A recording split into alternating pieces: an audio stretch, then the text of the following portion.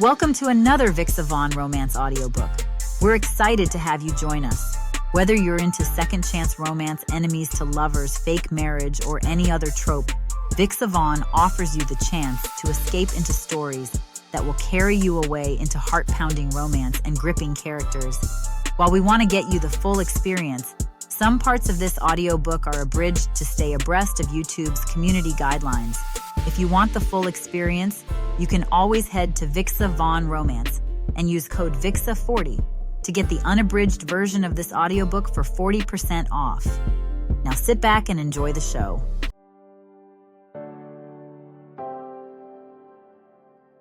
Chapter 1. Sandra. I'm working for so many hours that I fall asleep the minute my head hits the pillow. Most nights I get less than 5 hours of sleep. It's usually closer to 2. I work day in and day out to support my family. I love them and I want to be there for them. They need me. I don't have much in the way of nutrition these days. I'm too burnt out to cook, so I usually just buy myself a Happy Meal from McDonald's. I sigh as I realize that my shirt is clinging to my spine, soaked in sweat. It's been a day from hell. My eyelids are drooping and my palms are sweaty. I am working day in and day out to support my family. I am even working overtime as much as any human can possibly manage to. I sigh. I can finally inhale some fresh air, away from all of the customers breathing down my neck every hour of the day. Today, I remember having to practice maintaining a professional, calm, and caring tone with an old lady who thought that she could sell her recycling bins for $1,000 each. I want to advertise this recycling bin. Great. You can certainly sell it for about $50. You can make some good money that way if you have enough customers. Well, she scoffed. A recycling bin is worth a lot more than a meager $50 if you ask me. I'm helping people save the trees. That's priceless work. This woman must not understand that no one will buy her product for that much money. I refrained from rolling my eyes and took a deep breath in the most subtle way possible. Yes, ma'am. I understand that you are doing valuable work and I commend you for that.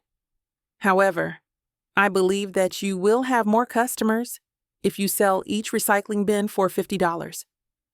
Fine, she answered with pursed lips. I waited until she left and then I sighed, rubbing my temples. Some clients were such a headache. Then, of course, there is Robert. Robert visits frequently. He is always handing out checks to people from the Bank of God, whatever that is. I'm pretty sure he's made it up in his head. Janina is a loyal client, but she is also a bit entitled. She has a fancy job as a lawyer for environmental laws. She is always nitpicking about one thing or another. Apparently, we shouldn't have toilet paper in her opinion because it is a waste of trees, one of Earth's most precious resources. Since I listen as patiently as I can muster, she always comes to me with these issues. Sandra, I can't believe you're still using toilet paper instead of bidets. I can't believe it. I refrain from rolling my eyes and pretend that I care as much as she does. You're doing this for your family, Sandra. Remember that. Whatever it is, you can get through this for your family. You will get through this. Don't lose your temper. Be professional. Whatever you do, just be professional. I recall telling you about 20 times, Janina shouted. I thought you were going to tell management. Yes, I did, but currently we have other priorities. Her eyes are beady, her fists clenched, her jaw tight. She inhales sharply. What on earth is more of a priority than saving the trees? Climate change could kill us all. Did you hear me? It could kill us all, and what do? You kill more trees.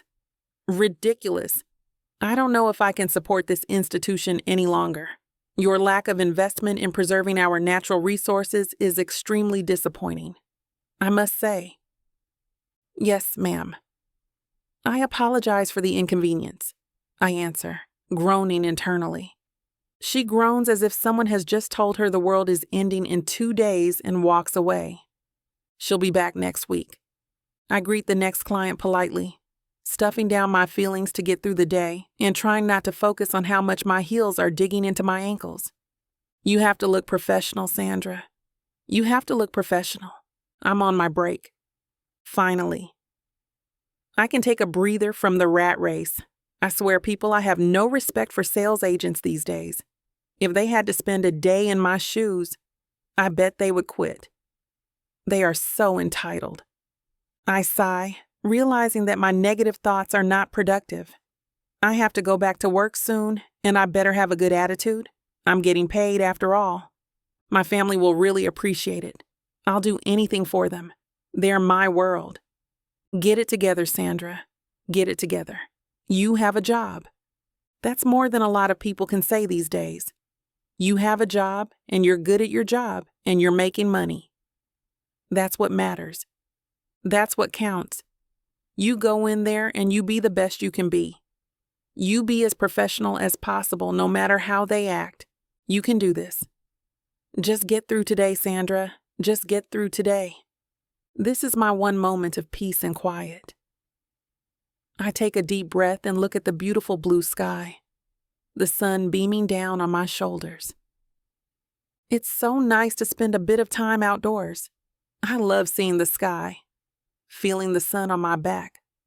I rarely get to spend any time outdoors these days. I just work day in and day out. I don't have much time to spend with friends. I've got to pay the bills. I've got to put food on the table. I've got to make sure that we have enough water. That is all I do these days. Everything else falls by the wayside. Sometimes, when I get home, I'm too tired to even brush my teeth. I sigh, shaking my head. The bags under my eyes are massive. I hope I can afford to get at least a few more hours of sleep soon. I look down at my poor feet. Today, early this morning, I got up and got dressed, and then I walked to work. I have to choose between buying groceries and paying for gas, so naturally, I choose the former. Parking costs a pretty penny, so I walk to work whenever I can, but it has been incredibly hot lately. I'm so sweaty. I had to wash my armpits with a paper towel this morning, but at least I'll be able to put food on the table now. I have to watch every penny, I swear. I will work as hard as I need to put food on the table. I was raised to have a very strong work ethic. I'm wearing 3-inch heels today in an attempt to look simultaneously sexy and professional, but my feet are killing me. I am so glad that I can relax before my next sales pitch. A Lamborghini passes by me suddenly. It races through the puddle of water and splatters mud all over my professional attire. Great. I'm about to go on a sales pitch, and now I look like a piece of trash. Pay attention to the road, moron. I shout as I run after the car. I almost throw my shoes at the vehicle, but I think better of it. I'll have to keep them on for my sales pitch.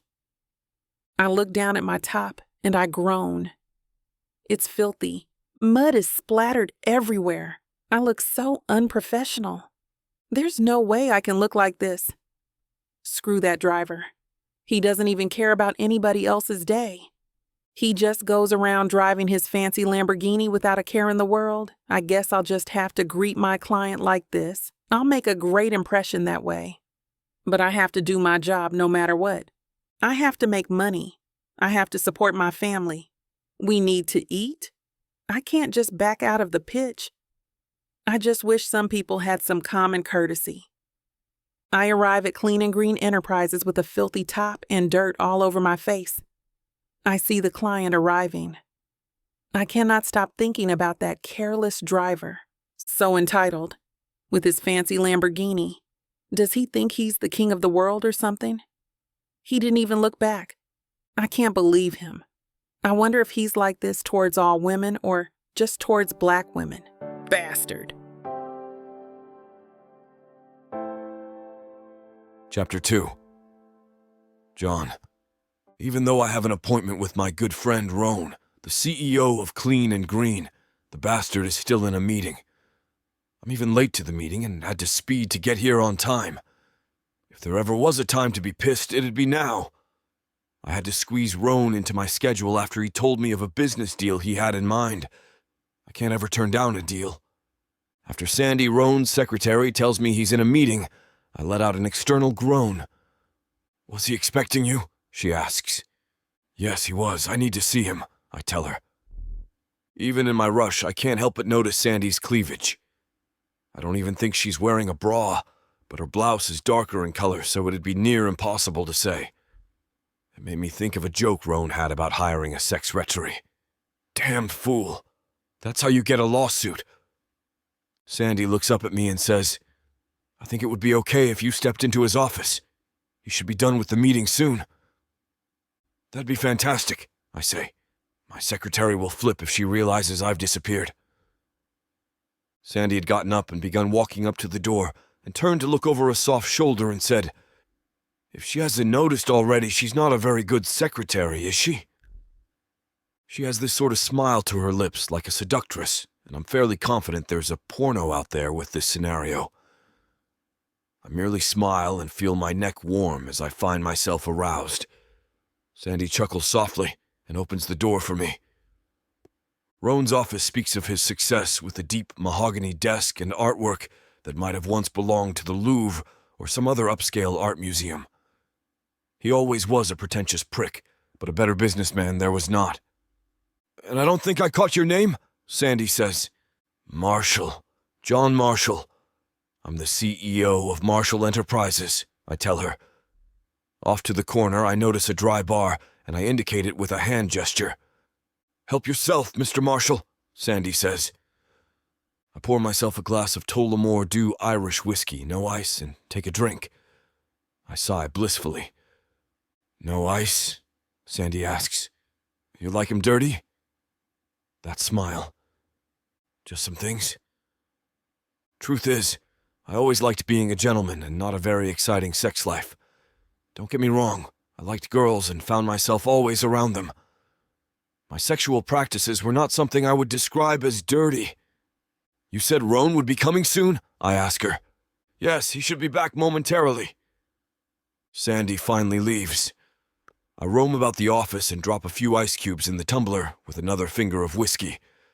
I pace the office looking at all the pretentious things he's got, wondering if he was compensating for a baby carrot. The desk attracts me, and I particularly eye the chair Roan has. It's one of those high-back leather chairs from a mafia movie. Yeah, I'm sitting in you. I take a seat and think this must be how it must feel to be Roan. His desk has a closed laptop, lamp, and a few photographs. I can't believe they're pictures from us back in college. We knew each other starting in our sophomore year and began a friendship, even if he did come from a rich family. Despite his upbringing, Roan had succeeded on his own in building the business. Also, fueling his caffeine addiction as I noticed the coffee stain on his otherwise pristine desk. My fingers tap a tune out I heard on the way in my Lambo. It's a good song. Ice clinks against my teeth as I drain the last little bit of the whiskey. There's something about the clink of ice in a whiskey tumbler. It's a calming effect that is incomparable to most things in life. Roan and I used to visit the distilleries around our college town. It gave me a love of spirits. Someone at the door gave a knock. Almost from instinct, I tell them to come in. I reason that it's more than likely Roan or Sandy looking to try for a second round of flirting. Except it's not either of them. A woman steps into the room looking ravishing. She's a black woman and incredibly beautiful. I realized that I had always wanted to date a black woman. Hello, Mr. Roan? She asks, holding a hand out to me. Yes? I ask and get to my feet. I realize where I'm sitting and say, yes, I am Roan. Sandra Showell. She takes my hand and gives it a firm shake. There's something about her smile that gives me a sort of warm and fuzzy feeling. Then I notice her blouse that looks like someone threw mud at her. It was a pretty ugly day, weather-wise, and the rain has not let up. The news was saying there was some flooding occurring in the area. What happened to your blouse? I ask. She rolls her eyes and says, someone splashed me with their Lamborghini on my way here. I had meant to change, but I live on the other side of town. My stomach sinks. I was driving the Lambo and I had not seen her. I feel like a real bastard. I wonder how I missed her on the walkway. Well, the world is full of those types. Go ahead and sit down. This will teach Roan to miss our meeting. I'm going to pretend to be Roan for as long as I can pull it off. This woman is beautiful, with deep hazel eyes, those pouty lips that could give Angelina Jolie a run for her money. The skirt and top accentuate her curvaceous figure, and I hope by the end of this meeting I can land a date. She looks to be around my age, 32, and by the way she holds herself, a very confident woman. Sandra isn't my type, however. I usually go for the women that are at fundraisers or business parties. The way she talks and moves, though, is making me considering changing my mind. I lean back in the chair and take a drink of the Tullamore Dew before I ask, "So, what do you have to show me?" Chapter 3. Sandra. The man looks me up and down, taking everything in. He looks at my shirt as if it has poop on it instead of dirt, and I feel obliged to explain to him. "Hello, I'm Roan. It's nice to meet you. What are you pitching today?" I glance at his shoes. They are black and quite expensive looking. They're meticulously polished, and I can't help wondering by whom. He is wearing a suit and tie, and he looks quite professional, but there is something off about him. I can't put my finger on it. He extends his hand. He is looking intently at me. I am not sure if this is because he is unaccustomed to shaking hands with black women, or because he thinks I am beautiful, or both. Probably both. I feel his porcelain hand grip mine as I shake it. Just get through today, Sandra. Just get through today. That is all you need to do. So let's begin. You're showing me. Yes, sir. Today what I have is an organic cleaning agent. Wonderful, he replies, staring at me like I am a deer, and he is a hunter, playing with my fear of life and death and experiencing immense satisfaction from doing so. I guess he does have some control over my professional life. I better do a good job. I see his sleek haircut, his deep brown eyes, and his toned figure. My heart almost skips a beat, but I remind myself not to allow it to. He smirks, as if he's read my mind. "Well, you look very professional, Sandra, except for the dirty blouse." He winks. This man thinks he's so damn funny. Just do the job. Clients will be clients. Your number one priority is to keep your job and remain professional so that you can feed your family. They are counting on you, Sandra. You can do this. I focus on my breath, inhaling and exhaling as subtly as possible so as not to lose my temper. Yes, sir. Again, you have my sincerest apologies for my unprofessional attire. I can assure you that it won't happen again. He smirks. Well, Sandra, those are sorely needed. He glances at me like I'm some sort of peasant. Surely you don't think this is suitable attire for work? My hands shake as I reply. No, of course not. But I would have been late for my pitch if I had gone home and changed. Better to be late than poorly dressed. That's my motto, he answers, his eyes glinting as he adjusts his stiffly ironed collar. Certainly, sir. Well, this better be a good pitch. You know that it is rather difficult for me to take you seriously when you are dressed that way, right? I nod, stone-faced. Ready to begin? I ask, faking a smile and adjusting my tone so that it is 2 pitches too high, and, as a result, sounds much more polite than I feel like being towards this man. You're at work, Sandra. You must remain professional at all times, I remind myself. Organic cleaning products are wonderful, I say, trying to muster as much enthusiasm as I possibly can, even though I am running on very little sleep. Would you please demonstrate? Yes, of course, I nod, maintaining my most professional tone. Today I am telling you about this amazing organic cleaning agent. It gets rid of dirt just like that. I snap my finger for emphasis. There's a bit of dirt on the table, so I wipe it off. I notice a coffee stain as well, And so I figure I might as well clean that off and demonstrate at the same time. Might as well kill two birds with one stone. I spray the product on the stain and the table is instantaneously clean. There isn't a spot of dirt left and the coffee stain is completely gone. The man is looking at me sheepishly and eyeing the table. He points to the table. You missed a spot. I furrow my brows, looking at the table to make sure that I actually got all of it off. I have. I do notice, however, that there is a stain on the tiled floor. I bend over, wiping it off. Damn, I shouldn't have worn a skirt today. Of all the days, Sandra. Of all the days. I roll my eyes, my cheeks flushing as I realize that John is probably enjoying this way more than any civilized human being should.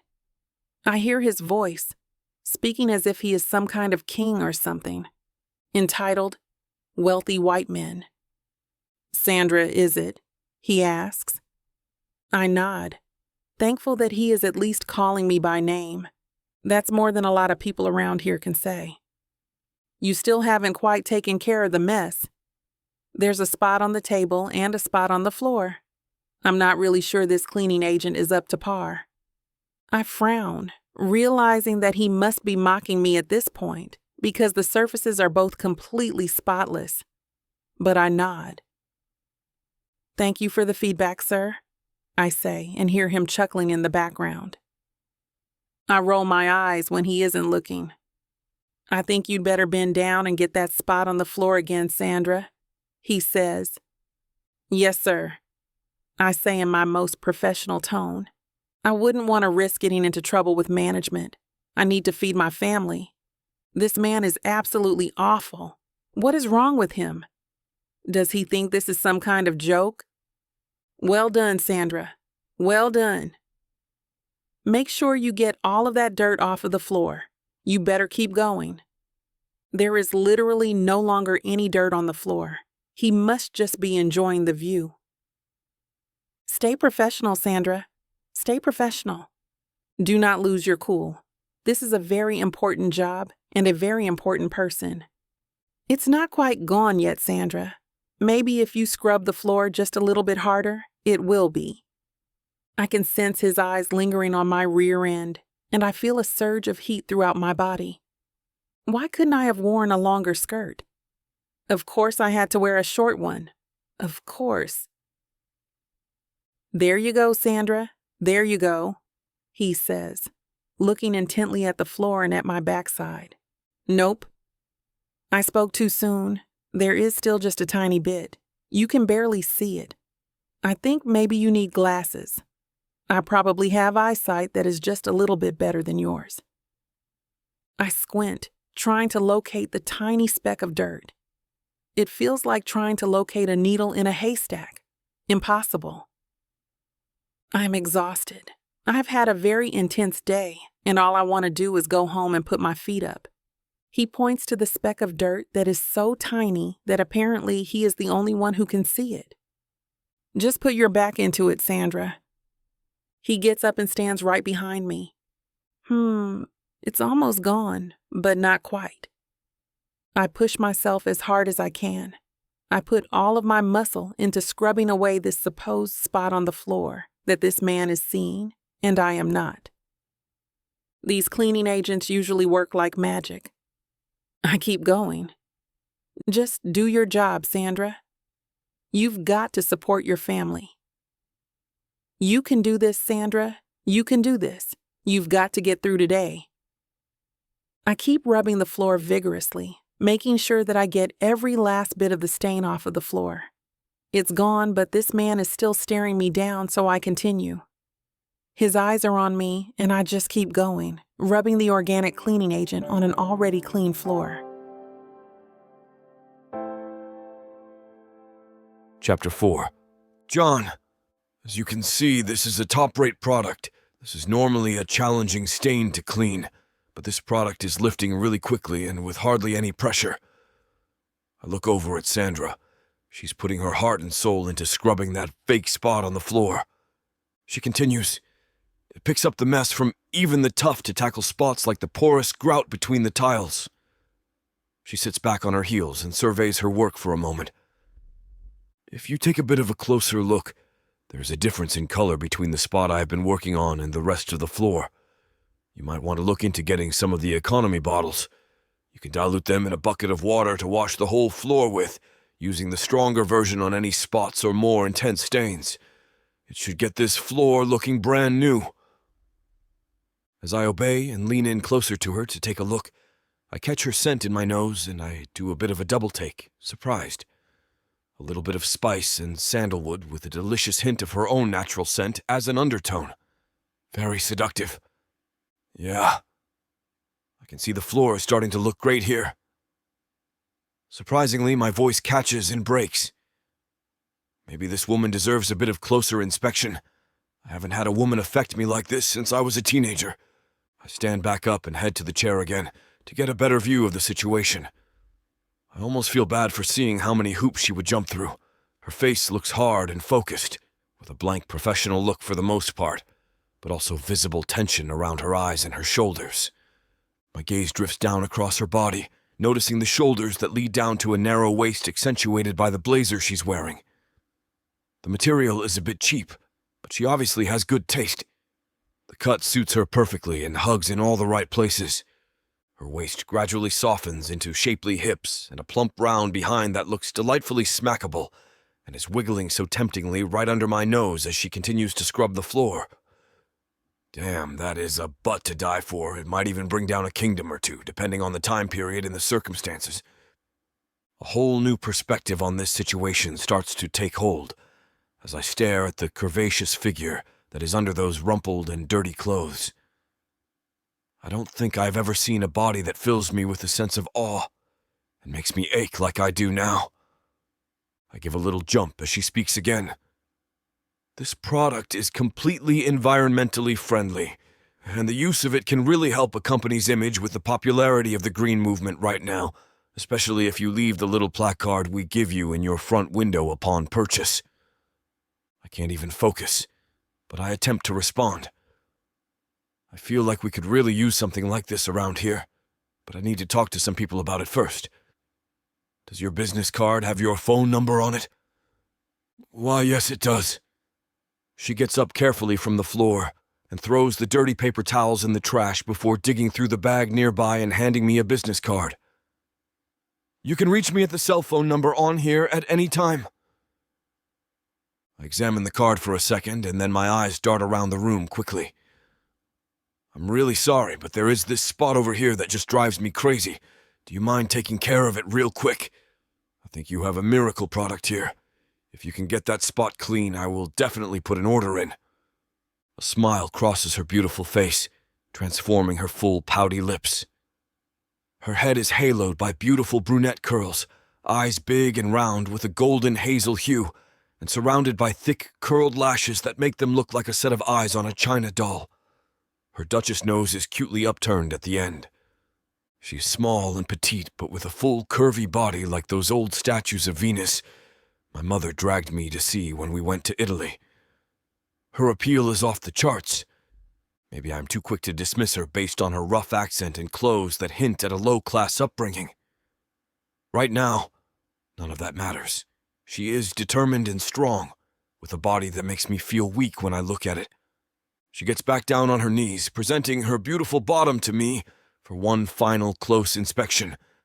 I need to find a segue into a date and quickly, but smoothly. So what is the brand name of this product? Do you have any endorsements from other businesses like ours? I'm not sure exactly where I am going with this, but decide to roll with it. Damn this woman! I can't think right now. She doesn't look up, but instead deftly plucks a pamphlet from the bag that is on the floor by the desk and waves it for me to take.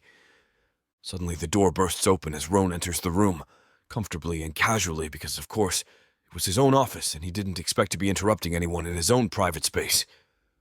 Roan looks up from the styrofoam cup of coffee he is blowing on and jumps with surprise, which causes some of the coffee to slop over the edge of the cup and onto his white shirt sleeve, burning him and causing a stain. Damn it, I just got this shirt back from the laundry today. He grabs a tissue from the box on the desk and dabs delicately at the stain, and sends an accusatory look around the room, taking in the scene. I'm leaning back in the chair, legs spread wide, and can feel my parted lips and the gleam in my eyes from the lustful scene in front of me. She looks back at Roan with an expression of shock. Her pretty eyes widen and her jaw drops open, accentuating the sensualness of her lips. What the hell is going on here?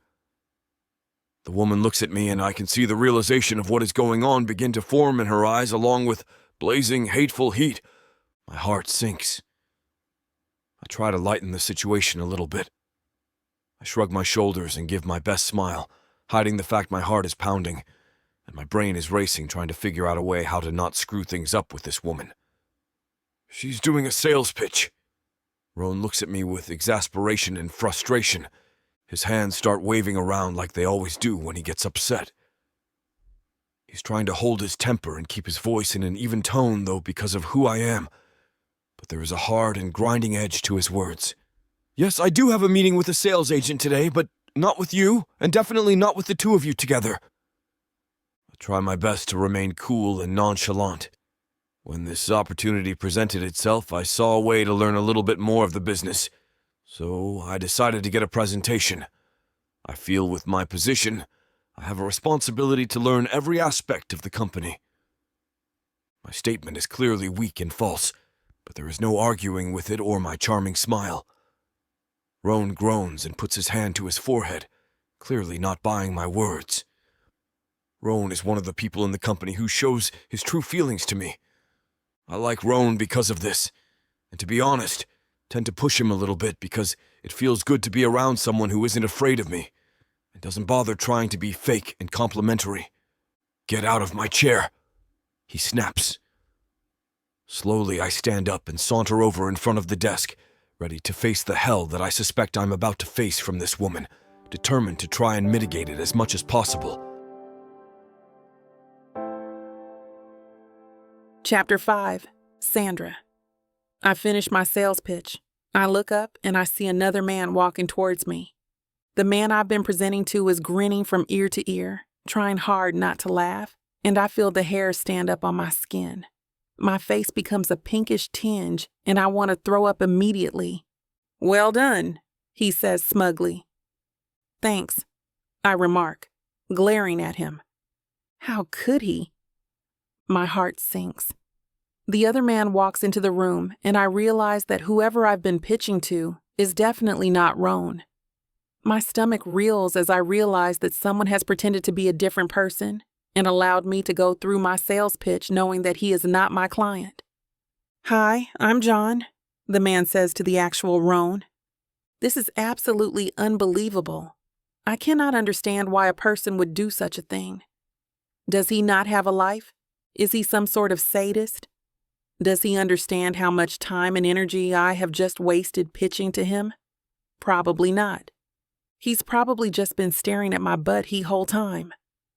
I look at him, daring him to apologize, but he won't. I cannot comprehend why someone wouldn't immediately apologize for this sort of behavior. I guess he thinks he's just so rich he can get away with anything. I think, looking at his expensive shoes, that is the kind of entitlement that really pisses me off. He probably grew up with a silver spoon in his mouth and never had to work a day in his life. I roll my eyes at him, but he seems unbothered by that gesture. I guess he just goes around provoking women for fun. He certainly wouldn't provoke a man this way. I can't believe he's seen me on all fours. I'm tempted to walk up to him and ask him what the hell his problem is, coming in here, lying, and objectifying me like that. I want to punch him in the face. I want to hit him so hard that I knock him out so that I can wipe that smug grin off of his face. This isn't the person I'm supposed to be talking to. He's played a trick on me. He's pretended that he's someone he's not so that he can see me do a sales pitch. John looks at me without apologizing, grinning from ear to ear. Does he not have a shame bone in his body? He must realize how ridiculous this is. Really? My palms are sweaty. My fists are clenched. What is wrong with this man? I can't believe he's seen me on all fours. He's probably enjoying it. What a jerk. Roan walks in. He extends his hand. Hello, I'm Roan. I see John move out of the chair, wondering what on earth is wrong with him. This man, who apparently doesn't know what the definition of human decency actually means, stays in the room and watches me do the same pitch. He just stands there, as if he is somehow entitled to. Just because you have expensive shoes, that doesn't make you king of the world, mister. I try not to roll my eyes as I'm pitching. I know I need to make a good impression on Roan. Nevertheless, John is frustrating me to no end, and it's hard not to be distracted by his presence. Why couldn't he just tell me? Did he only want to see my rear end? He's so sexist. I can't believe this. Men? Roan looks at the floor and mutters, Sandra, I'm really sorry about what has happened here. This certainly was not my intention. John reaches out his porcelain-colored hand and says, Don't worry about it. I thought you did an excellent sales pitch, and I'm going to buy your product. I really believe in your mission and think this product is absolutely excellent. You've sold me on it. He smiles and winks. My fists clench and my jaw tightens. I cannot believe this man. The nerve. I take the bottle and I almost throw it at him. That bastard deserves it. I can't believe he did that to me. Unbelievable. I cough. It isn't the kind of cough that occurs naturally. It's a cough to signal to John that his behavior is wildly inappropriate. I roll my eyes, fists clenched. I take a deep breath and remember that I am doing this job for my family, and I have to keep it. I must remain professional regardless of the circumstances. Keep your cool, Sandra. Keep your cool. So, Roan, this cleaning agent is completely organic. It is chemical-free. You will absolutely love it. Roan smiles. Chemical-free? That's fantastic. I've been worried that my family will be exposed to toxic chemicals from cleaning agents for a while now. They can be a real problem. I flash him my best smile. They certainly can be, but you don't have to worry with this product. Excellent. Roan looks down at the floor and says, That is absolutely fantastic. My family will really appreciate it. I've been looking for a product like this forever, and I'm thrilled that I have finally found one. I'll buy your product, Sandra. You've made an excellent pitch. He glances at John and then at me. Very professional, I might add. He says, as if to let John know how inappropriate his behavior is. Someone actually has my back for once. Thank you, I say, avoiding John's gaze. John smirks and looks directly at my butt. Does this man see nothing else? I want to wave my hand in his face and say, Hello, I'm human, you know. I have thoughts and feelings and even opinions. I'm at work. I'm not just an object for you to stare at, but I refrain from doing so. That would be very unprofessional. I don't want to stoop to his level. That would be extremely immature, and I need to keep my job. I just wish I could slap him across the face right now. I leave the office, fuming. I hope he goes straight to hell. Jerk. I can't believe him. He has no respect. No respect whatsoever. Unbelievable. The nerve. As I'm leaving, I hear John shouting, Hey, Sandra, how can I contact you? Of course. He is following me, running after me as though he is a hunter and I am his deer. A catch that is void of life. Void of spirit, void of everything. Something that is only there for him to eat any cost. Bastard. I turn my head and glare at him. John, is it? He nodded. Yes, you remembered. I roll my eyes. I do not like you. I do not like you at all. I find you extremely arrogant and condescending, and I would like you to leave and never come back. Is someone playing hard to get?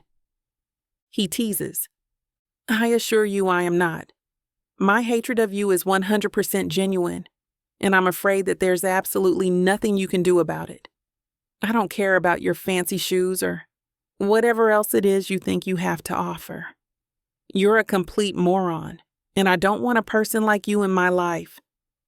His lips twitch into the hint of a smile, and he says, "A person like me?" "Yes, an entitled prick who doesn't think about anyone else except himself. A man who comes in here and objectifies a woman who is doing a sales pitch, and a liar, who thinks that because he wants to buy the product, his behavior is okay. A man who lies and thinks it's funny," I snap. "Feisty," he says, as if I am a horse that he is trying to tame. I walk swiftly until he is out of my sight. I sigh. Finally. Does that moron seriously think I actually still want to talk to him after the way he's behaved? I storm back and look directly in the eyes. "Don't you dare contact me. You have been very unprofessional today, and I never want to talk to you again." I walk away. I nearly run. I do not ever want to be involved with a person like that. I have a few bucks in my pocket. There's enough to pay for the bus home. I walk to the bus stop, cursing his name. Chapter 6. John. I feel like absolute crap.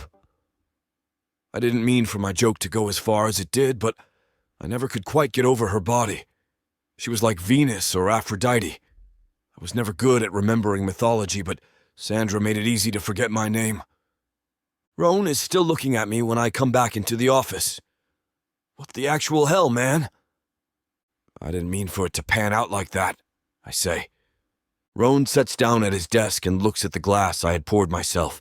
He cocks a brow and says, "That may have had something to do with it. I didn't drink enough." I sit down in one of his chairs and look at the spot Sandra had been scrubbing.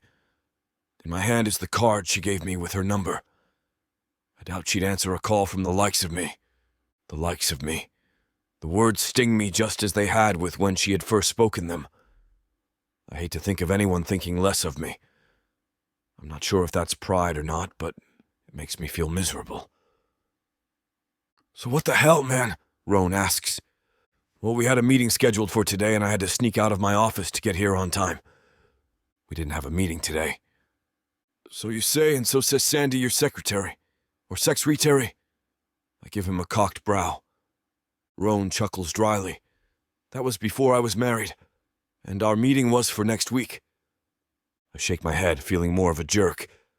"So you were just doing this to get back at me? Humiliating some poor girl?" I sigh heavily. "Roan, I don't think there's a damn thing about that woman that's poor. She's got a fire and passion for her business I haven't seen in years." "Do you really believe in her product?" Roan asks. "Yeah, just as much as I believe in her being Helen of Troy." Roan chuckles. I go back to my Lambo and pull out from the underground parking garage. Traffic is an absolute nightmare at this time of day, but it's less than what I deserve. Likes of me. I was born in my world of wealth and luxury. My family built a business and I inherited most of it when both passed. I voluntarily went to neither funeral. My Bluetooth connects to the car radio and smooth jazz comes through the speakers. It matches the leather interior somehow. Whenever I think of jazz, I think of the inside of the Lambo. The seat somehow comforts me with how it fits my fit body. The traffic bothers me because I keep downshifting every 5 seconds, it seems. The traffic puts me back into a foul mood, and I think about the harshness of Sandra, the beauty. The trip to Italy with my mother was her attempt to reconnect with me when my father left. But it didn't last. My thoughts go from my mother to Sandra pitching her product, even though I'd much rather see her pitching in my bed. During her pitch, I had been getting very erect. Thinking about it now was giving me the same issue. And suit pants are not what a man should wear with this level of arousal. It's extremely hard to hide it. I wonder if Sandra had noticed. If it were under different circumstances, would she have been eyeing it like I was eyeing her juicy bottom? I turn down a street that has minimal traffic and is the long way back to my office. But damn, I need some time to think. There's a single figure walking the way I'm going on my side of the road. I recognize the blazer and determined walk of the little vixen that cut me down. Sandra ignores the sound of the Lambo downshifting, probably too pissed. I press the switch to the passenger's automatic window, and she flips her gaze over.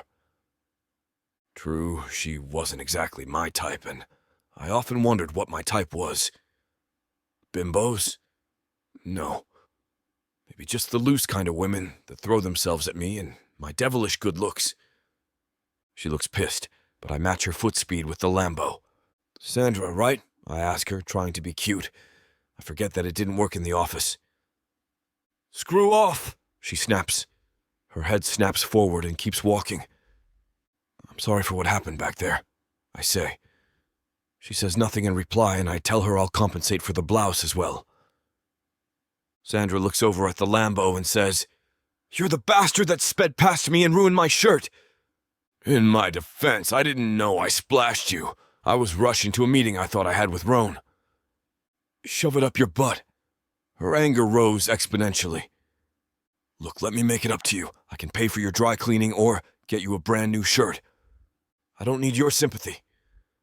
What about my empathy?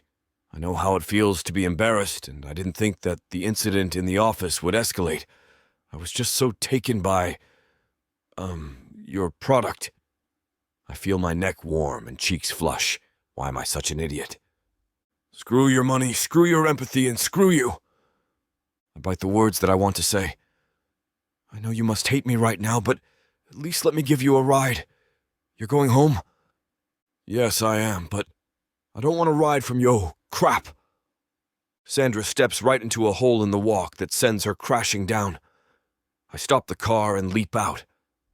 The image of her sitting on the pavement in pain because of me only increases my feeling of crappiness. Her skirt had lifted a little, revealing the top of her pantyhose, which now has a tear.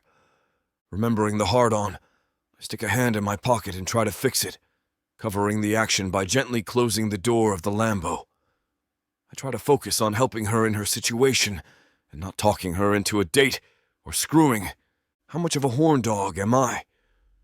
It's because of me her day has been so bad, and I curse myself as I run to her side. Chapter 7. Sandra. Great, I think. Just great. This is all I need now. I take a moment to gather myself. I sit on the pavement, pain flaring in my ankle. I can't believe after everything else I trip in a pothole because of this jerk. Sandra, are you all right? John asks me as he rushes out of his obnoxious Lamborghini. He leaves it running in the middle of the road. Turning to him, the daggers I shoot meet with his chocolate brown eyes that had suddenly appeared way too close to my own. He bends down in an attempt to help me. Seriously? I demand. I all but yell at him, pointing at his car. Of course I'm not all right. I haven't been all right since you came speeding by me in that damn car. The color of his ostentatious car burning in my mind. It has the power to only add to my burning anger. I'm so mad that I wish I had a real dagger. That way he can feel just as much pain as he has managed to cause me in one day. I'm not normally a person prone to violence, but there is something about the entitled way that John carries himself that seems to bring the violence out of me, and I can't stop the anger from coming out of me if I tried. Whoa, he gasps, reaching out to steady me as I try to stand up. Trying, only to fail as the pain from my ankle shoots straight up my leg, causing it to buckle. Easy now, he said as his hands clamp around my arms in a firm but gentle grasp. Let me take you to get your ankle checked out. Are you crazy? I'm not letting you take me anywhere. I snap at him. I try to twist out of his grasp. His touch is causing a heat to flare in my body, and I need to get away from him fast. I can't be having this kind of reaction to him. He is an arrogant, self-entitled jerk. Everything I hate in a man. My body doesn't seem to care, though. I don't have a death wish. I take a step away from him only to find myself in his arms, once again as my leg collapses from the pain. I'm not sure if my racing heart is from the adrenaline due to my fall or from the man that I find myself entangled with. My heart is dreading that it's the former. My body is wishing it isn't. Please? His breathy whisper almost sounds remorseful. Please let me take you. You can barely stand on it, and I feel terrible. Those chocolate eyes bore their way into my own, and I'm finding it difficult to breathe. I have never seen eyes the same shade as his, and up this close I could see he has gold flecks in them that make them seem to sparkle. What am I supposed to do? I question myself. I can't stand on my leg, but I also can't afford the financial hit that would come from a trip to the emergency room. If I'm not able to walk, I can kiss my job goodbye and have no income at all. I absolutely hate the idea I'm going to give in to him, but what other choice do I have? A car honking its horn pulls me from my thoughts. The driver is yelling for John to move his Lambo. Just give us a minute, John yells back before turning back to me. Come on, what do you say? Let me take you to make it up to you. The car behind John starts honking his horn again. Oh, just go around then, John yells, not willing to move his car. Watching as the car speeds around John's, I know he is going to sit here as long as it will take to get me to agree. Fine, I say through gritted teeth. I guess it's the least you can do since you're the reason I'm in this position anyhow. My body is on fire from his hands touching me, for which I'm truly sorry, he says to me as I reluctantly let him help me to the passenger seat of his ridiculous car. I wince in pain as I slide into the seat and buckle up. I completely hate the fact this is the most comfortable seat I have ever been in, and I close my eyes in disgust. Slowly, John shuts my door before he makes his way around the car and climbs in. As he puts the car in drive, I really look at my ankle for the first time since my fall. It looks worse than it feels, and I'm not sure that's possible, since it feels horrible. It is already swollen and angry.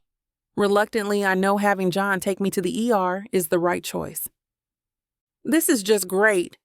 I spew my anger at him as we speed through the streets. You know, this is all of your fault. You and your rich boy, holier-than-thou attitude with your stupid car. You probably have no idea what real work is. Meanwhile, I just wanted to do my job and make a sale. You can let me do, though. You think you can do whatever you want, consequences be damned, and the only one who is suffering is me. Anger is an emotion I can deal with. The emotion coursing through my body, due the scent of him is now so strong, is one I don't know what to do with it. I definitely don't want to be attracted to this arrogant man. He doesn't deserve my attraction or even my attention. What can I do to make you believe I'm sorry? I never meant for this to happen to you, he states, gripping the steering wheel tighter. There is nothing you can do now, I say. Unfortunately, we can't start this day over, I mutter as I glare out the window. Well, for what it's worth, I'm sorry, he says as we make our way through the streets, at a pace is almost breaking the law. Catching his reflection in the window, I can see his face as it twists in discomfort from the situation we have found ourselves in. I can tell he isn't used to someone not jumping to give him what it is he wants. I wish I could say his discomfort doesn't make me happy, but after the day I have had because of him, I am glad. The rest of the ride we fall into silence. I see that he keeps stealing glances at me, but I don't turn to him. I don't want him to feel better. I want him to suffer as I'm suffering. If only he could have just left me alone, none of this would have happened. I would be home having a nice warm bath after another crap day. I moan in pain as he makes a turn too fast and causes me to put weight on my bad leg in order to keep from toppling into his lap. Sorry. You know, just because you keep saying that doesn't mean everything will magically become better. I tell him, if you could have just controlled yourself, we wouldn't even be here right now. You're right. We wouldn't be here, he responds to me. Although I'm sorry for what happened, I have to say, I'm not sorry I get to spend more time with you. Is that what you tell all of your dates after you maim them? I ask him, turning in my seat to look at him. Sadly, You are the first I have ever maimed personally. His eyes twinkle in the streetlights as we drive by. Lucky me, I say, turning back to the window. I can't look into his eyes. They are just too perfect. I don't need to get lost inside of them and lose the grip on my anger. Soon, we are pulling up to the doors of the emergency room. Stay here, he commands as he puts the car in park, then jumps out, like I would go anywhere. I can't even walk by myself. I sigh, watching him as he makes his way into the ER, hopefully in search of a nurse to take me off his hands. I can only be so lucky, which today is proving I'm not. I'm afraid he will be sticking around for a while, if only to be a thorn in my side. Chapter 8. John. I feel like a complete jerk. All I wanted to do was make up for all the trouble I caused her, and now she's hurt. What can I do to make this up to you? I really didn't mean for this to happen. You've done enough. Why are you still here? I can manage on my own. She says and moves away from me as we wait for the doctor, then jerks her leg away from me with a hiss when I adjust the ice pack on her ankle, carefully. Can I get you anything? I ask softly, not wanting to piss her off anymore, as the smell of the hospital's disinfectant stings my nose. Come to think of it, they could probably use the products she was trying to sell here. They didn't smell half bad. I put a reminder in my phone to contact the chief of staff when I get the chance to. I notice the goosebumps on her beautiful skin. Are you cold? Would you like me to find you a blanket? I ask, then start looking through the cabinets and pull out a pair of those hideous slipper socks in case she wants them. No, I'm fine, she says, her tone softening as if she can see I'm genuinely trying to help her. Both of us look up as I assume was the doctor came in to look at her. Hello, I'm Dr. Andrews. Can you tell me what happened? The doctor asks as he washes his hands. Sandra went to speak, but I beat her to it. I was trying to offer her a ride as she was walking to the bus and she fell. Do anything you feel necessary to help her. I will pay for whatever it is. I say, meaning every word, and look at her, wondering how she could still look like a goddess in disheveled and filthy clothes in this rough, fluorescent lighting. I don't need you or your money. What I need is for you to leave. I told you I'm good, she says, looking like she's getting irritated again. The doctor looks between the two of us. Should I call security? He asks as if I'd hurt her. That is the last thing I want to do to her, unless she's kinky and likes it. No, that won't be necessary, she says as if she is still irritated. Maybe she's getting ticked at him too, to get some of the heat off of me. If you change your mind, the call button is right there on the bed rail. In the meantime, I want to send you to X-ray to see what we are dealing with. Any chance of pregnancy to the best of your knowledge? She shakes her head, then looks away from both of us. I will send the tech in shortly then. The doctor says, then leaves as he is writing something in her file. I take off my suit jacket, then unbutton my dress shirt before taking it off and handing it to her, leaving me in my slacks and white undershirt before slipping my jacket back on. Figured you would want something clean and dry to wear. She stares at it for a second before holding to herself and starts to take her shirt off. I turn my back to give her privacy and turn back around when she says I can. She looks even more scrumptious in my shirt, my nether regions stirring in approval as well. I go to comment on it when the damn tech comes in, cutting me off and taking her to X-ray. She comes back and the nurse gets her settled again when the doctor comes in. You are very lucky, Miss Showell. It is just a sprain, but unfortunately you will have to be in a soft cast, and will have to be on crutches for a couple days. Just great! How am I supposed to work now? She asks, then shoots a glare at me. I will cover all your lost wages. This was all my fault after all, I say apologetically as the doctor leaves. The nurse comes in shortly after to get her in the slippers I pulled out as well as the soft cast thing, and adjust the crutches to the proper length for her. Let me take you home, I say as I help her into a wheelchair when she is discharged. She looks like she's about to refuse again, then sighs in defeat, then rolls her eyes. Fine. I help her to the car and get her situated in the car before returning the wheelchair back to the lobby of the urgent care facility, then slide into the driver's seat of my car. I sneak a glance at her out of the corner of my eye as I turn the key, her perfect silhouette against the leather, making it look like the seat was made just for her. She looks around the car. This isn't a bad-looking car if you want to look like you spent all of Daddy's money on it. Her words drip with venom. I shrug as we drive along. He wouldn't approve of this beauty. He is American muscle all the way. If you want to get to him, show up in a '69 fastback and he'll be putty in your hands. I don't know what he sees in them, I say as I wrinkle my nose as we stop at a light. He has good taste, and probably isn't a jerk like his son. She says, looking out the passenger side window, the sun peeking through the clouds making her skin appear to be glowing. I really didn't know I splashed you. If I did, I would have stopped to help you, I say as we start moving again. Whatever. Like you didn't mean to impersonate your friend back there either, she says, then rolls her eyes as we get close to her house. I got out to help her to the front door, and she props herself on one of the crutches and pushes me away.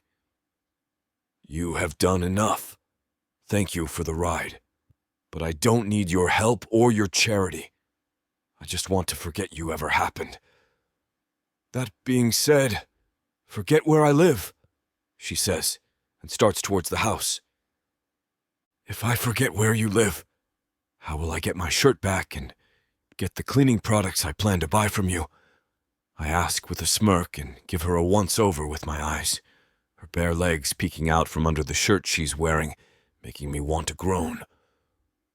I'll think about it, if I don't burn the shirt before then, she says as I get lost in her hypnotic eyes that will haunt my dreams until I see her again, even if I have to drive by every day until she agrees to see me.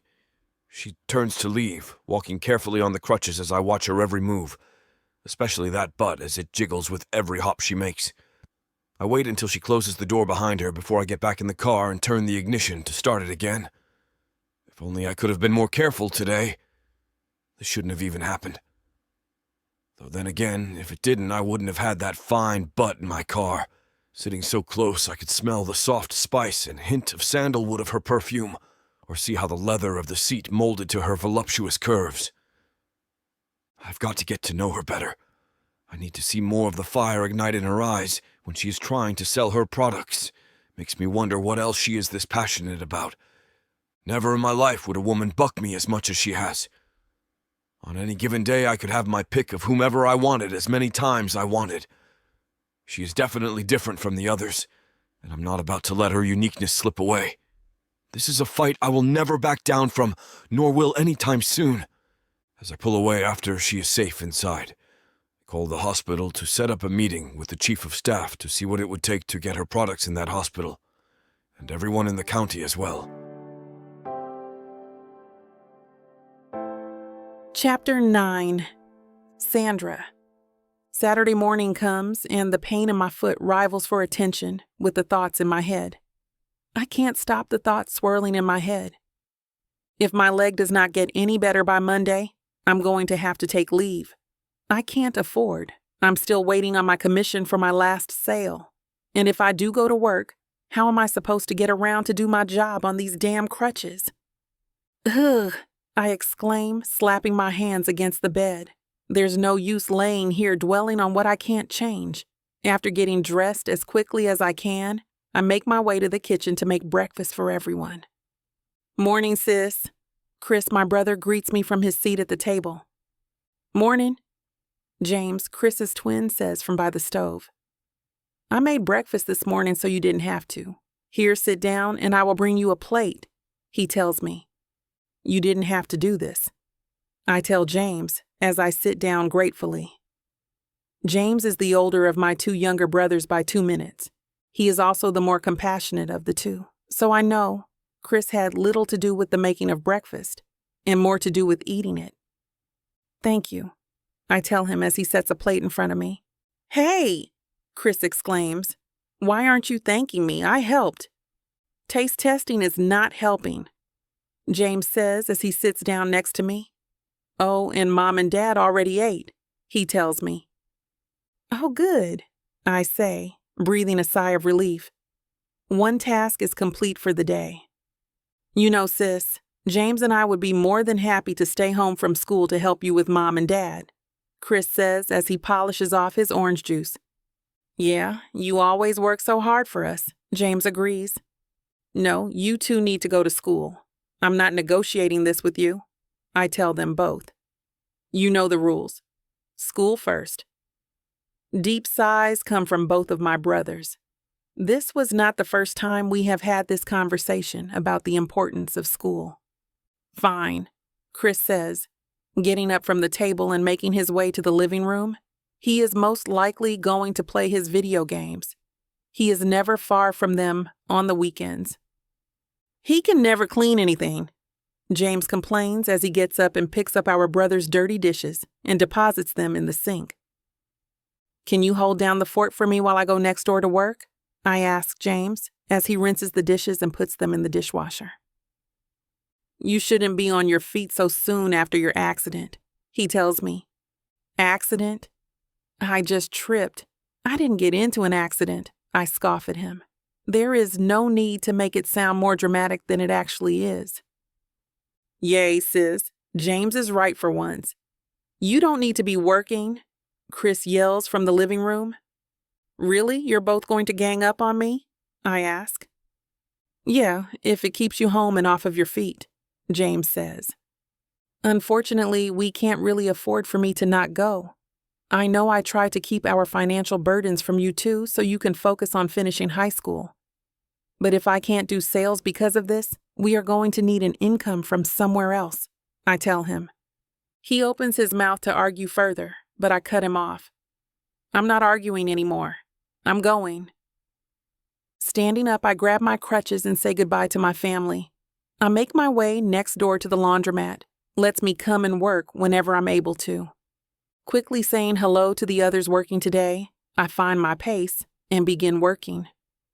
Making friendly conversation with the clients that come in to have us help them with their laundromat needs, I try and keep my mind off of the pain that has caused me to be here in the first place. Soon, the pain in my ankle can no longer be ignored. Hating this has happened, I look at my phone to check the time. Has it really only been an hour? Sighing, I let the others know I have to leave. I can no longer stand on my leg and ignore the pain radiating from my ankle. Some ibuprofen and a hot bath are calling my name. Grabbing my purse and sliding my phone inside it, I make my way outside and back towards my house.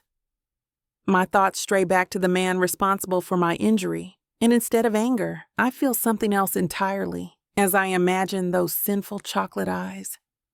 Emotions I'm not wanting to face head-on fill my mind and body. I'm not ready to even admit these feelings even to myself yet. I want to be mad at him. I don't want these feelings of interest and desire. Walking up my driveway, the car I spot parked there has me doing a double take. There is no way he would be here. The anger I was missing fills me. Who the hell does he think he is? I march past the Lamborghini that has caused me so much bad luck and into my house. What is going on here? I demand when I hobble into the living room and find John playing video games with Chris and James and chatting like old friends with my mom and dad. There you are, sweetie, my mom says from her favorite rocking chair. Your friend John came to check in on you after your accident. Isn't that so sweet of him? Why does everyone keep saying I had an accident? Sweet? I ask indignantly. He is the reason I'm in this position to begin with, and trust me, he is no friend of mine. Sandra, let's not be rude. He may be somewhat responsible for what has happened to you, but he has made it clear he is deeply sorry for it. My dad scolds me, barely looking up from his magazine. Awesome. Now he has my family on his side, and I'm the one left feeling like a child has been reprimanded. Really, you're just going to sit there and be on his side. I can't even help myself from acting like the child they are treating me like at this point. Do I have to remind you that you have let a complete stranger into our house? How do you know he was even who he says he is? That he isn't really here to rob us blind? Even I know how ridiculous I'm sounding, but I can't seem to stop myself. Seriously, Sandra, my mom says from her chair. If he is going to rob us, do you think he would have knocked on the front door? Can you stop being so dramatic? She asks me, and I know I have lost them to the dark side. Maybe I'm being dramatic, but they are supposed to be on my side. What happened to family loyalty and all? Just great, I say, throwing my hands up in the air. The boys have finally paused their game, and were now all peering up at me. Not knowing what to do or say, I find myself looking around the house, looking anywhere but at those eyes, only to find myself looking at the kitchen table in absolute shock. Words fail me for a moment as I stare at the once empty table is now full of food that surely wasn't there when I left the house an hour ago.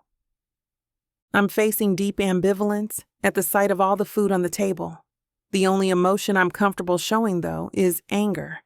Grabbing a hold of my anger, I force it to the surface. I have to hide the other emotions I'm having over John, taking the time to make sure my family and I have food for the next couple of days. Besides, who does he think he is? Coming over here unannounced and just getting all cozy with my family. I thought I told you I do not need your charity. I spit at him as I snap my head back around to look at him, and into those eyes have been plaguing my every thought since our first meeting. Chapter 10. John. The last time I showed up unannounced to a woman's home, I found out she was cheating on me. It won't be that bad, I say to myself as I climb from the Lambo. The day is beautiful, with a clear blue sky and the sun unhindered by the few wisps of clouds in the sky. I figure the jeans and t-shirt I'm wearing is a good option for the day ahead of me. Luckily, just yesterday, I had spoken with Sandra's boss at the cleaning company, a friend of mine, and told me some interesting things about my siren. She is the breadwinner in the family, and I find it admirable she even tries to work through having a severe sprain. I try to show some sort of kindness and arrive at her home with dinner. I know she has brothers too, in fact, and they're in high school, so not really able to help provide an income. It's nothing fancy. Burgers from a local restaurant that make amazing fries. My only hope is that she likes it. I make my way up the concrete walkway, the soles of my shoes making a light tapping sound. It's the only sound I hear. 2 knocks at the door and I'm greeted by a young man about 15 or 16. He's wearing glasses and looks to be of age to begin shaving, and really should. "Hello, is Sandra home?" I ask him, a little hesitant.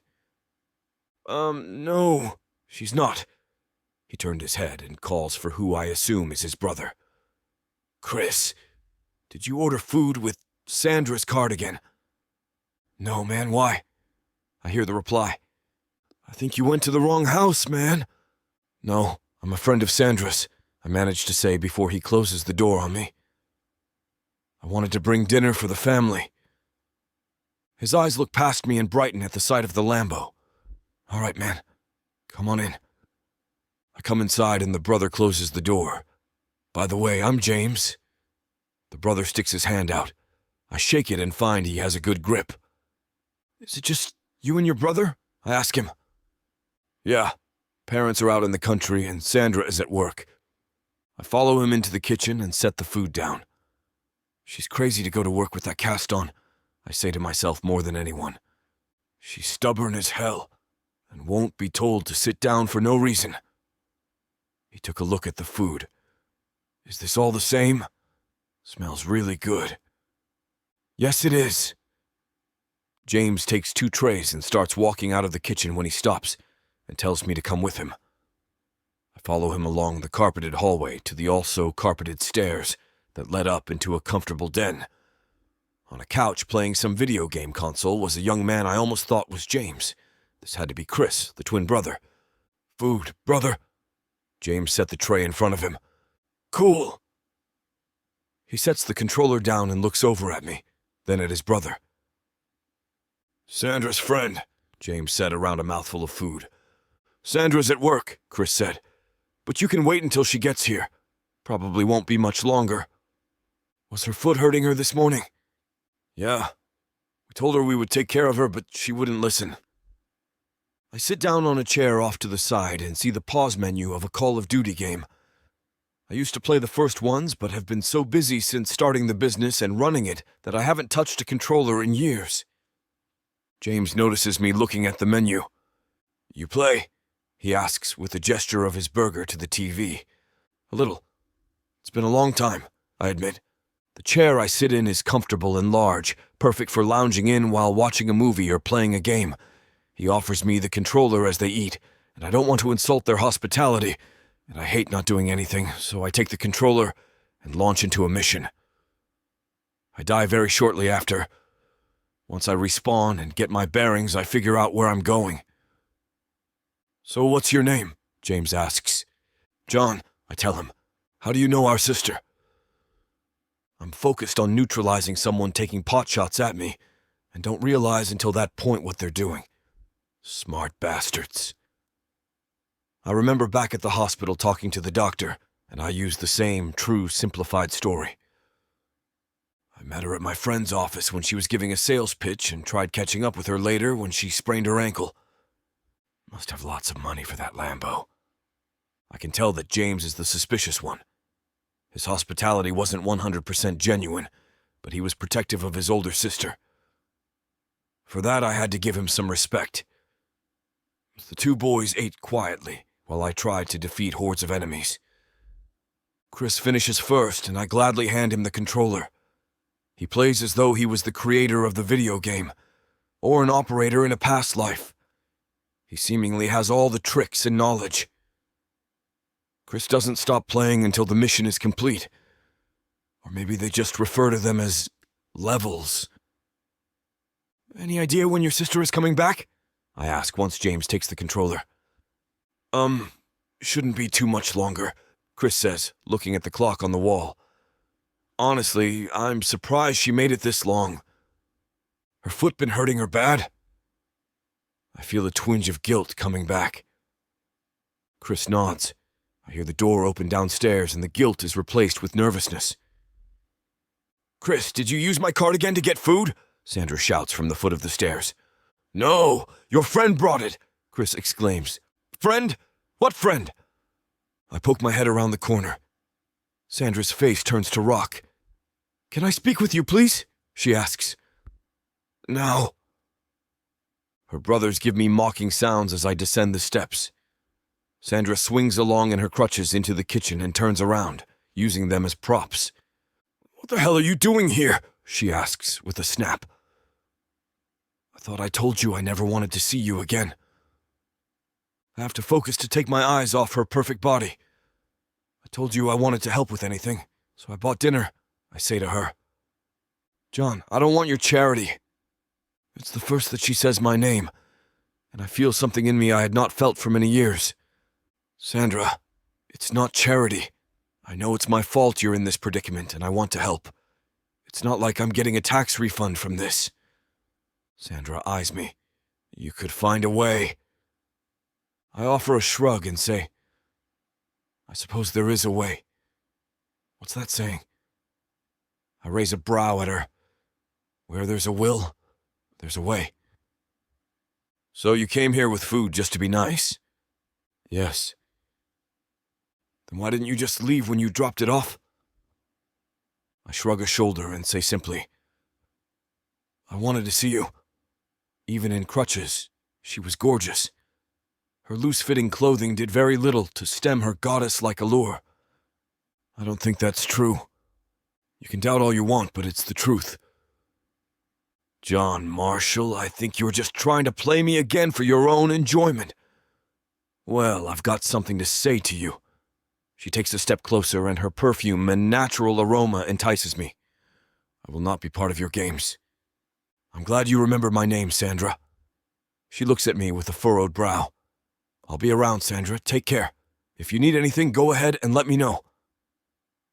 I leave her with no chance of retort and started walking to my car. I think of a plan to woo her, or at least prove to her that I really do like her. I don't think of it until I reach the car. At which point, I start the ignition and call a friend. Chapter 11. Sandra. In the morning, I'm lost in a beautiful dreamless sleep, blissfully unaware of anything but the cozy comfort and warmth surrounding me. Suddenly, a horrific banging at the front door propels me automatically out of bed with shock. My heart pounding, I head to the door, trying to fight off the lingering grogginess. I only open the door a crack, wary, and not wanting to display my raggedy old nightie and wild hair to the whole neighborhood. There is an overly chipper delivery man standing there grinning from behind a huge bouquet of elegant blush pink peonies. "Delivery for Ms. Sandra Schowell," he chirps out. I open the door a little wider, getting ready to talk to him and figure this whole thing out, but before I can, he hands the flowers over and is gone in a flash, trotting efficiently to his delivery van. My brothers come rushing out from the living room as the heady scent of the flowers washes over me. They have big, silly grins on their faces. "Who sent those?" "Will you leave me alone?" I snap. "I'm trying to find out." I dig through the foliage to find the card. "Did you tell some man what your favorite flowers were? Or does he love you enough to have figured it out for himself? I bet you are going to get married soon if someone did that." I look at the card, and my heart drops, and I toss the flowers on the table. Someone who owes me big time sent those flowers, and there is no way in hell I would marry him. I watch their eyes light up. "Oh, so it is a man who sent them. Get out of here, you two. You don't do anything but cause mischief wherever you go." They run off giggling and shrieking as I aim swats at their behinds while they flee, purposely missing. I know what I should do. I should just toss these flowers in the trash right now and make sure he gets a picture of them in the garbage. I look at them, pause, and take one last sniff of the gorgeous scent as I hold them over the trash can. My hesitation is my downfall, and I find myself turning and heading to my room, the flowers still in my hand. I can't bring myself to throw such beauty in the garbage. I just won't reply, and he'll get the message. I laze the morning away in bed, reading a novel, and looking at the flowers from time to time. They fill up the room with perfume and keep catching my attention. They must have cost a pretty penny. In the early afternoon, I hear the front door burst open. "We're home," my mom calls out cheerily. I head downstairs and hear the rumbles of my brothers rushing down to give hugs and get the presents my parents always bring back when they visit Grandma out in the country. My parents smother us all in back-breaking hugs. "I missed you, Mom." I hold the hug a little bit longer than normal. "What's wrong, sweetie?" They help me to the couch, leaving their bags in the hallway as the story and my hate for this man who is ruining my life comes out. Today he woke me up and dragged me out of bed ridiculously early with this huge bouquet of flowers. I peek over at my mom and dad, who are looking at each other with a twinkle in their eyes. "It is really quite infuriating," I say with an offended edge to my voice. My mom brushes my hair back from my face. "I'm sure it is, baby. Don't worry, I'm sure if you ask. Daddy won't need much encouragement to beat him up for you." "That's right, sugar," my dad chimes in. "I'll take care of any annoying flower-sending suitors. Right quick. I'll sneak up behind him. He'll never know what hit him. My little girl is too good for any man that I know of." When he smiles, his eyes crinkle all up. I get up in a huff. "If you aren't going to take it seriously, then I will just go back to my room." I only come out of my room for dinner, picking at my food sulkily. I lay in bed, fuming, finally, switching off the light with an aggravated flourish. With this time off, at least I can look forward to a decent sleep from here on in, even if the first morning was ruined. The next morning, I wake up again to an incessant pounding on the door. I can hear my mom go to answer it. Just as I am about to drift back to sleep, she opens the door and waltzes in. "Good morning, sunshine. I hope you weren't asleep." My eyes crack open, and I see in her hands another huge bouquet, just like the first one. "Throw it out." I yell and bury my face in the pillow. Instead, she puts them on my dresser next to the first ones.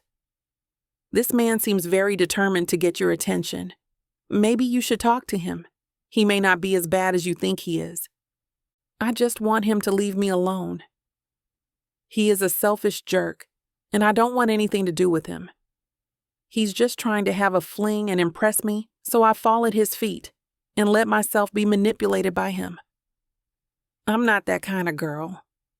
If you think that's for the best, baby, but in my experience, men don't usually try to chase so hard after girls they only want to fling with.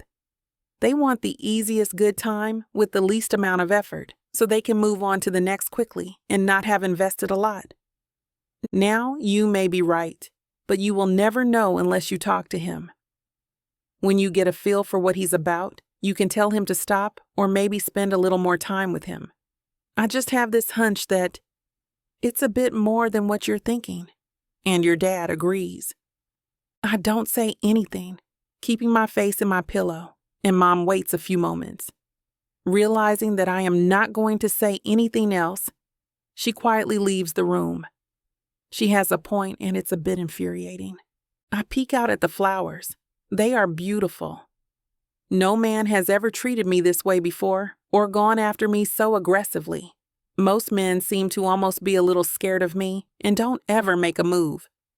The most maddening part is I can feel my heart melt a little bit every time these flowers arrive, but I can't back down now. I have made my stance clear, and to push it shows disrespect. Besides, I have to support my family. I can't be distracted by every hot young thing that comes along and buries me in flowers. I fall asleep, confident in the idea that 2 days of no word will surely get the message across and I will get to sleep in tomorrow. But that was not how it turned out.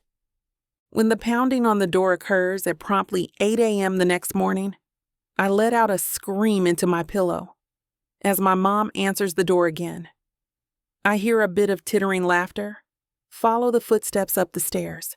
Mom knocked again. Well, honey, it seems like your plan is not working out so well. Today there are flowers and chocolates. The card has his number on it. You need to make a decision about what you are going to say to him. Either get him to stop waking us all up at ungodly hours, or go out with him, but do something about this. Running won't solve anything. She put the house phone on the table by my bed, right in front of my eyes, and then left again. I know my mom is right, but right now I am so tired and my heart is fluttering in a way that makes me fearful to pick up that phone and call the number. If I call right now, I won't say what I need to say, that he needs to leave me alone so I can focus on paying the bills and getting my brothers to college. I need to get some strength up before I call him so I can do the right thing.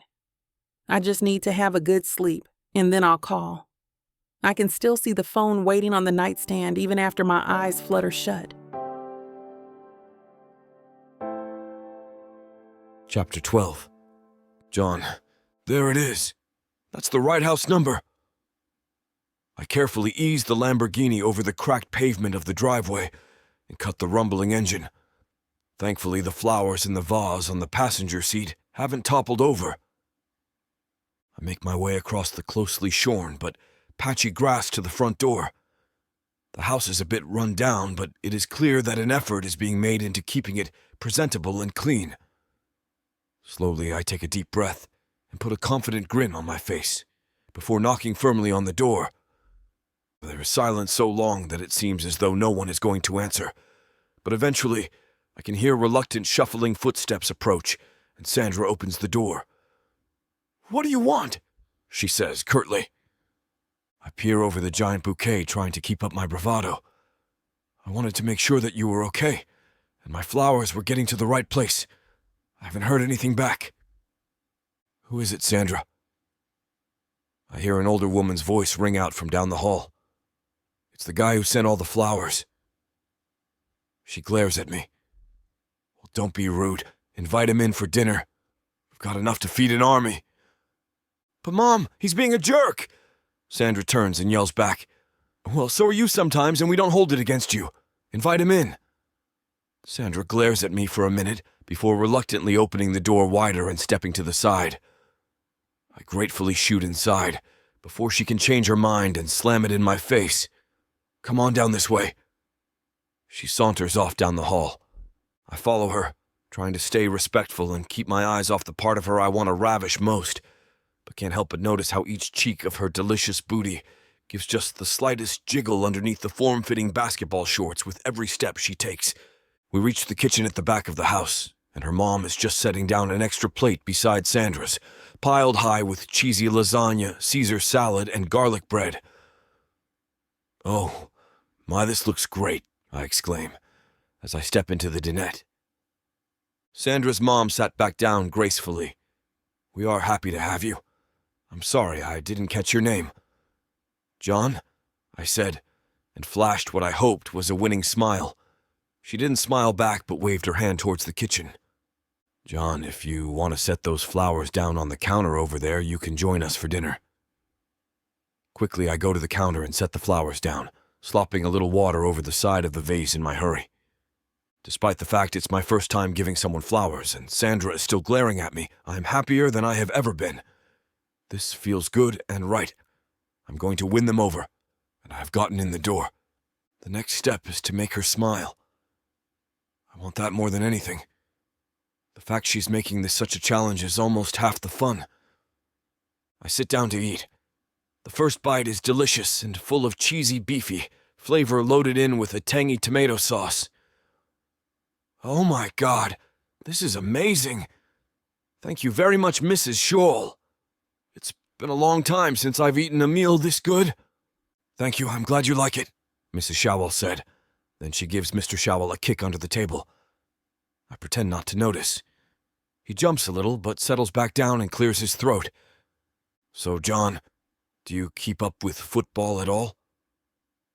It was a relief that he is trying to go easy on me, even if it is a question that I can't answer well. "I played a little bit in high school, but since graduation, I haven't really paid too much attention. I don't have much free time working for my father." "Oh," Mr. Schowel said, at first unsure where to take the conversation. Suddenly his face lights up. "What position did you play? God bless this man for being so kind to me." "I played outside linebacker. I wasn't very good, but it was fun to get out in the fresh air. The structure of football taught me a lot of discipline." I really want to impress this man. It wasn't a complete falsehood. Despite the trouble I had gotten into in high school, it would have been much worse if I didn't have games and practice to eat up my time. Suddenly I realize I'm slouching a little, and I sit up straighter. Mr. Schowel chews his lasagna and nods his head seriously. "Yes, that's the attitude to take. I like that. Sports help so many young people even if they never go far in them." Relieved, I took another bite of my lasagna. Mrs. Scholl sends another kick under the table, this time at the boys sitting across who were tittering and whispering behind their hands. Immediately, they become silent and focus on their food. "So, John, perhaps after dinner you and Sandra might like to take a walk down the street. I believe you two have some things to discuss. There is a pretty little park down the street. It has a lot of magnolia trees and weeping willows. A little bit run down, but it's still a nice walk." "Oh, Mom, we don't need to do anything like that. I'm sure I can just quickly speak to John in my room and say everything there is to say." Sandra looks at her mom with a hint of panic in her eyes. Mrs. Scholl sends her first smile of the evening toward her daughter. She becomes radiant when she smiles. "Oh, now, Sandra, I think it would be just the thing. And a little fresh air is good for you. You haven't been out of the house in days." "I think it's a great idea," I said eagerly. "Well, there you go. It's settled."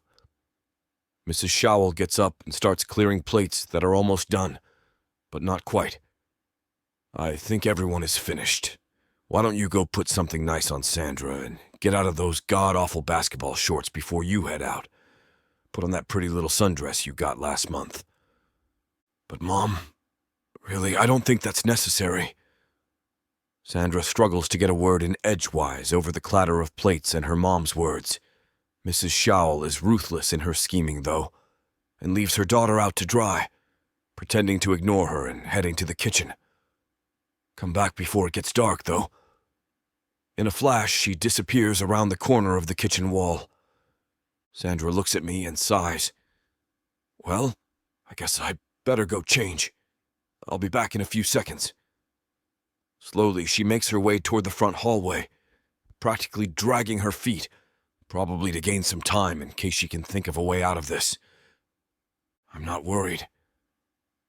Even now, things are improving. At least she's not yelling at me. Hell, she's even agreed to be alone with me. I hear the seconds tick past on the clock. I stand awkwardly at the table. No one told me where to go or if it was okay to sit down. I try putting my hands in my pockets and lean awkwardly against the wall. This just makes things worse, so I take them out again and quickly look around to see if anyone is noticing my strange movements. Eventually, she comes back down again. She has put on the sundress, a pretty pastel purple with little eyelet details around the hem and neckline.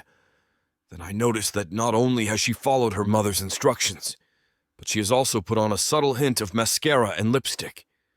I offer her my arm. Are you ready? She sighs. I guess so. But let's make this quick. I catch the scent of the perfume she wore the first day I met her. That scent is still heaven. And even more so now that I know, despite her protests, there may be a little bit of melting happening in the wall of ice she is holding me back with. Chapter 13. Sandra. Silence envelopes us as we make our way down the sidewalk that will take us to the park. My mom knows how much I love the little rundown park right across the street from us. The play area is in such a state of disrepair, it is easy to find yourself all alone there. A gentle breeze blows as we enter, carrying with it the scent of John's cologne and a deeper, sexier scent that is all male and all John. I find myself breathing in a bit deeper to catch as much of it as I can. How is your leg? John's deep baritone causes a flush to creep up my skin. It's actually starting to feel better, I tell him, looking anywhere but at him. I will my hormones into check. They are saying they may be able to take the cast off soon. That's great, he says. Then he questions me. I hope your anger towards me has lessened some. I find myself leading him off of the path to my favorite spot under one of the largest willow trees that is close to the river. I still can't believe I actually put on makeup for him.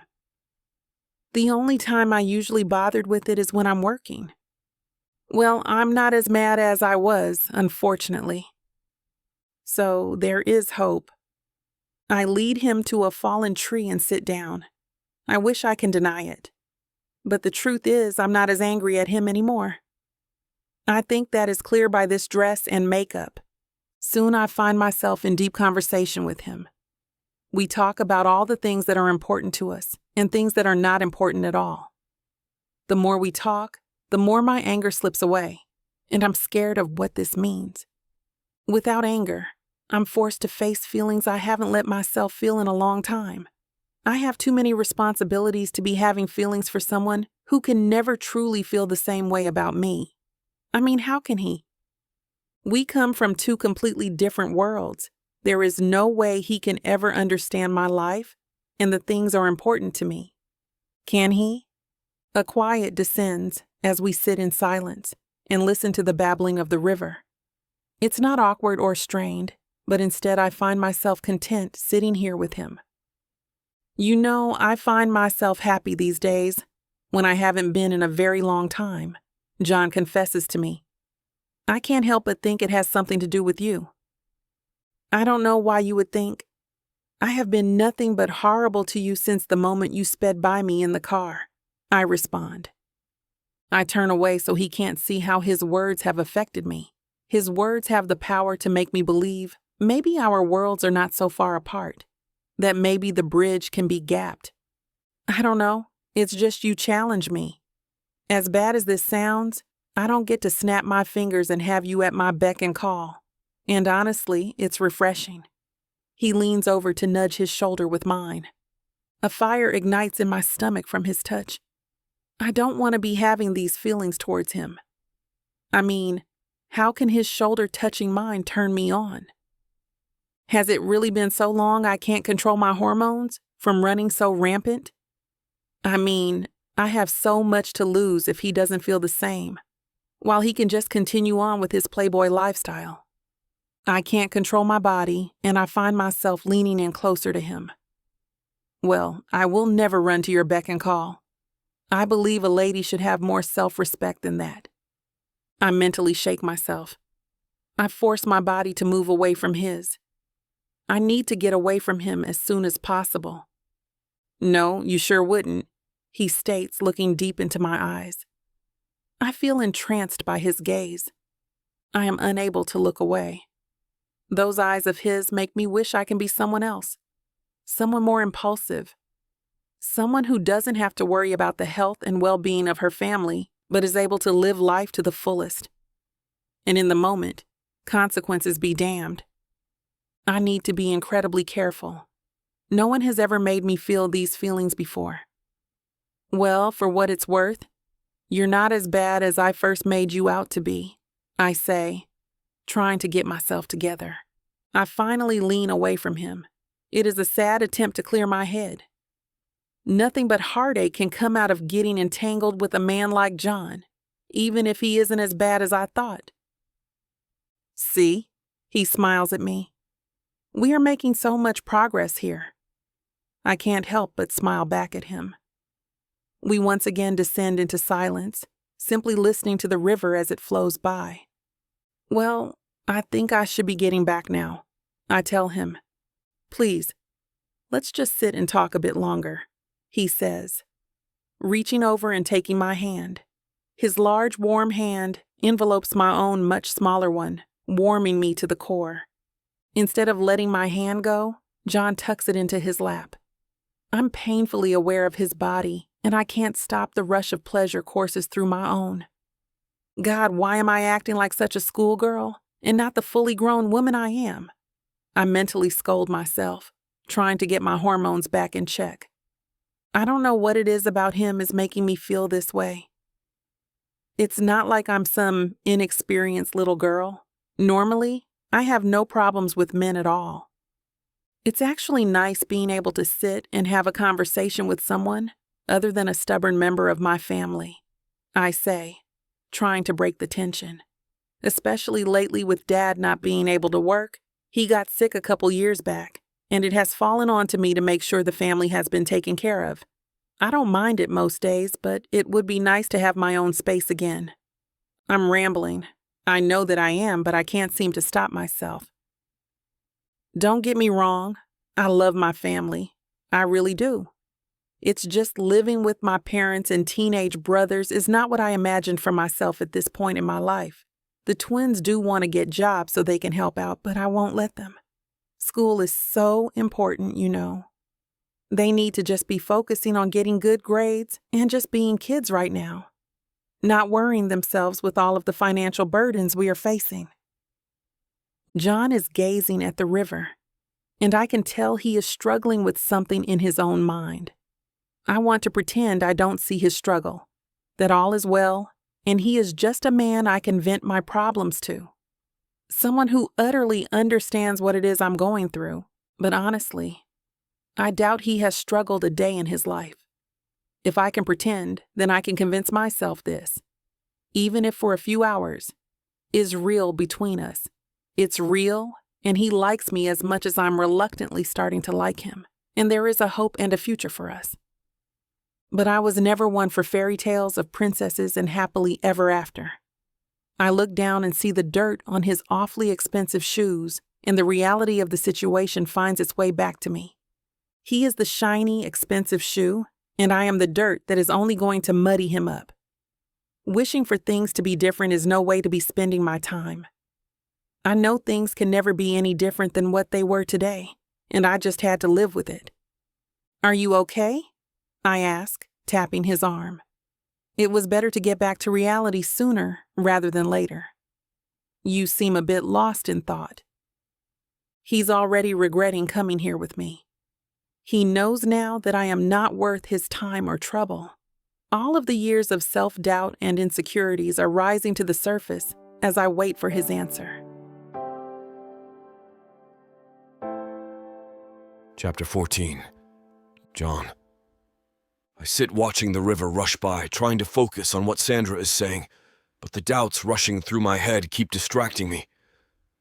What the hell am I doing? I'm sitting here getting to know her, but this is not me. I screw women, nothing deeper than that. Any more than that makes you vulnerable. I shouldn't be feeling the happiness I'm feeling right now. It's dangerous. Sandra taps my arm. Are you okay? You seem a bit lost in thought. I shake my head. I'm sorry. I'm caught up in some old memories. What were you saying? I promise I will pay better attention. I don't mean to be rude. Sandra looks at me a bit funny, crinkling her nose, but goes on talking. I was just saying how hard it's been lately with Dad not doing so well and unable to work. Mom never worked, so she doesn't have any experience and no one will hire her this late in her life. Sometimes I really worry about Chris and James, about the opportunities they have to get a good job after they finish high school. I keep hoping that they will be able to go to college, so they can have a little more security in their lives. I look at her with a newfound respect, and my attention now completely focused on her. It's really admirable you care so much about them. You haven't said it, but you must be supporting them. I can't imagine how hard it must be for a young woman to try to support a family of 5 when she's just starting her life. She shuffles awkwardly on the bench we are sitting on and pretends to adjust her skirt to try to hide her embarrassment. Well, yeah, it has been a bit tough, but it will be worth it. My family helps me so much. It won't be forever, and I will eventually be able to focus on myself again. You must have something that keeps you sane with all this pressure. What do you do to keep from completely losing it? She laughs a little. Well, I don't have much free time, and I don't really like going out to party or anything, but I do love horror novels and scary movies. It's like the gore and terror kind of make everything in my life okay. I sit up excitedly and grab her hand without thinking. I love those too. I must have read Misery a million times. Eventually, the first copy I fell apart, but I still have the pieces. I can't bear to throw them away. It's almost like tossing an old friend in the trash. Her hand is still in mine. She hasn't pulled it away, and she giggles a little bit and squeezes it. Oh, I love that one too. I think I have all the books he's written. With Misery, though, the movie actually lives up to the book. It's uncommon that a movie does that. I still have to look away during some of the torture scenes. I shiver. Yeah, they are pretty brutal. I always have to look away, too. I don't even care if it's not manly. She laughs, throwing her head back. God, she's beautiful with that twinkle of amusement in her eye. Her laugh almost seems like music. You are more than manly enough in other ways to make up for it. Then suddenly she realizes what she just said and blushes, her lashes downcast with a strawberry tint to her cheeks and the tips of her ears. I grin at the apparent progress. Oh, I do plenty of manly things. I even go fishing from time to time. My parents freak out because I just disappear with my fishing tackle for a week and don't tell them where I'm going. She sighs. That sounds lovely. I love fishing, but haven't been able to get out and go for a few years now. I always go with my dad, but he hasn't been able to for a while. Her brow furrows. Come to think of it, my dad got sick before my brothers got old enough to come with us. I caress her hand. She's still letting me hold it. Maybe we can take them out sometime. That is, if you want. Her eyes grow a bit wistful and far away. That would be amazing. I just don't have any time to do things like that. Well, I try to pick my words carefully and not scare her off. You never know what is going to happen. She nods, taking my words like I'm just trying to give her some hope and remain positive. Maybe. If Sandra lets me, I want to change her life completely so she can go fishing whenever she wants. I try to keep my face straight, thinking of the surprise in store for her. Still, I need to go slow and let the process happen naturally in a way that won't freak her out. Wait a second, what am I saying? My own thoughts are freaking me out right now. It's like they have a mind of their own. She sits up a bit straighter, trying to clear her wishful thoughts from her head. Sorry, I just keep talking about myself, but I want to get to know you too. What's your family like? I clear my throat. Well, my parents divorced when I was a kid, and then they left me with my grandparents. They were the ones who raised me. It sounds a bit rough, but really, it was a lot of fun. They have this huge old house in a sort of rural area. It has this great old attic that's perfect to hide in and read with a flashlight. I used to build forts up there and have all kinds of adventures. We often went to the lake nearby in the summer and stayed at this cabin they own. I would just take off in the morning with my fishing rod and come back when it started to get dark. It was actually the perfect childhood in many ways. I liked my school and had good friends there, but I never really got more than acceptable grades. I've never been interested in sitting down in a stuffy classroom and focusing.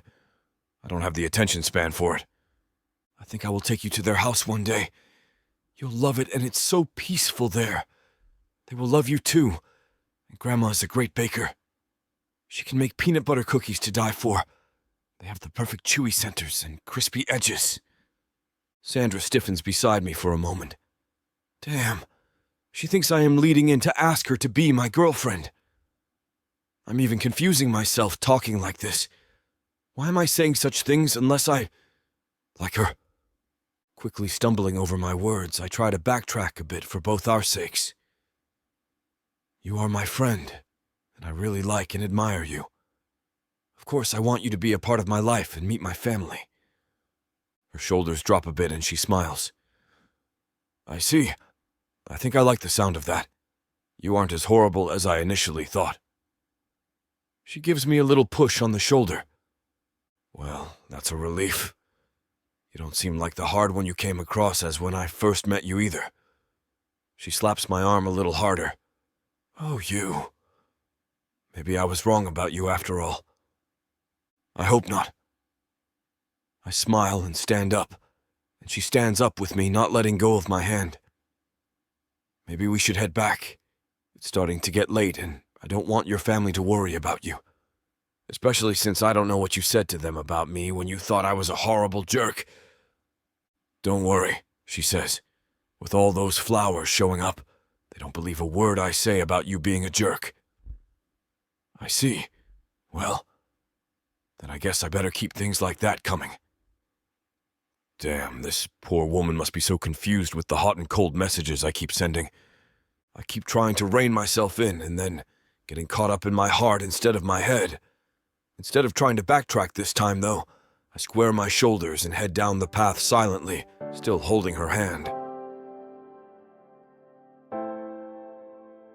Chapter 15.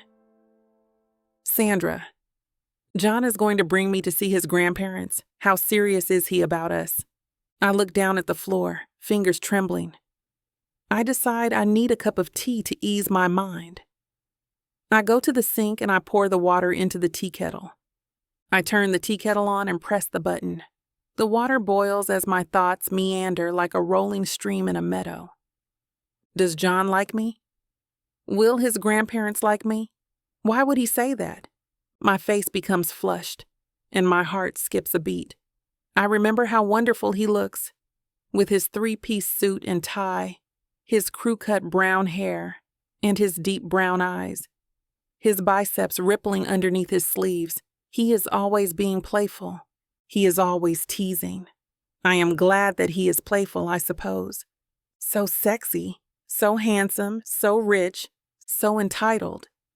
But somehow he can get away with anything. There is something about the twinkle in his eyes that makes my heart melt. I rest my head on my pillow and pull the pink satin sheets over my shoulders. My eyelids grow heavy, and as my eyes close, John appears in my dreams, naked. A spicy dream. Yes, please. But it looks like this platform's guidelines won't let us share the dirty details with you. But don't worry. You can get the unabridged version of this audiobook and others on VixaVaughnRomance.com. With discount code VIXA40, you can even get 40% off your favorite audiobooks, with all the spice intact. Happy reading. After we have finished making love, he gets up and makes waffles. He brings them to me in bed. The perfectly crisp bacon is on the plate.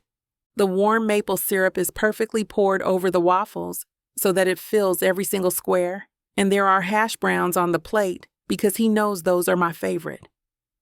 "There you go, lovely," he says as he brings me breakfast in bed while he is only wearing his jeans. I observe his stylish haircut and his developed abdominals, trying not to be too obvious about how enamored I am. "Why, thank you.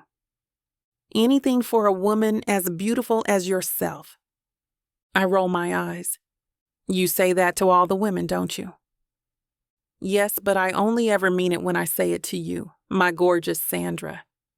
I roll my eyes. What a line. He grins. "I know, right?" He pauses as he looks at me as if I am a goddess. Smiling with a twinkle in his eyes, he asks, "Is it working?" I look him up and down, trying to determine what my answer should be.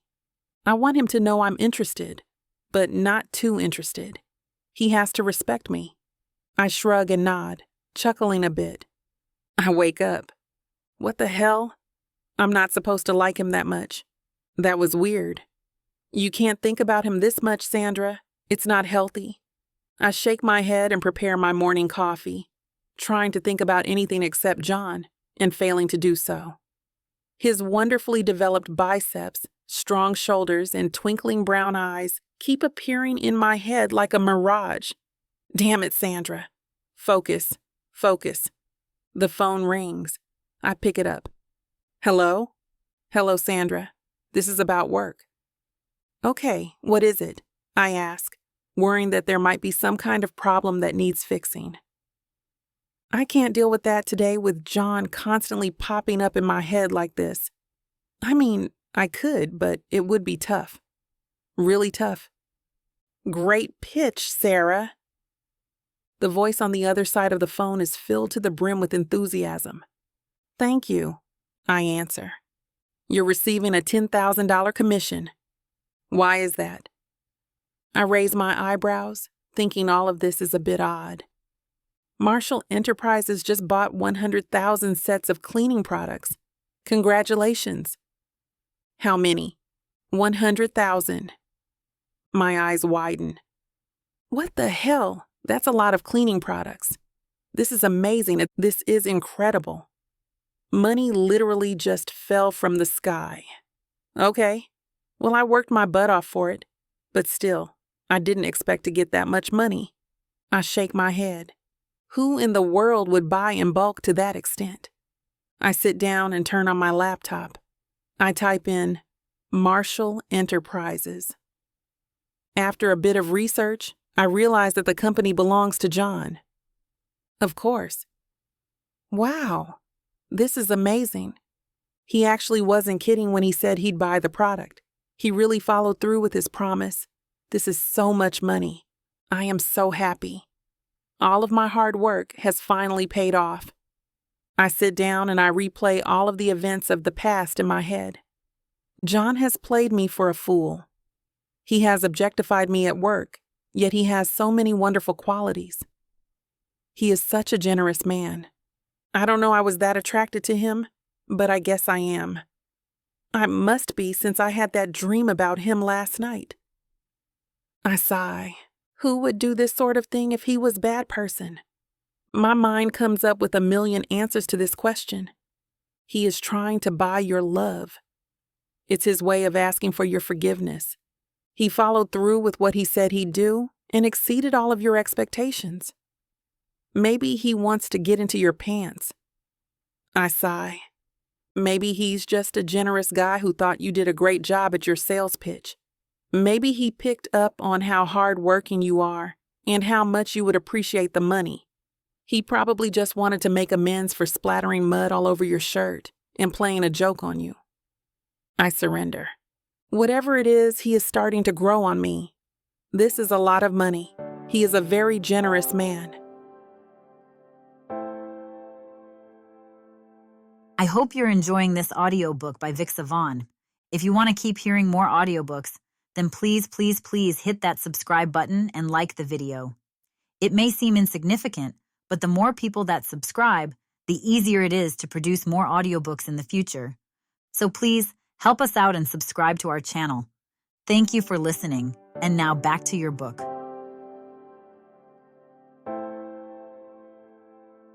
Chapter 16. John. My back is to the screen that displays my company's profits and losses. I peer at the faces that make up my board of directors. All aging men that really have no clue as to all the work it has taken for me to get this business back into the profit zone due to the mess of my parents' horrible divorce.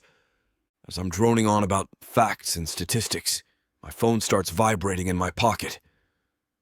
Normally, I ignore all calls while I'm in these meetings, but something has me reaching in my pocket.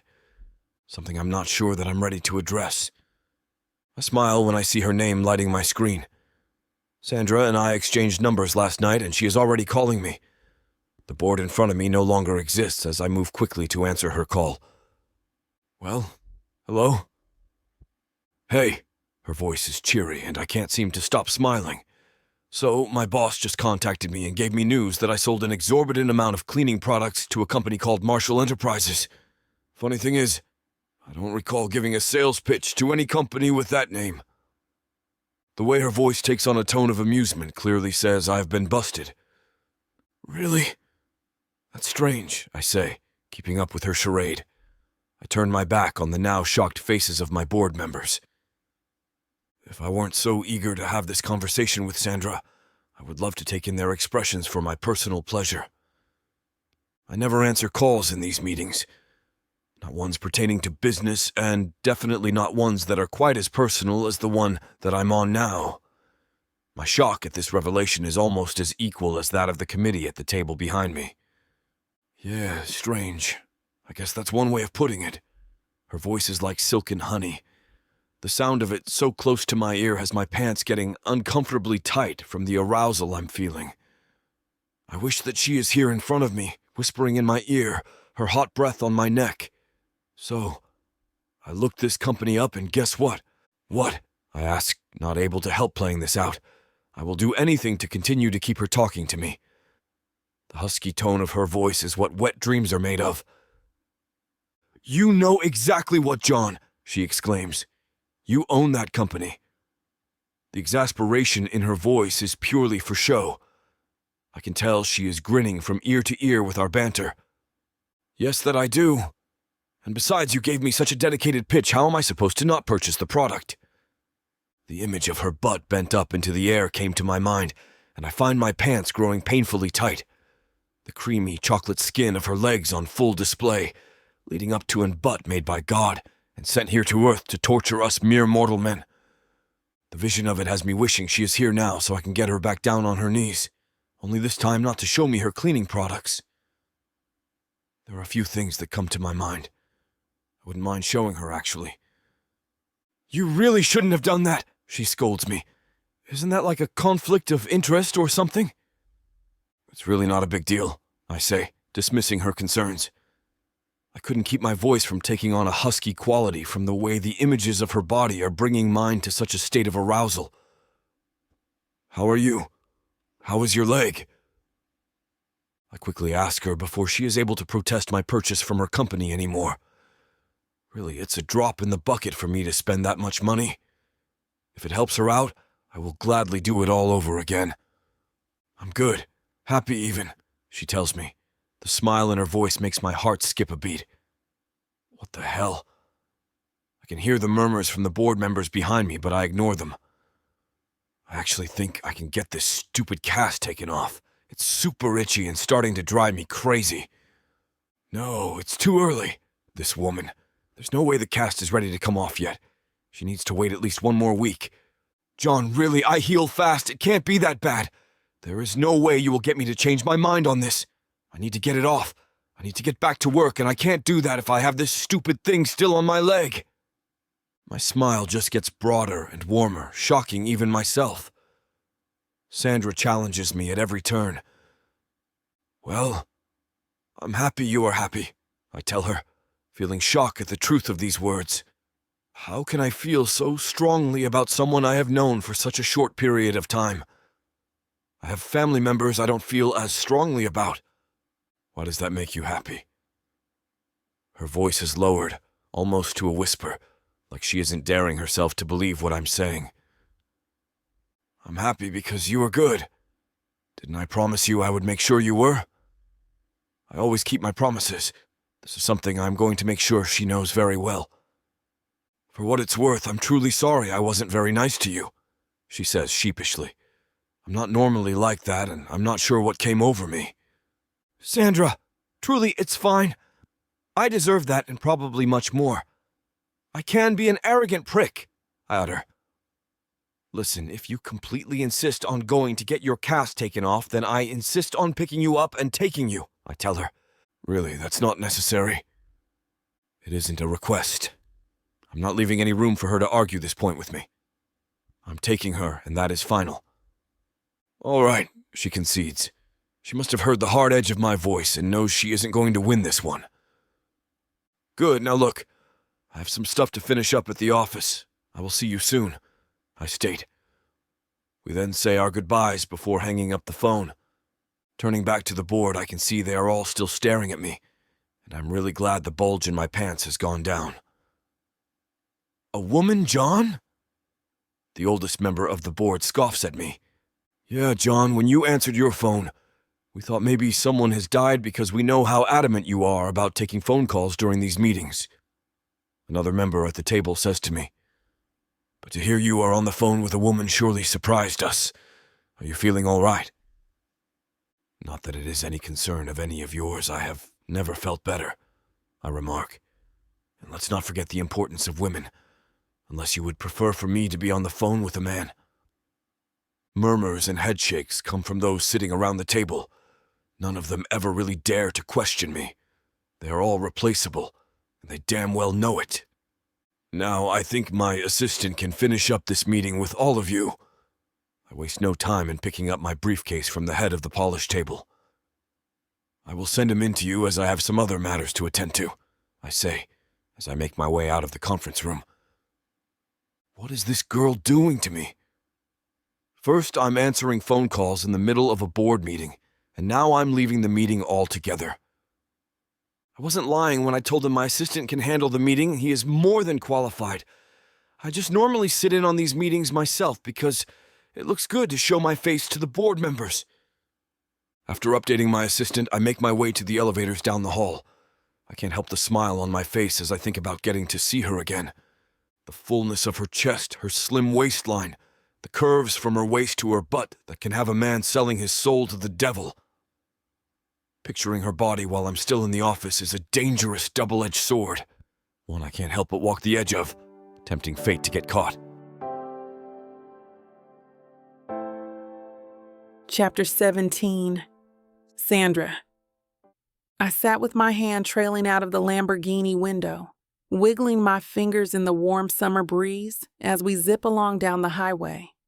It is relatively clear of traffic, given that everyone else is at work or school right now.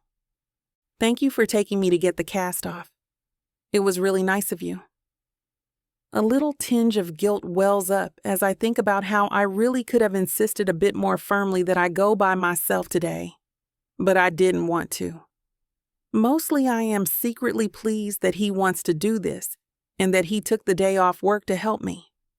I won't ever admit that to him, though. He looks over at me. No worries. I just want to make sure you're okay and do what the doctor tells you. Just let me know if I am going too fast for you. I tend to push the speed limit a bit. A look crosses his face like a child caught with his hand in the cookie jar. I lean back, feeling a bit dreamlike with the pleasure of the beautiful day and the gorgeous man sitting beside me. Oh no, don't worry. To be honest, it's faster than I would drive, but I don't mind if we go a bit faster. A mischievous glint flashes in his eyes, and he starts to push the pedal down a little, causing the engine to rev and the car to push me back in my seat as it picks up speed. I give a little delighted shriek and hold on for dear life, as the car shoots its way down the highway, weaving around the odd motorist puttering along.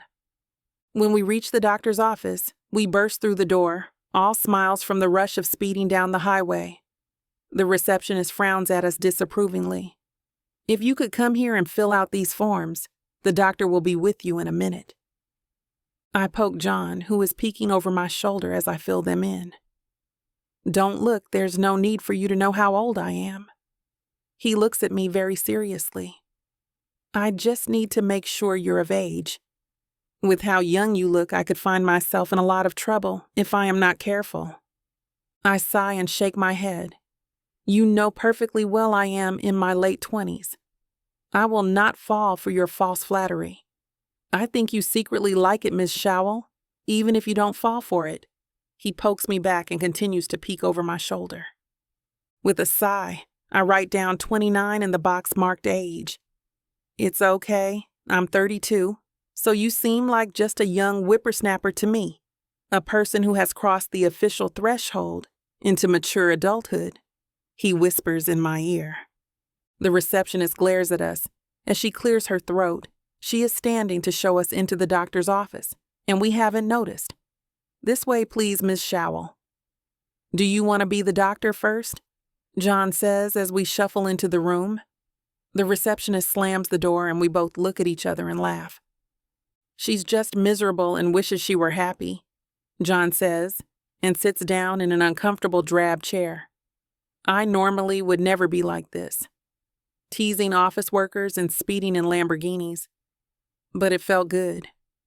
Maybe it was time to let some of the hard edges soften a bit. John offers me his hand, but I bat it away, trying not to distract myself from keeping my mind empty so I can get through this. "We can go for ice cream after. It won't be much longer now," he says in a chipper voice. "Shut up, John." I snap. "Okay."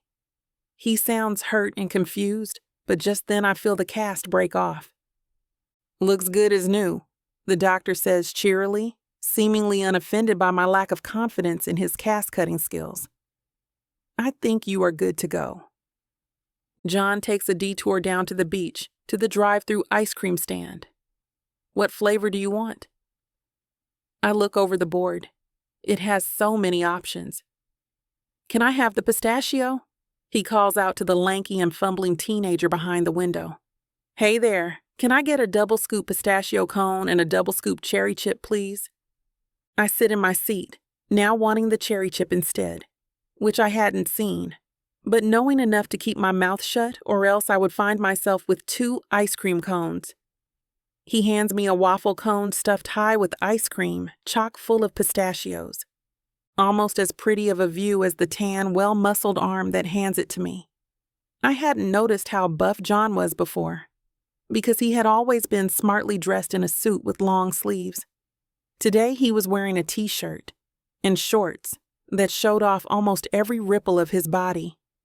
I shake my head slightly to get the picture of what imagined was underneath that t-shirt out of my head and take a bite of my ice cream, which is incredibly creamy and smoothly glides over my tongue. John pulls into a parking stall that overlooks the beach. No one is here right now except the 2 of us, sitting in the car trying to eat the ice cream before it melts, catching little sweet dribbles of it as it makes its way down the cones and onto our sticky fingers. This is beautiful. I sigh and look out over the crashing ocean. "Yeah?" He nods. "It's one of my favorite spots." We sit in silence for a second or two. It's amazing how normal and comfortable it is to be with him, when only a few days ago I hated his guts. I look over at him. He's got cherry chip ice cream all over his bottom lip. I laugh at him. "Look at you, making a mess over there. You have ice cream all over your lips." Without thinking, I reach my hand over to wipe it off. My fingers gently caress the ice cream off his lips, and I bring them to my mouth to clean them off. Cherry chip's definitely a delicious flavor, but those lips I just brushed my fingers against are so soft.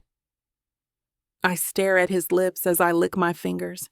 They're parted slightly, and heat came from his eyes as he watched me watching him. I bet those lips would be just as delicious to kiss as the ice cream I am slowly licking off my fingers. Unconsciously, I feel myself moving towards him.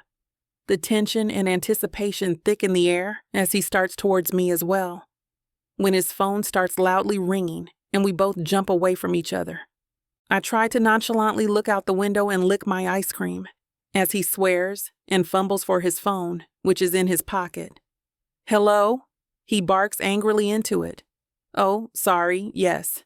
I know I promised I'd do that. Things here took a bit longer than I expected them to." There was a pause. "Does it have to be done today?" Another pause and a sigh. "Okay, I'll be in soon. Don't worry, I'll get done by tonight." He hung his phone up and looks at me with sad puppy dog eyes. "I'm really sorry, but that was my secretary. It looks like for once I actually have to work, and it turned out to be today." "It's okay, I understand," I say in an overly cheerful voice, trying to hide my disappointment. "I guess I should take you home now." He slowly turns on the car. "Do you want to drive fast again?" I lick my ice cream cone like I am pretending to think about it. "I think we can't risk a ticket. You should probably drive as slowly and carefully as you can." He looks a bit happier. "I think that sounds like an excellent plan. I think I should probably be extra careful and drive at least 5 miles under the speed limit." He puts the car in reverse and we crawl along out of the parking lot. Chapter 18. John. I find myself unable to sleep. Thoughts of her filling my mind. And God, the way she licked the ice cream off of her fingers, I am hard in seconds. She felt the same too. I could see her eyes dilate in arousal as she leaned towards me. If only my damn phone didn't ring, I would now know what those full lips taste like. Throwing the blankets aside, I gave up on my attempt to sleep. I have to be up in 45 minutes anyways. I quickly get into the shower, trying and failing to not picture her there with me. I'm hard in seconds. There's never been a woman in my life that has affected me so much before. I really like her. I find myself admitting to myself as I let the hot water pound into my sleep-deprived body. I need to take care of this hard-on or my day is only going to be worse. Sorry to interrupt. I know no one likes missing out on a spicy grand finale, but unfortunately this platform won't allow us to air what's about to happen next. To make up for this, we're offering a 40% discount on the full, unabridged version of this audiobook when you go to vixavonromance.com and apply code VIXA40 at checkout. Thank you for listening to Vixavon Romance. Holy crap, I've never come so hard and fast before. What is going on with me? I never let women affect me like this. This woman has a hold of me, and my need to see where this can go will not be ignored. I can only hope it will lead to us both becoming happy and satisfied, sweating in my bed after an amazing round of screwing, or maybe 2. Honestly, it is more than that, though. I find myself wanting to take her out, to show her off, to stake my claim on her, and frankly, it scares the crap out of me more than anything else ever had. This is not me. My experience with relationships boiled down to one bad divorce which ended with me being raised by my grandparents and subsequently not knowing my parents at all. Trying not to think too far into things, I quickly wash up and get out of the shower. Drying off, I go off in search of my phone. I can't wait any longer. I need to hear her voice. I dial her number and listen impatiently as it rings time and again. Hello? Her voice is husky with sleep. Damn, I didn't actually consider how early it is. I mentally give myself a slap to the face. Sandra, I'm sorry to call you so early, I mumble. No use in not asking her now. The words rush out of my mouth and I wait, terrified she will turn me down flat. I have not been able to get you out of my mind, and I need to know if you will go out on a date with me. Yeah, sure, she replies after a painful moment of silence. I can hear the smile in her voice, and I breathe a sigh of relief. I can't even help the grin that spreads across my face. When were you thinking? Hopefully not this early. Well, how about this weekend? I ask her as I search for clothes to wear for the day. Yet another suit and tie. I hate the restriction I feel wearing these, but I know in order to demand the respect I need in my business, the suit is a necessary evil. Yeah, I'm game. That sounds great, she says before a yawn overtakes her. I feel terrible for waking her so early, but I'm looking forward to the idea of seeing her in a more romantic setting, officially. Well, let me let you get back to sleep. I will text you later with all of the details, I state. I can't wait to get my hands on her. I want to run my hands down her body and learn every detail of her curves, every freckle, every sensitive spot. She is a living, breathing Venus incarnate, and I am one lucky son of a jerk to be able to spend a moment more in her presence. Okay, yay, she whispers. I chuckle to myself as I end the call. She sounds so adorable when she has just woken up. I wonder how she sounds when she's woken up in a different way. Maybe with my lips to her smooth skin of her neck, or my fingers in the warm, wet flesh of her sex. Just thinking this causes my pants to become a size too tight. This is going to be torture until I'm able to see her again, I think. Only when I do see her again, I plan on seeing just how good she actually tastes. The thought of being able to touch and taste her brings a feeling to my gut I can't describe. I feel like a kid counting the days until Christmas, waiting patiently to be able to open the one present I have asked for all year long.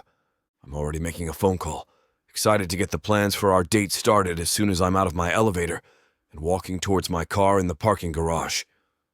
One plan down, I move on to the next. I plan on spending an entire day making her feel as beautiful as she really is. I plan on sparing no expense. Not that money is an issue to me. I will spend every penny I have to make her feel just an ounce of the things she has made me feel. I should be more scared of these feelings, and I should probably be more cautious with how I'm going about things than I am. But I just can't help myself. Never in my life have I had to work so hard to take a woman out. Usually it's a trip to the local bar, get drunk, screw her and send her packing before she could even think about spending the night. There is no way in hell I'm waking up with a woman I barely know. Women are here for one thing, to satisfy me and nothing else. But Sandra makes me want to do things completely different. She challenges me where no other woman has, and I want to make her happy. I want her to like where we go and what we do. I want to see her smile and know it is on her face because of me. I don't want anyone else to be able to say they are the ones to make her happy, because that place is for me only. The thought of any other man in her presence makes me jealous in a way I've never felt before. I don't do jealous, I don't do relationships, but with her, I want it all. The rest of the day I spend planning out a full day for Saturday, one that I can only hope will extend into Sunday. I hate the fact that I got truly little actual work done. I don't want this to be another ordinary date, so I call up an exclusive boutique and rent it for the morning. I also make sure to pay so there will be no other customers there while we are there. I want Sandra to be their sole focus. She deserves their complete and utter attention. Grinning to myself as I take my Lambo back to my apartment at the end of my workday, I believe this date will be one she will never forget. I mean, all girls like to go shopping and be pampered, right? And that is only the tip of the iceberg on the things I have planned for us. Yes, there is no way she will be able to resist me after this date. I'm afraid the rest of the week is going to drag on until I'm able to see her again. Chapter 19. Sandra, at 8 a.m. sharp, I'm walking out of the front door of my house, saying goodbye to my family as I went. Seeing John pulling into our driveway in his Lamborghini, a thrill of excitement shot through me. I must admit, the car is starting to grow on me. After pestering him with a million questions about what we were doing today, he still has yet to tell me of his plans for us. I can't help the smile on my face as he gets out of his car to open the passenger door for me. How can one man be so damn sexy? I ask myself as he shuts my door and makes his way back to the driver's seat. My eyes never leave him, and I allow myself to drink in the sight of his tall frame and broad shoulders. "Are you still not telling me where we are going?" I ask him as he buckles up and puts the car in reverse. The engine rumbles as we sit in the driveway. Secretly, I relish in the sound of the motor purring like a wild cat. "Nope," he says, smirking at me as he backs out of my driveway before speeding off down the road. The force of the car pushing me back into my seat. Deciding to just go with the flow, I recline back in my seat and just relax since I'm not responsible for anyone other than myself today. It has been so long since I was able to just unwind and let loose. I make myself a promise right then and there. I'm going to soak in every single second of this day. Soon the scenery starts to change, and I can tell we are heading to where the higher class shopping area is located. I want to ask him what we could possibly be doing in this part of town, but I know he won't answer me, so I hold my tongue. Although I can't stop the questions from filtering through my mind as we make our way through the streets. Buildings blur by as we make our way deeper and deeper into town. Soon I feel the car start to slow down. "Here we are," John states as he pulls up in front of a building and parking his car. Looking out the window, I see the name of the shop, Mystique Boutique. This shop is what wet dreams are made of. I know this because I have drooled over their inventory online for so long, wishing I could make one purchase, but never being able to spend the extra money on something that has never really something needed. Their lingerie is to die for, and I would give anything to feel the expensive silk and lace against my bare flesh. "What are we doing here?" I ask. I can't afford anything from this place, and I don't think I can take the embarrassment of telling John this. I mean, I shouldn't really have to tell him this again. He should know by now that I cannot afford a thing in this store. So why then has he brought me here? Doubts start to creep into my brain. Look, I know what you're thinking, and I want you to get some pampering, and honestly, I wouldn't mind a private fashion show with you as the main model. So don't look at any price tags and just relax and have fun, John tells me before he quickly exits the car. Yeah, easier said than done, I think. Before I can move, he is there opening my door for me. Looking into his eyes, I find I cannot deny him anything, and I find myself reaching out to take his hand, allowing him to pull me from his car. Soon, I find myself ensconced in the back of the shop, where the changing rooms are located. They have already been filled with every brand imaginable. Looking around, I can't help but notice we are the only customers in the store. I can't help but think that John has something to do with it. But before I can bring it up, a tiny French saleswoman comes rushing at me, speaking half English, half French, and so fast there is no way I'm ever going to be able to understand a single thing she says. Looking to John for help, he only smiles at me before making himself comfortable on the couches nearby. Every brand of clothing and shoes she forces my way to try on and then model. When it seems like I have reached the end of a pile, a new one somehow shows up. Soon, I find myself not minding though, and I'm actually enjoying putting on a show for John. The way he looks at me makes me feel like the sexiest woman alive. When he finally runs out of things for me to try on, I realize there has been a steady amount of clothes and shoes put aside to be purchased. John, no, you can't buy all of that for me, I tell him, grabbing him by the arm as he reaches for his wallet. Oh, I can, and I will, he tells me so matter of fact. Besides, this is a gift to you for your birthday that is coming up in 2 weeks. Of course, he would know about my birthday. Sometimes I feel like he knows everything about me while I have only scratched the surface of the things I know about him. Okay, I whisper, looking back over at the purchase, then back up at him. While I still have the urge to refuse his gifts, I find I'm enjoying him spending his money on me. And honestly, if he insists, who am I to refuse? Out of nowhere, a man appears to gather all of the bags for us and take them away. They will be ready for you as instructed, the mysterious man tells John cryptically, before leaving just as suddenly as he appeared. Do you always have people appearing out of nowhere to do your every request? I ask him as we walk out of the boutique. Of course I do. he says, winking at me. Does that bother you? A flush rises against my skin from his response. Am I really ready to get entangled with someone like John? He has a response for everything and expects so much from people. I ask myself this as we walk to the car. Of course you do. I say to him, smiling. I think it is already too late for me.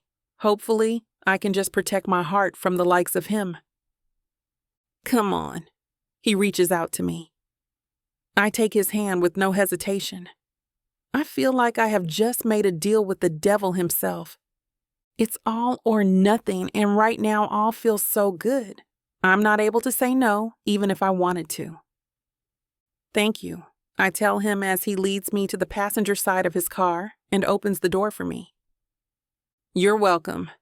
His eyes show he knows I'm thanking him for more than simply opening the door and buying me clothes. He has managed to make me feel wanted and sexy when I haven't felt those things in so long. I have so many doubts anything permanent can come from this relationship. I know there is no way I can ever turn back now. The truly scary thing is that I don't even want to. I want to see how far this will go.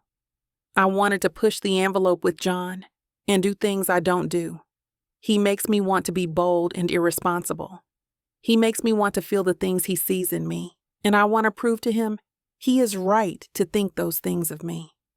I'm tired of being the responsible adult that moves back into her parents' house to help take care of them and my teenage brothers. I want to be able to live my life and not be held back by burdens that shouldn't be mine to bear. These thoughts have a way of making me scared, ashamed, and exhilarated all at the same time. I do not begrudge the life I have been handed, but if I can feel a bit of freedom while I'm with John, I will take every moment I can and soak up all he has to offer me. Chapter 20, John.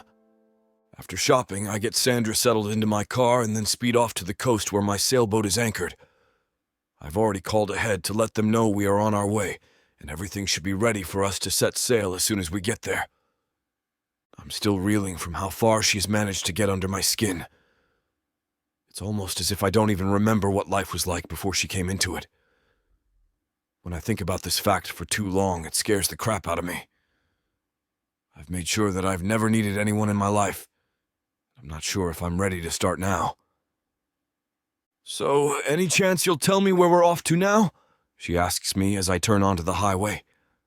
She is looking at me with her soulful eyes, and it takes everything in me to not give in to her and spill the beans on everything I have planned for us. Not a chance, I tell her, grinning like a damn fool. I can't remember a time in my life when I have smiled this much. Growing up in my house, it was always full of fighting, and when my parents separated, I was still stuck in the middle of a custody battle before parents ended up getting into a crash. It ultimately led to their death, and I was sent to live with my grandparents. But it was already too late for me. I was mad at the world by then, and women had become an object to use and dispose of. Nothing like what I am feeling for this woman I have in the car with me now. You're so stubborn, she complains, but I can see from the corner of my eye she's smiling. She leans back into her seat to get comfortable for the ride, and we fall into a comfortable silence as we make our way down the road, the sound of the radio providing a quiet backdrop. Her melodic voice rises as she hums the words to the song on the radio. The sound of it somehow has found a way to soothe my soul and ease all of my worries about us. Before I know it, we are pulling up to the gates of my private docks. I quickly punch in my gate code as she gazes around at all of the boats that are stored here at this location. Here we are, I state as I park the car in front of my 56-foot Catalina. 545, Calypso, my goddess of the seas. The whole crew is currently filing out of the ship and down the dock as we exit the car. Is that for real yours? She asks, her face full of awe. I can't blame her. The sight of the ship before her is quite a sight for someone who is not used to being around ships. Why, yes it is, I tease her with a horrible-sounding southern accent. I don't know what just came over me. I mentally slap myself in the head as we exit my car. We make our way down the dock to the little bridge that lets us board the ship with ease. Please come aboard, Calypso. I reach out my hand to help her enter the yacht. John! I'm not really dressed to be going out on a boat, she exclaims, looking down at her shirt, jeans, and tennis shoes. I honestly think she looks amazing in anything she puts on, a fact after my private fashion show I can 100% attest to. I know this was going to be an issue for her. I want her to be completely comfortable with me, so I made sure I came fully prepared for her. It's okay, I say, not being able to resist the urge to pull her closer to me. Her sweet, spicy scent teases my senses, making me crazy with lust. There are clothes in the bedroom downstairs for you to change into. Oh, so you have thought of everything, haven't you? She leans in closer to me and I'm drawn to her lush, plump lips. I'm unable to take my eyes off of them. They are calling to me like the siren that she is. Excuse me, sir. David, my cook, interrupts us, causing Sandra to pull away from me, startled. Everything is ready for you in the galley. Sighing, I thank the man for all of his help before ushering him off of the boat. Finally, we are truly alone. Well, I guess I'll go and get changed then, she tells me, looking over her shoulder at me. And I will get us out of port. She makes her way to the stairs that lead down to the other rooms, and I find myself taking a deep breath of the salty sea air. It doesn't take me long to guide the ship out of the port and out into the open ocean. I try to hold myself in check as the thought of Sandra downstairs changing. I need to get us out as safely as possible, and having images of her naked would not allow me to do that. So you really do drive this thing all by yourself, she says from behind me, startling me out of my thoughts. I thought for sure you would have someone chauffeuring you around on the ocean. Her tone is teasing, and it sends a shot right to my groin. No, I like to be in complete control at all times, I say, turning to look at her. My cheeky grin freezes on my face. She has on the red two-piece bathing suit that picked for her, and the black lace cover-up.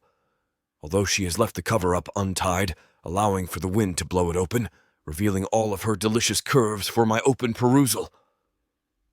Well, that's good to know, she says as she saunters closer to me. Speech is failing me as I look at her. She is so sexy.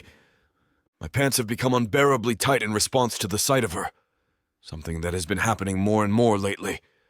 No woman has ever affected me so much. I know we're in the ocean and all, but shouldn't you still be looking at where you're going? She smirks at me. She has me by the balls, and she damn well knows it. After setting anchor on a sand dune, we eat a quick lunch before I change into a swimsuit and promptly dive into the water. She laughs at me as she makes her way to the stern of the ship, sitting on the back deck with her feet drifting in the water. It doesn't take me awfully long to convince her into the water with me. She's a very adept swimmer, and soon the air is full of our laughter as we go from swimming competitions to all-out splash wars. She has an amazing way of making me feel so young and carefree. When we start to prune, we make our way back to the boat and up the ladder to the stern deck. I let her climb up in front of me, and I'm rewarded with an amazing view of her ample butt. I just can't wait to get my hands on her. I hope you're enjoying yourself, I voice as we towel dry ourselves off. Of course, she answers. I haven't had such a nice time in so long. Do you bring a lot of people out here on your boat with you? She questions. Ha, people. I know she really wants to ask me if I bring a lot of women out here. Actually, you're the first woman I have ever brought on my yacht. I ease her worries with the truth. I've actually never gone with a woman shopping before, let alone taken her shopping as I come to think of it. This fact should scare me, but it doesn't. In fact, it thrills me to have such a connection with Sandra. I can only hope she is feeling the same way about me. Come on, I say to her. Let's go get changed for dinner. I may even let you have a shower first. Oh, how generous of you, she smiles as she follows my lead back down the companionway to the rooms below.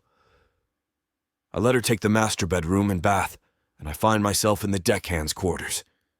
Never in my life would I have thought I would be showering in here. Chapter 21. Sandra. The luxury of John's boat is truly overwhelming, and I find myself taking my time in the shower. I tell myself that it is because I want to make sure that I get all of the salt water out of my hair, but if I am being honest, that's not really true at all. I just need a moment alone to gather myself and get my hormones back in check. Sighing, I shut the water off before getting out, and toweling off as I search for clothes. On the bed where my jeans and shirt from earlier had been, was now a black dress from my shopping trip this morning. It is one of the more risque dresses that John insisted I get, and let's face it, when he looks at me with that much fire and lust in his eyes, I will deny him nothing. Making quick work of getting dressed and taming my hair, I emerge from the bedroom to the galley. The scent coming from the kitchen is absolutely delicious and mouth-watering. There are those flameless battery-powered candles on every surface, giving the small space a cozy and romantic feel. Wow, you've really gone all out, I observe as he pulls dinner out from the oven. Only nothing but the best for you, he answers, not missing a beat. Come on, tonight we dine under the stars.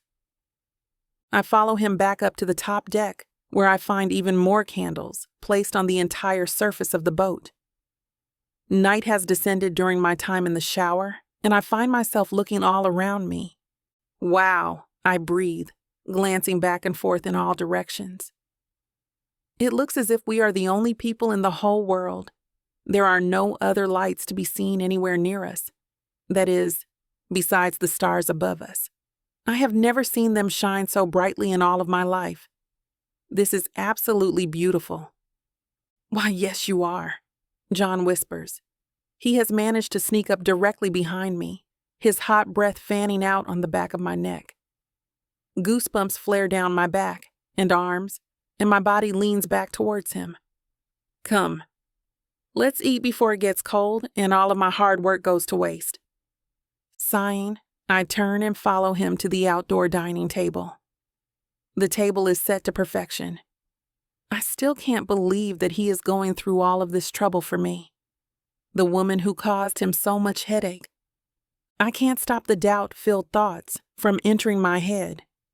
Too many failed past relationships try to weasel their way into my head. I push the thoughts to the side. There is no room at his immaculate table for them here. No one has ever done anything remotely as romantic as this for me. I confess to him, like it is some sin that I need to confess to the priest. For that I am terribly sorry.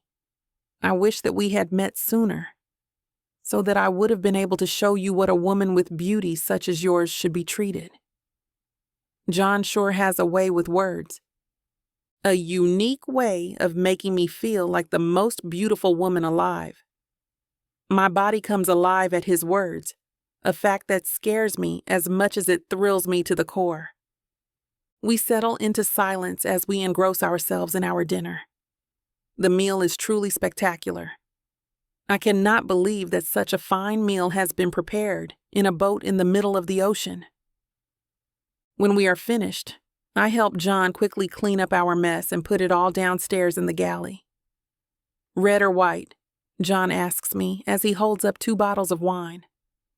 I can't read the labels from where I stand, but I could tell that they were expensive. It didn't matter which flavor I chose, I knew they were both going to be delicious. Red, I answer, grabbing 2 glasses from where he had them sitting on the countertop. Following him back up to the top deck, I allow myself to openly check him out. I know that he has done his fair share of checking me out. From his broad shoulders to his narrow waist and his plump booty, his is so sexy, I can't help the flush of desire that spreads through my body, causing my buds to pucker, almost painfully, and a rush of moisture to fill my panties. The sexy lingerie that John must have purchased at the Mystique Boutique without my knowledge. The thought of the sexy bra and panties that I am wearing gave me a little more courage than I would normally have in a situation like this one. A little wine, he says, as he opens the bottle and pours it into the 2 glasses in my hands. And a little music. He turns and sets the bottle down only to reach for the radio, turning the switch to on. The soulful voice of Gwen McCrae comes out of the speakers, shocking me at his choice of music. "Try not to look so shocked," John says, smiling at me as he leads me to the stern of the boat, where there is a large layout bed-type area. It looks like it would be a great place for laying out and tanning, or for looking at the stars. "Dance with me." It's not a request, as he takes my wine glass from me and sets it on the side table. Then he reaches for me and pulls my body into his own. One song leads to two, then three, as he spins me around and moves our bodies in time, with the music pouring out from the speakers. The moonlight provides the most romantic lighting as our bodies sway to the old-school soul music that he is playing from the radio. Soon I am not able to tell if the fire in my veins is from the wine or his touch. I want him so bad. I can't remember a time in my life when I held so much desire for one man. While I normally would never sleep with someone on the first date, this date I seem to be throwing all of my inhibitions to the wind at John's touch on my skin. "Come, let's lay down and enjoy the view." John pulls me to the cushion layout. The view is never this clear at this time of year. I crawl up next to him, trying to keep my skirt down. Pulling me into his embrace, we settle into the bed and look up at all of the twinkling stars in the sky above us. The view was breathtaking in its beauty. I could see clearly the Big and Little Dipper and Orion's belt among other constellations that filled our galaxy. I feel like I am in a dream. There's no way that people's lives are actually like this. This is so much different from anything I have ever known. The wine and the dinner, the boat and the shopping. Do people actually do things like this all of the time? Is this how the other half live? I'm not too sure that I like the stigma that is portrayed, but I can tell that I genuinely enjoy everything about John. I was so mistaken when I thought that I hate him. There is no way that I can deny my feelings for him now. John's hand burns a trail up and down my arm as he lightly traces his fingers along my skin.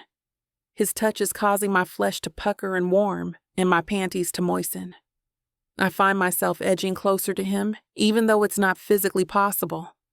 I press my aching chest into his chest, silently begging him to touch them, to release them. Something, anything. He is being such a gentleman, but I no longer want him to be. I want him to ravish me, to take my body and make it his own. He can have me. Right here outside for the world to see and hear. I no longer care.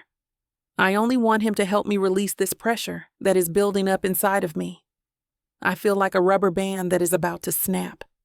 Looking into his eyes, I convey all of my desire to him with one look. "Ah, screw it," he moans as he leans over and captures my lips with his own. Chapter 22. John. "Ah, screw it," I moan as I lean my body into hers and capture her lips with my own. I'm not able to refrain my desire for this woman any longer. I need her. Judging by the sexy noises coming from her throat, she needs me just as much. She is so beautiful. She takes my breath away. When I first saw her emerge from the bedroom in that little black dress, I just knew I was doomed to have a raging hard-on all night long. The tight material clings to her every curve, making my mouth water, and my manhood painfully hard. The way that the moonlight shines down on her and the candlelight flickered on her skin, it made her look like the Calypso that I named my ship after. A goddess of the sea sent here to ensnare men. To ensnare me, our kiss is not slow or gentle, but fierce and passionate. It is a claiming of lips and clashing of teeth that thrills me to the core, and I can't get enough. I kiss her like I'm a man dying of thirst, and she is the holy water that will save me. Just when I think she can't manage to get any closer, she shifts her body so that she is in perfect alignment with my own. Her feminine curves molding to my hard body. Feels as though she is made for me. Like her body is the perfect counterpart made to fit me like a glove. I reach my hands into her hair and give it a gentle tug, exposing her neck to me. My hands move from her hair to her face, and down further still. I want to touch every single part of her body. My hands tighten as they come into contact with her slim waist, and I pull her body even closer to mine. That way I can feel more of her. All of her. If you want to know where this naughty scene is headed, you'll have to get it from BWWM. This platform has rules and guidelines that we have to follow in order to keep these free stories coming. Find any Vixa audiobook on her website and use code VIXA40 for a 40% discount to make up for these interruptions. Let's return to the story. Chapter 23. Sandra. Well, things are heating up again. You know what to do. Go to BWWM to get the dirty details that this platform won't put on the air. I know it sucks, but at least you can get a 40% discount with code VIXA40 to make up for it. Use it while it lasts, and apply it to every digital product in your cart. Back to the story. Come on, he says to me, sitting us up. Let's go take a shower. We make our way to the small shower in the bathroom and squeeze in side by side. He goes to great lengths to wash every part of my body, making sure no inch is missed. Finally, it seems he is done worshiping me, and he allows me to return the favor. I take my time as I wash every square inch of his body. I explore him as I go. I want to know every single part of him. Easy now, he says, as my hands reach around to wash his firm butt. Oh, come on, I tease him. You can't tell me you don't like when I touch you there. He has a hold on my wrists, and after a moment, he lets them go to let me touch him in all of his darkest places. Okay, he swats at me. I let you try, and it seems some parts of me are meant to be left untouched. Even by you, my Calypso. He calls me the name of the goddess, and I feel desire race through my veins. What is it about this man that I'm not able to get enough of him? Standing up on my tiptoes, I reach up for him and pull his face down to my own, capturing his lips in a passionate kiss. Chapter 24. John. I find myself waking to the early morning light that is streaming in through the porthole that is in the bedroom. Feeling the warmth of her body curled into mine, I smile to myself. Memories from the previous night flow through my mind, and my memory is hard in a matter of seconds. Sandra is such a passionate lover. All of her cries of pleasure have me wanting to spill myself before I'm even able to fully fulfill her. There has never been any other woman that has been able to get under my skin so fast. A fact that is evident by the sight of her here in my bed, the morning after. I never keep a woman around long enough for a nightcap, let alone for breakfast the next day. I roll my face into her hair and take a deep breath, inhaling the intoxicating scent that is all woman and all Sandra. I reach my hand over and run my fingertips along the warm, smooth skin of her stomach, burning a trail all the way up to her chest. If you want to know where this spicy scene is headed, you won't be able to hear it now, due to this platform's guidelines and restrictions. But we want to make it up to you by offering the unabridged version of any Vixa audiobook, including this one for 40% off. All you need to do is go to BWWM and use code VIXA40 at checkout. Are you enjoying the story so far? Let's get back into it. I hope you're enjoying this audiobook by Vixa. If you want to keep hearing more audiobooks, then please hit that subscribe button and like the video. It may seem insignificant, but the more people that subscribe, the easier it is to produce more audiobooks in the future. So please help us out and subscribe to our channel. Thank you for listening, and now back to your book.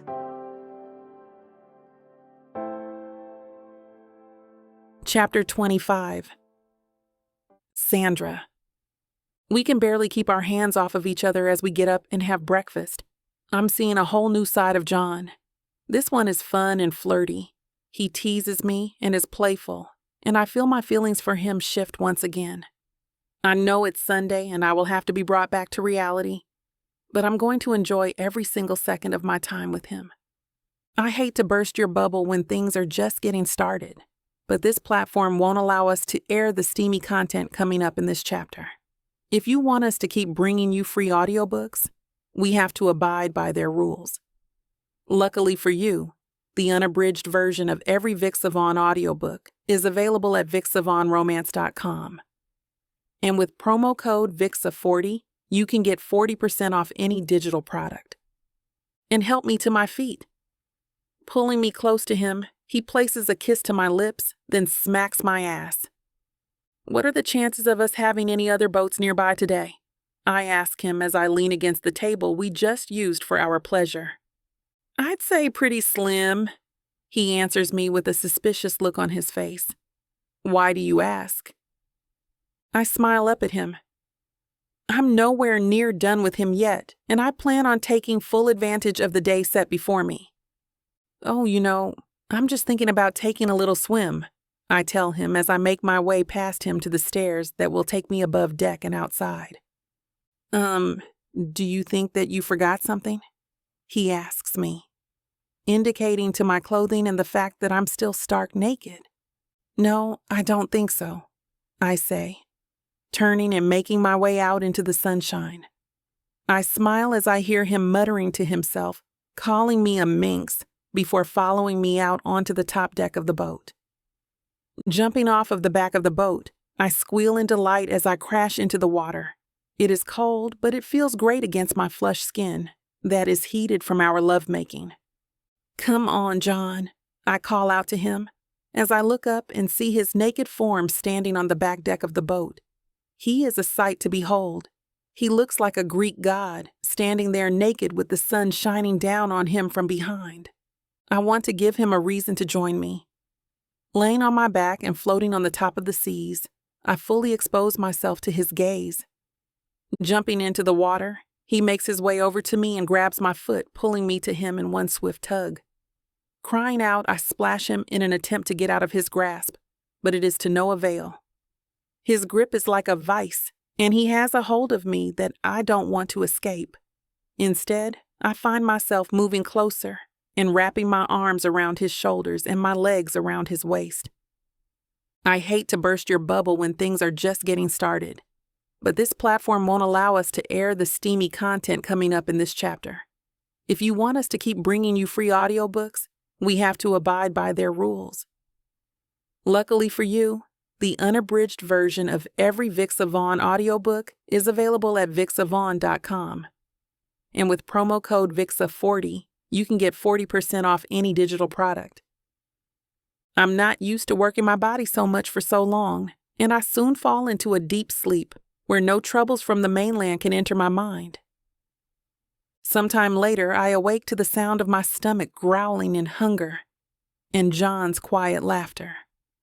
Are you seriously laughing at me? I ask him, not bothering to open my eyes. I'm still held tightly in John's embrace. Maybe. His warm breath tickles the back of my neck and sends shocks of awareness throughout my body. Well, I think that you better feed me fast, or I will be the one laughing at you, I tell him. All right, come on, my feisty Calypso. I shall prepare a meal for you, he says before he releases me from his grasp and makes his way to the kitchen. Making up a quick meal of sandwiches and chips, we sit at the table and eat. I noticed that the mess from earlier has somehow cleaned itself up. I cleaned it all while you were napping, John tells me when he notices me looking around. Oh, good. I'm afraid one of your minions is going to pop out at any minute to make sure that you have everything that you need. I smirk at him. I'm still not sure how I feel about the wealth that John has and the way that he has so many people to fawn all over him, because I'm sure not anywhere near that kind of lifestyle. No minions on this trip, he says, his eyes darkening in lust. I wanted to make sure that I have you all to myself. It isn't long before I find myself back in his arms, lunch forgotten. At this rate, I'm going to wither away to nothing. The rest of the day we spent purely exploring each other's bodies. We teach each other what we like and what we love. There is not a spot on his beautiful boat that our bodies didn't meet together in passion on.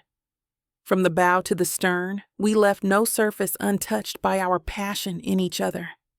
In between, we talked and laughed and got to know each other even better. I have never been so comfortable not only in my own skin, but with a man. It isn't long before John is telling me that we have to get dressed and make our way back to shore. I don't want this to end, but I know that there is a reality waiting for me to come home. We quickly dress and John pulls the anchor. He sets the sails and points the boat back to land and back to the world of responsibilities. I tuck myself into John's embrace as he takes hold of the wheel and leads us back to the port, wishing that we have some more time. The flames of my desire for him have not been tamed in the least. Instead, they have been stoked to reach a whole new level. And honestly, it scared the hell out of me. Chapter 26. John, Sandra and I have a strong relationship. We've sorted out some major issues that we were experiencing. I'm not sure if I love her, not yet. I think she's absolutely beautiful. Her cascading hair falling over her shoulders. Her voluptuous figure. Her feistiness. I'm thrilled to be with her. However, late at night I sit and think, sometimes as I drink my Chardonnay, I'm not sure if I love this woman. I'm not sure if I want her to be my wife. She is gorgeous and smart and funny, but she has another side to her. It seems like she is bitter about men. Maybe she's been hurt. I'm not sure. I've messed around with her a bit, but I was just being playful. I think she may have taken it the wrong way. I tried to make it up to her by paying her well, and I think she's forgiven me, but I'm still not sure. Also, I don't know how to say this without sounding condescending, but one can just tell that this woman has not grown up with a silver spoon in her mouth. She has had to work for a living. She has had to work very hard and, well, her appearance reflects that. I don't think she's used to dressing up. I think she's used to having a limited amount of options to choose from and does the best she can. I pick up the phone and dial her number. She picks up on the first ring. Hello? Hey, Sandra! How are you? She takes a deep breath that I can hear through the phone. Her voice is a little bit more high-pitched than usual. I don't say anything, but I think she's pretty cute when she gets all nervous talking to me. I'm good. How are you? I can tell that it is an effort for her to simply ask me how I am. I shrug and smirk to myself. I tend to have this effect on women. I think to myself. I look out of my window at the sky, and I wonder about us. I wonder about what we will become of this. I'm afraid sometimes that she thinks I'm nothing but a spoiled brat. The pure anger in those beautiful eyes when I accidentally splashed her clothes, driving over mud with my Lamborghini, is honestly hard to forget. I think she is over it now. I hope so. Just because I'm rich, white, and male doesn't mean I'm evil. I think she overreacted a bit. In any case, I'm glad she's doing better now. I hope she is happy. I think she is anyway. I'd better invite her to the charity ball now. I'm doing quite well, Sandra. I have a charity ball coming up soon. Would you like to be my +1? I can hear her pause on the other end of the phone and catch her breath. Absolutely, John. Thanks for inviting me, she answers. I can't wait. I can't wait to see you there, Sandra. I'm going to call all of the best people in the business to help you get dressed for the event. Really? Well, why? I can do it myself. You think I don't have enough fancy clothes to dress up for your fancy event? Well, you're wrong. I pause and roll my eyes. Great. Here she goes again. She just keeps on doing this. This is a pattern with Sandra. I have never met such a stubborn woman in my entire adult life. I swear. I take a deep breath and say in the gentlest tone I can muster, I'm sorry, Sandra. I didn't mean for it to come off that way. I think you're absolutely gorgeous, and I'm sure you could do this yourself. I pause for a bit, thinking about how to tell her that she really does need professional help to dress up for this charity event. It's about female empowerment, a cause which I do actually strongly believe in, and she needs to present herself well. I don't want to hurt the poor woman's feelings, though. How do I phrase this? I sigh to myself, trying to keep it as quiet as possible, then say, I just want to treat you. You deserve the best hairdressers in town and the best jewelry and the best dress. You're already gorgeous. It's my way of showing I care. There you go, John.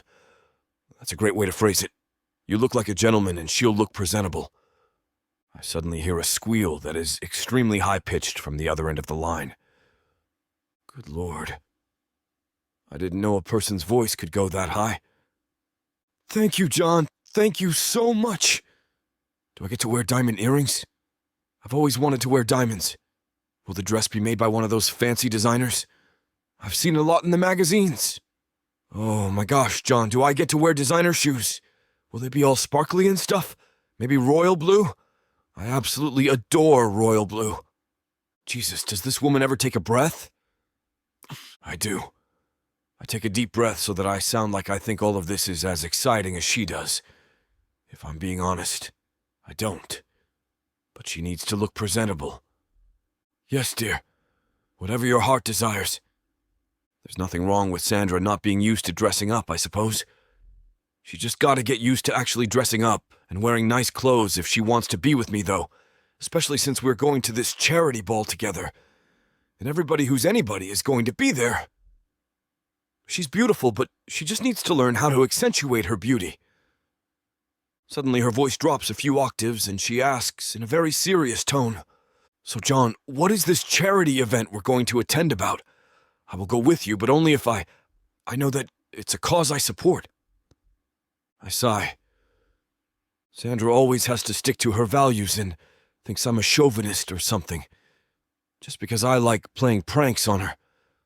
Lighten up, lady. Female empowerment. She gasps and I can't help but chuckle. Yes, I strongly believe in female empowerment, Sandra. I pause. Why? Does that surprise you? She laughs. Well, I just wasn't sure where you stood on it. I'm glad you do, though. I laugh, too. Yeah, I actually think that women's rights are very important in this day and age. I like you more and more every day, John. You know that? I like you too, Sandra. I like you too. I pause. More than you know, I add. I want to make sure that she knows this. I can be a bit of a prick sometimes with women I like. I actually have a habit of playing pranks on them. It's funny, don't get me wrong, and usually if I pay them a pretty penny, they'll forgive me and maybe even start liking me. Still, though, I do actually feel guilty sometimes. I don't want Sandra to think I truly disrespect her in any way. That would be a disaster. I'm blushing, John. I smile. Sandra is always blushing around me. That's a good sign. I'm so happy, Sandra. You're amazing. I'm happy too, John. I'm happy too. So I'll see you tonight, then. Yes, I will see you tonight. Wonderful. I can't wait. I'm so glad you support female empowerment. I laugh. Me too, Sandra, me too. I'm going to get to wear diamond earrings. She squeals and I chuckle. You can keep them too. Really, John? You're the best. I'm so happy I can do this when I'm on leave. Really, Sandra? You can wear whatever your heart desires. There is a matching set of diamond earrings that I think would look absolutely fabulous on you. You deserve every penny, my dear. I can't wait, John. This is so exciting. I smile. Me either. See you soon, John. See you soon. I smile. I am happy to help her with dressing up. She will look like a regular Cinderella when I am done with her. Glass slippers and everything. I check my bank account. I'm sure I have enough. I don't mind spending every penny on this woman, to be honest. She deserves it. I am very happy. It's not love, not yet at least, but maybe it will be someday. Chapter 27. Sandra. I have people running around doing all sorts of things to me. Someone pulls my hair while straightening it again. I swear if you pull my hair one more damn time, I'm going to shove that curling iron up your butt. So sorry, Ms. Sandra, the girl says in a thick Russian accent, then is a bit more careful. I feel bad for being mean to her, but damn it, it hurt. Close your eyes, the guy says, and puts the melted wax around my eyebrows, then rips it off the left one. It feels like he took the skin along with the hair. A warning would have been nice, jerks. I wince and check my eyebrow is still there and not bleeding. It wasn't, thank God. I would hate to punch him. He was only trying to do his job. Sorry, I'm about to do the other one. Are you ready? He asks and waits for me to be ready. Yeah, get it over with. He rips it off, causing me to hiss in pain. Why does looking good have to hurt so damn much? They somehow tame my hair, then add color extensions to match my dress. That is a miracle all in itself. My makeup is perfect. I just hope my skin doesn't break out like it did last time I wore the damn stuff. My eyebrows are still stinging where they were waxed. The earrings they put on me are ungodly heavy, but look perfect when the strands of diamonds dangle from my earlobes like shimmering icicles against my dark hair. I can't stop looking in the mirror at them. They are beautiful, I say, still looking at them. As beautiful as the woman wearing them. The girl says that is doing my nails, then smiles at me. I smile back. Then they place the matching necklace around my neck. It is cold. I shiver a bit, then reach up to touch it as they finish making me pretty. They pull out the dress, my breath catches. It is the most perfect shade of blue that would go perfectly with my eyes, but it looks tiny. There ain't no way that is going to fit me. Let us work, or magic, Mrs. Sandra. The girl that did my hair says, then hands me a strapless bra and panty set that goes with the dress. I run my hands over the black lace that is set over the blue silk of the bra. Once my nails are to a point where she could stop for me to get the stuff on the hair girl, who I learn her name is Sasha, takes me into the other room to help me into the other room to help me into the lingerie and the shapewear to smooth out my not-so-nice curves. Why do these things have to be so damn uncomfortable? I ask, and move to make it not as constricting. Men designed them, I'm guessing. She responds with a shrug and a chuckle as she snaps the garter belt in place, then helps me with the silk stockings that feel like pure heaven against my legs. Sasha goes to get the dress, and I quickly but carefully run to the restroom, knowing once I get it on, it may be hard to do so. Once we get it on and zipped up, sure enough, it fits like a glove, hugging me in all the right places, the jewels on the bodice shimmering in the light like morning dew in the sun.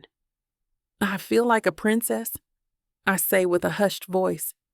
No, Miss Sandra, you are a queen and deserve nothing less than this, Sasha says with another smile as she is smoothing out the gown. The shoes look just like glass slippers from Cinderella.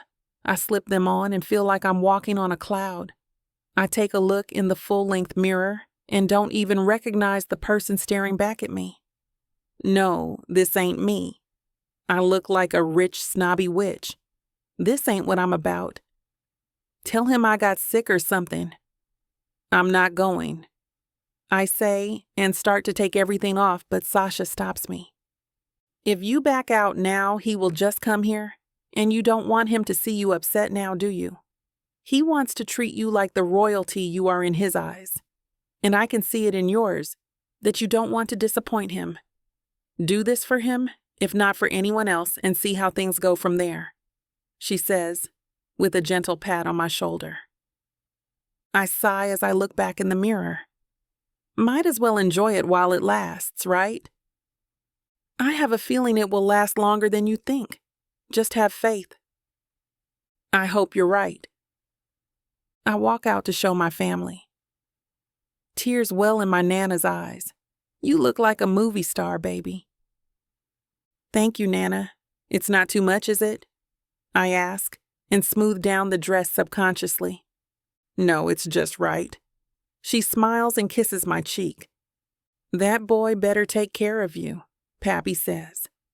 I'm sure he will, Pappy. I walk over, then kiss the top of his balding head.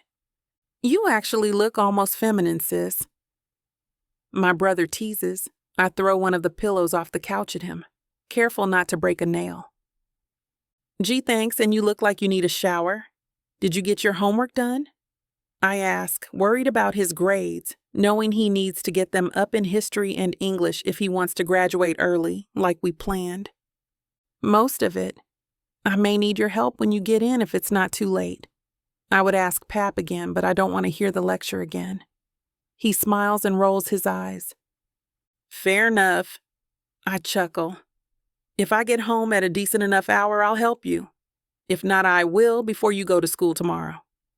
If he only knew the things I would do and the lengths I would go to just so he would succeed in anything he puts his mind to. I picture him the next Obama, making the country the way it should be, without all the hate. I go back to where the Miracle Crew is and let them do a few touch-ups to my makeup. I hug Sasha and thank everyone as they pack up, then watch them leave. Finding a few things they have left behind, I put up to give to John later so he can get it all back to them. I'm sure those brushes were not the kind that came from Walmart. I look into the mirror again to admire the miracle they worked on my hair and the way they have transformed my face with just makeup.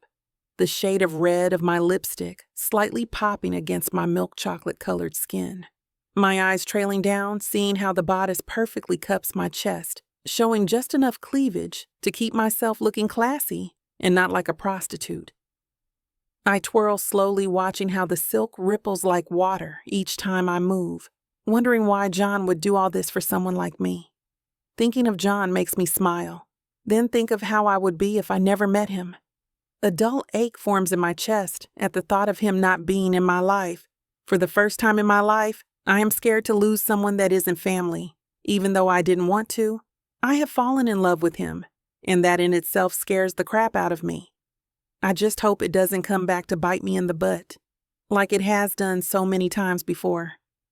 I carefully sit so as to not wrinkle my dress and take my shoes off that were already cramping my toes before they prematurely kill my feet before I even get to the ball. I turn on the TV to pass the time, not really paying attention to what is on the screen, just admiring the deep shade of red on my perfectly manicured hands as my stomach slowly fills with butterflies as I wait for my prince, charming in the ugly car to come calling. The smell of Nanny's bean soup and the cornbread she just put in the oven making me hungry. Just waiting for my prince. Chapter 28. John. The events of the past few days clog my mind as I make my way to pick Sandra up for the charity ball. Usually I have some blonde bimbo whom I don't fully appreciate. All beauty but sparse between the ears. But Sandra. We couldn't get enough of each other back on the yacht, and our chemistry was unlike anything I have ever experienced. I think of screwing her on the table in the yacht, my hardness in her warmth. She was a terrific lovemaker and passionate too. My manhood hardens as I think about it, and what she might look like tonight.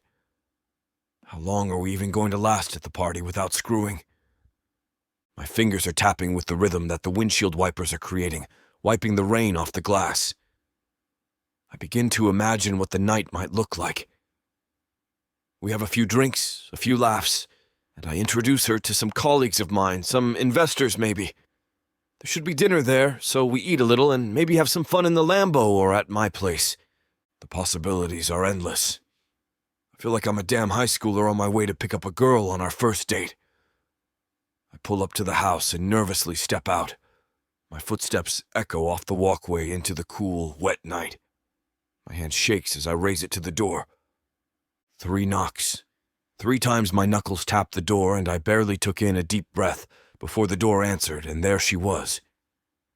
Looking radiant in a red dress with a plunging neckline that accentuated her cleavage, her eyes sparkle with the beauty in her, an inexplicable joy she obviously has by the gleaming smile that spreads across her beautiful face. "Hello, John," Sandra says to me. "Madam," I say and take a bow. She giggles. "Your carriage awaits." I hold a hand out to the Lambo. "I hope my luck is better in the car rather than beside it," she says, and winks at me. "I'm sure you will." She takes my hand and I walk her to the car. I hold the door open for her and she ducks into the car. I get behind the wheel and put the car into gear. Sandra is looking out at the passing buildings with that infectious smile. I place my hand on her leg and she holds my arm. "I'm nervous but also excited," Sandra says. "Does that make sense?" I get a little nervous before these charity things myself, I say to her. But don't worry, there's alcohol. She laughs at me, knowing it's a joke. I stop at a red light, and Sandra leans over to me and kisses my neck while rubbing my leg seductively. It's hard for me to focus on waiting for the light to turn green, and I know Sandra is doing this just to drive me crazy. She wouldn't want to have sex in the open, right? The light turns green, and I get the Lambo rolling.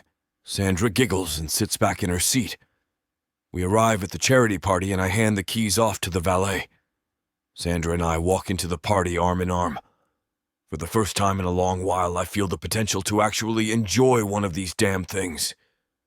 Billionaires and millionaires mingle together, underneath the bright lights hanging from crystal chandeliers. Many of these people I knew only by sight, and not personally. It would feel odd to introduce her to people that even I didn't know. We find the bar, and I grab a glass of Glenfiddich, and she gets a Moscow Mule. Sandra turns around and looks out at the peacocks strutting around. "So these guys all give to this charity?" Sandra asks. I offer a shrug.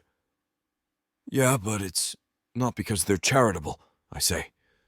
She gives me an odd look. They give only a little bit of money towards the charity and wave in the spotlight for a few seconds of glory. Then they do that again for the next year. "They are quite the arrogant people, aren't they?" she comments. "How do you not be so arrogant?" I grin with the memory of our first meeting. I wasn't the arrogant type before I got my money. "What?" I gesture with my glass to an elderly gentleman. "That's Isaac Smith. I heard when he was crunching numbers on a 5-figure annual salary. He was a prick of the finest pedigree. When he started breaking into the 6-figure world, he was unbearable.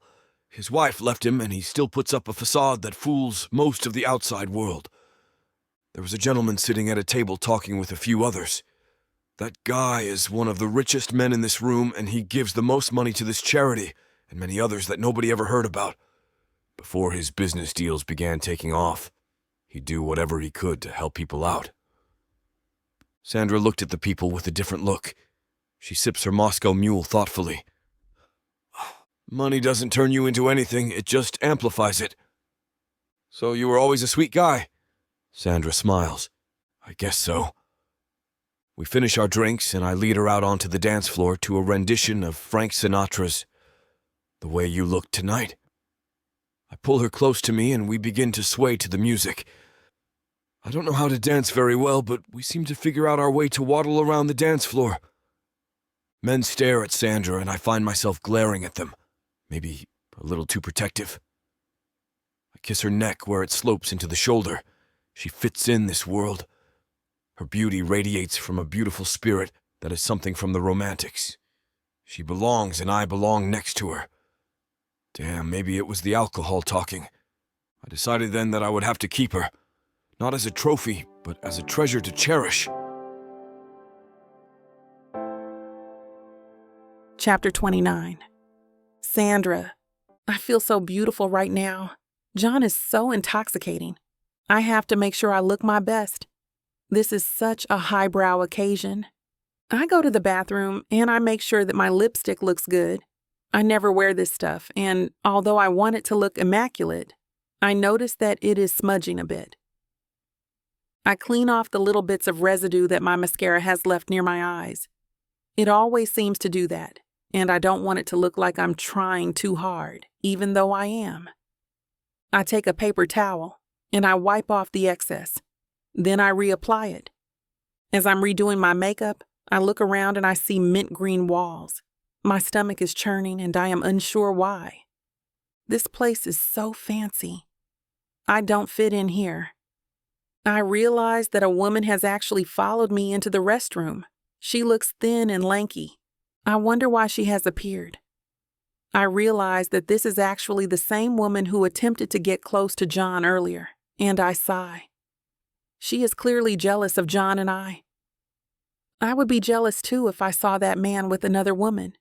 I think to myself. She extends her hand. "Hello, I am Amber, John's fiancée." I gasp. "Fiancée? What the hell, John? How could he do this to me? How on earth could he not tell me that he had a fiancée After all that we've been through, he was screwing me over. He was taking advantage of me. Was this all a joke to him? This is unbelievable. She nods. Yes, dear. Let me tell you what that man has up his fancy little sleeves. There is no way that is true, Amber. No way in hell. Oh, but dear, the thing is, it is true. It's more true than you know. She looks at me as if I am a piece of meat. You are John's pastime. He likes to play pranks, and you're just his latest one. She huffs and then chuckles, as if my situation is entertaining. I suppose it is if you are cruel like her. If you are a desperate and lonely woman who gets off on torturing other women who at least appear to be happier, then yes, I suppose my plight is incredibly entertaining. It's a great way to fill up that empty void where your heart is supposed to be. I look at the floor, my shoulders hunch and my cheeks turn bright red. The tiles are all identical and creamy white, and I cannot believe how monotonous the whole room is. They begin to blur into one another as the tears well up in my eyes, but I try desperately to keep it together. I manage to, for now. You know, if you fall in love with him, he wins. I nod, realizing that this isn't the first time a man has taken advantage of me, and cursing myself for allowing it to happen yet again. The last time I had been taken advantage of had been awful. I had fallen madly in love with a man by the name of Damien. He was tall, handsome, and had beautiful ebony skin and deep brown eyes. He told me he loved me. He told me I was the perfect woman. He told me I was the best he ever could have asked for. Damien played the guitar. He strummed away for hours, serenading me. He sang songs about loving me forever. I was young and naive at the time, and I thought men always told the truth. Damien left a week later. He had a week-long trip in Ethiopia, feeding the poor, which he had neglected to tell me about. When I asked him when he would be returning, he said he wasn't sure. He had already committed to hiking the Himalayas and doing a safari in Botswana. There was an outdoor expedition he'd signed up for that would last for about 3 months. I sighed as the tears ran down my face. I couldn't stop them. Why didn't you tell me, Damien? He sighed. I'm sorry. I just thought that if I did, you'd hate me. You don't think I hate you right now? He grinned despite himself. Well, I'm leaving, so. He shrugged. This man was unbelievable. I'm sorry, Sandra. I really didn't mean to hurt you. I didn't want it to end this way. He paused. You can follow my adventures on my Instagram account, he added, as if this was equivalent to him getting down on one knee and proposing to me. I shook my head. Damien, goodbye. Have fun riding on elephants, or whatever it is you do, but do not ever come back. How dare you take my virginity and tell me you love me and then just leave? How dare you? Bye, Sandra. He kissed me on the hand as I rolled my eyes, and then he left, never to return again. Since that day, I vowed that I would never allow a man to manipulate me. I would never let him get away with saying things he didn't mean. I would never allow his looks to get in the way of who he was as a person. But I'm afraid this is happening with John. I look at his chocolate brown eyes and his clean-shaven face, his immaculate skin, and quite frankly, his enormous wallet, and become enamored by him. He has taken me to this beautiful occasion, even though I literally stand out like a sore thumb, and has bought me all of this wonderful jewelry and this beautiful dress. And yet, his character is in question. Why do you do this, Sandra? Why do you give yourself away so easily? I don't understand. You are better than this. You deserve more than this if what this woman is saying is true. John is a monster. A brown-eyed, silver-tongued devil who will only ever hurt you. He's using you, Sandra. You should have known he was a monster. No one that wealthy and that entitled and that handsome can ever be a good person, Sandra. No one. I sigh, but I do not allow the tears to stream down my face just yet. You might have tried to dress up, but you can't put lipstick on a pig, Amber says as she eyes me up and down. You still look low class, and you always will. I smile. Well, I am with John and you're not, so I guess that makes me the winner. You're just his sloppy seconds, she taunts. Say what you want, but I have the man and you don't. Is John playing my heartstrings like a violin? Nonetheless, I wonder if what she is saying is true. I look into the mirror at the woman's reflection that looks so unfamiliar to me. It is me, of course, but mostly it is a woman who has lost herself trying to be glorious. It is a woman who has decided that she isn't enough without a full face of makeup and a push-up bra and fancy clothes. It is a woman who has sold out and is trying desperately to be someone she will never be. I realize with disgust. I must talk to John. I must ask him if what this woman has said is true. I can't believe that any human being would do that to another person. But then again, I didn't grow up with a silver spoon in my mouth. I am not used to going to fancy occasions like this. I don't know what these people find entertaining. Money and power can make a person do crazy things. And I know for certain that John is no exception. I know that he likes messing around with other people's feelings because he thinks it's fun. He did that the first time we met. I had forgiven him because he had provided me with such a huge amount of money. But could I forgive him still, knowing that he might be stomping all over my heart? I didn't think so. How could you let this happen, Sandra? How? You've already been hurt so many times. The woman, Amber, marches out of the room, red in the face, and I can't help but giggle a bit. Still, I cannot help but wonder if what she said is actually true. Chapter 30. John. Standing in the crowd of overpriced suits and faces loaded with Botox, I find myself absent-mindedly tuning in and out of the conversation around me. I'm sure you've seen the decline in your cash flow and receivables this month since they implemented these changes, haven't you? What is your strategy to deal with this? James Welker, the CEO of an incredibly successful wealth management firm, says to me. Oh, well, yes. I suppose we have. I'm not sure what. I respond with little interest. I'm sorry, gentlemen. I'm just a bit distracted. Please excuse me. Leaving the conversation, I start to walk towards the bar and order another glass of Glenfiddich. I lean back against the countertop, take a sip of my cocktail, and look out over the crowd. Glancing at my gold and steel Rolex, I realize Sandra has been gone a little too long. Enough time has passed that I start to worry.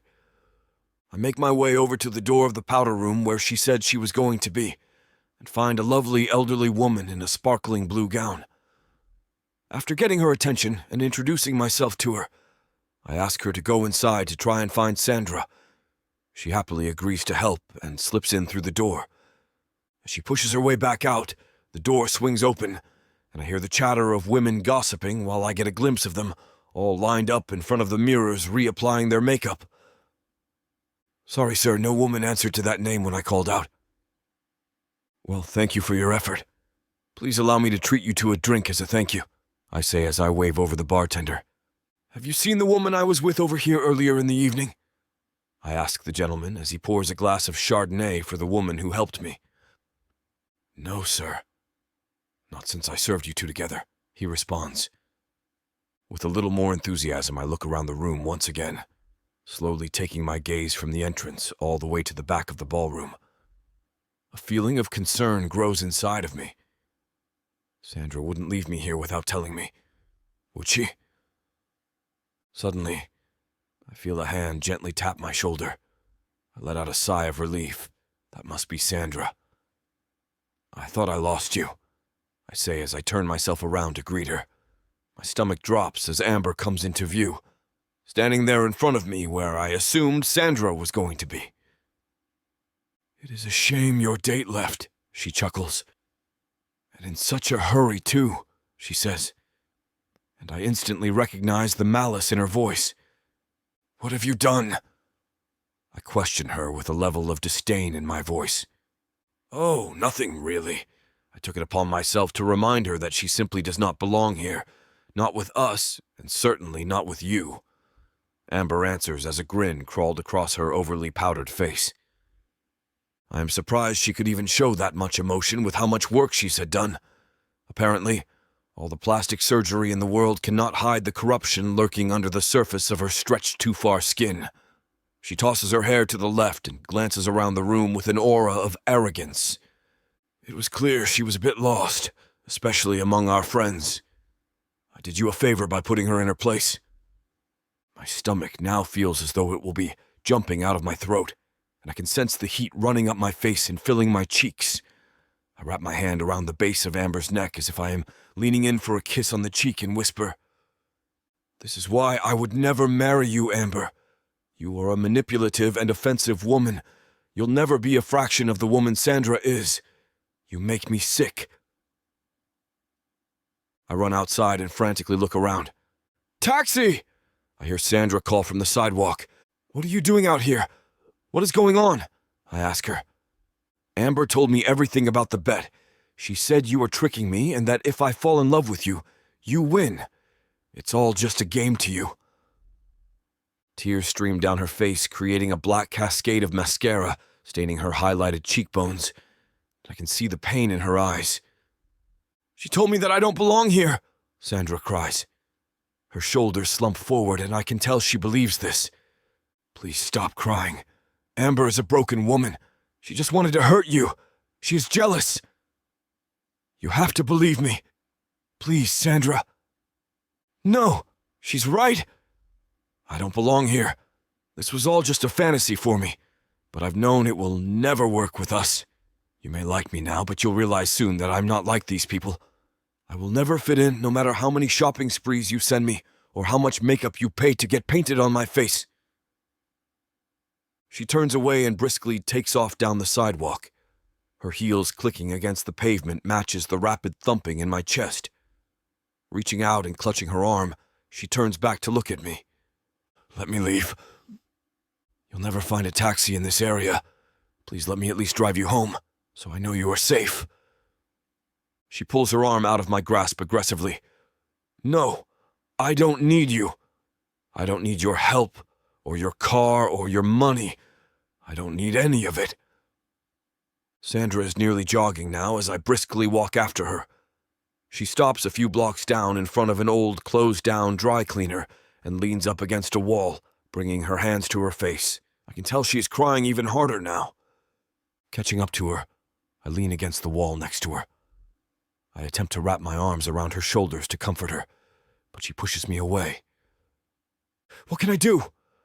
I don't want to see you cry, especially at my expense. Just tell me what I can do to help." My voice pleading now. "What do you want from me? Do you want to keep me as a toy to amuse yourself with when you are feeling bored?" Her voice cracks as it gets louder. The tears in her eyes are illuminated now by the streetlights. I want to hold her and tell her that none of what Amber said is real, and that I want nothing but to protect her and make her happy. But she won't hear it. "Leave me alone.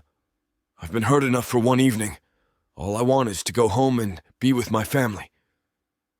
Stepping back, I can see the anguish in her face. "Go back to your friends where you fit in, where you are meant to be, and leave me out of it. I don't belong with you, and you don't belong with me. Tonight has made it abundantly clear that our worlds are too different." Her voice is calmed and sounds defeated.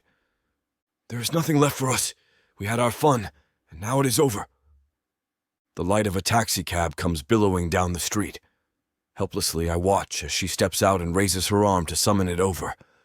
Her dress catches the wind as she holds her stance. For a moment, time seems to freeze. I take in how beautiful she looks, and the possibility that I may never see her again starts to sink in. The window of the cab rolls down, and Sandra leans to recite her address. She opens the door as I plead one more time. "Please don't go. Let me make this right. You are unlike any woman I have ever been with. It does not matter our differences in wealth. You are the woman I am supposed to be with. I am falling in love with you, Sandra. Give me a chance and hear me out. Please don't leave me. Please. She pauses for a moment. I expect her to look back, but instead she steps into the cab, and I watch as the taillights disappear into the darkness of the night. Chapter 31. Sandra. I am so tired of all of this. Amanda's right. John's been manipulating me. All of this has just been a stupid prank. I call my friend Susan. Hey, how are you? How's your handsome man? Tears well up in my eyes as I answer. It was all just a game. He was messing with me the whole time. Oh, sweetheart, I'm so sorry. How are you holding up? I'm miserable. Let's have tea soon. Feel better, Sandra. You deserve more. Thanks. I hang up the phone, sobbing. What a cruel man. He doesn't already have enough. He is already wealthy and white. He already has a Lamborghini that is fancy and beautiful and, apparently, paid off. Because he feels like he can drive it through a mud puddle. He has already grown up with a silver spoon in his mouth and has a lot more than most people could ever dream of. But apparently, that's not enough, because he has to go and ruin other people's days. Has he not already done enough to me? It is not enough just to humiliate me at work. Oh no, he can't just leave well enough alone. He can't just stop after making my job into a joke for his own damn amusement. He has to make my heart a joke too. He has to make my love a joke too. I can't believe I was ever intimate with that man. I think long and hard about picking up a gun and shooting him with it. He deserves it. I hope that someone runs him over, accidentally or on purpose. I honestly don't care, as long as he is gone forever. How could you be so stupid, Sandra? After everything you've been through, you go and give your heart to some other lunatic? I cannot believe it. You don't usually go for wealthy men.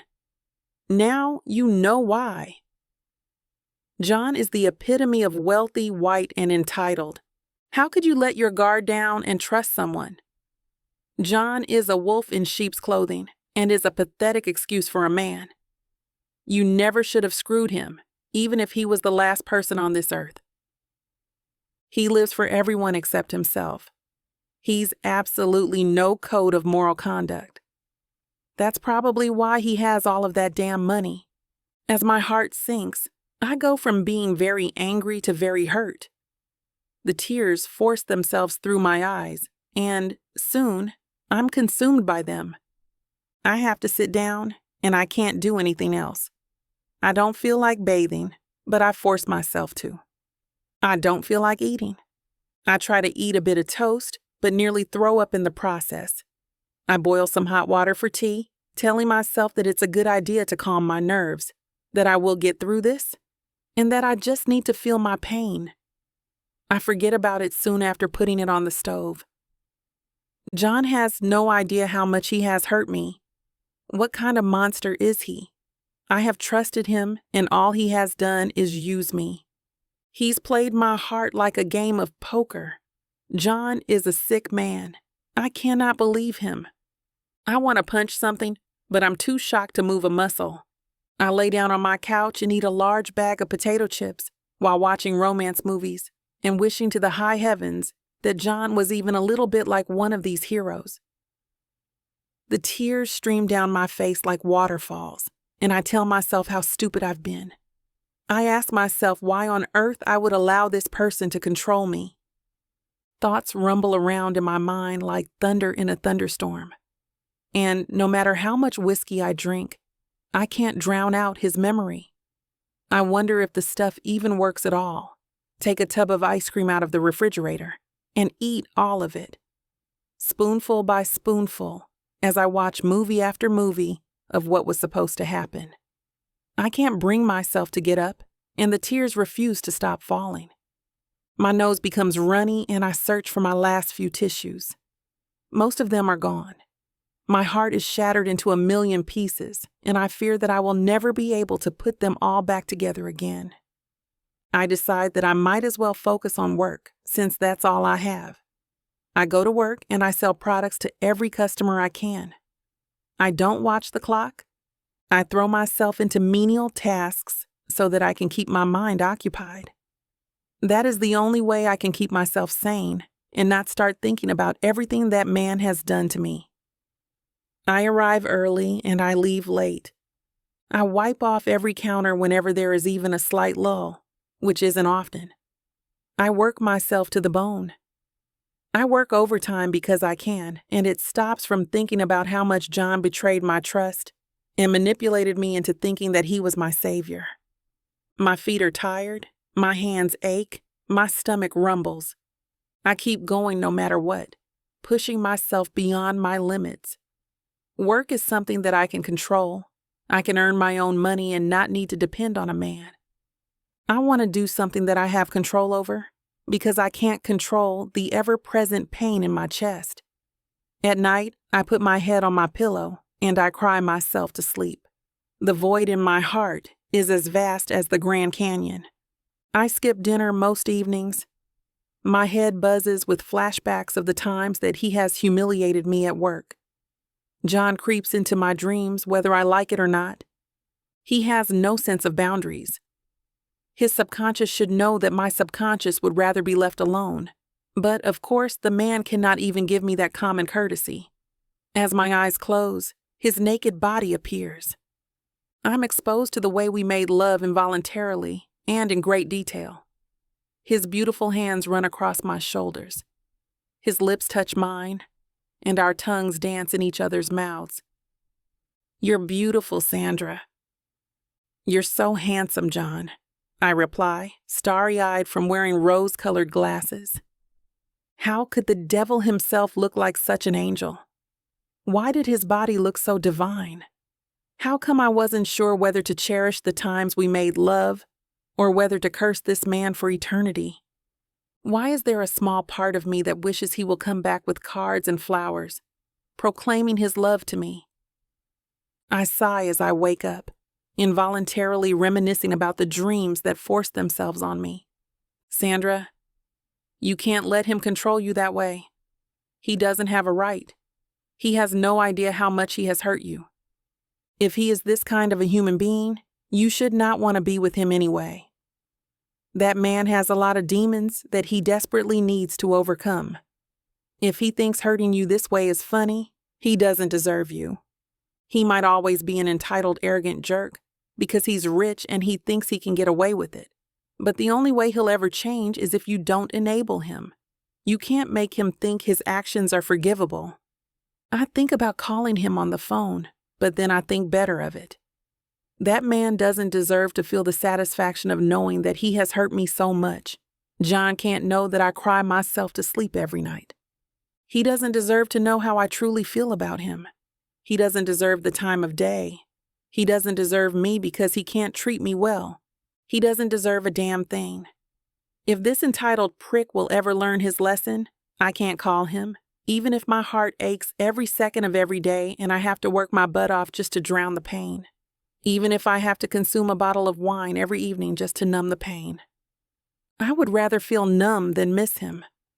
The tears fall down my face like a waterfall and soak into my pillow. How could he do this to me? Chapter 32. John. The stars seem to twinkle knowingly at me as I stare out into the abyss. When I had gotten to my grandparents last night, I had sat under them for hours trying to think of anything but Sandra. Yet here I was again, still with her on my mind. I sighed, running a hand over the crew cut that needed a touch-up soon. When hadn't I been thinking of her? She was everywhere with me from the time I opened my eyes until they fell shut. And then she was even in my dreams. Dreams where even the most mundane things she did had me waking up with a slight hard-on. What even happened the other night? She still hasn't given me an answer. Hell, she won't say anything to me at all. Wouldn't pick up the phone or come to the door. It was driving me nuts. What could someone have said that could make her hate me so much, so suddenly? Does she really feel as though she can't be a part of my world? Because the way I see it, she belonged more than anyone else in that room. I sighed again, passing a hand over my face. I could probably spend the rest of my life wondering and never figure it out. I need to talk to her. I need to know what happened and what's going through her mind now, but how can I prove to her just how serious I am about her? Flowers don't seem to be a sufficient solution this time. I need something with more conviction. But what? Memories from our first time slip in under my eyelids. I can again feel how soft her skin had been as I ran my hands along her, see the way her eyes had sparkled so brightly they left me dazed, again feel... I hadn't wanted to admit it to myself then, but I'm pretty sure that was the day I started falling for her. I don't think I can live without her anymore. I stand, pacing to try and keep up with the thoughts racing in my head. How the hell do you win back the woman you're in love with? This isn't something I've ever needed to do before. Coming to a halt, I stare out across the garden bathed in soft moonlight, transfixed by the silvery glow on the petals, frozen as an idea comes to full bloom. Flowers are nowhere near enough to prove my love to her. Truly, I don't think any gift could be enough to convince her now.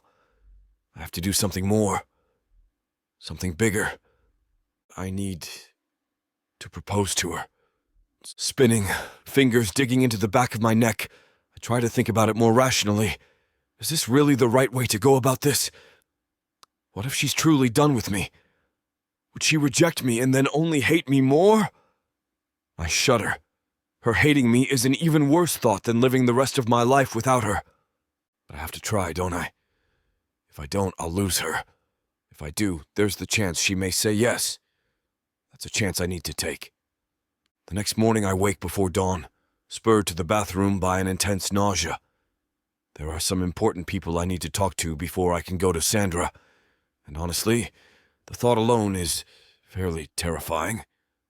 I spend the entire drive to her parents' house trying not to chew a hole through the inside of my cheek or run everyone driving just a bit slower than I off the road.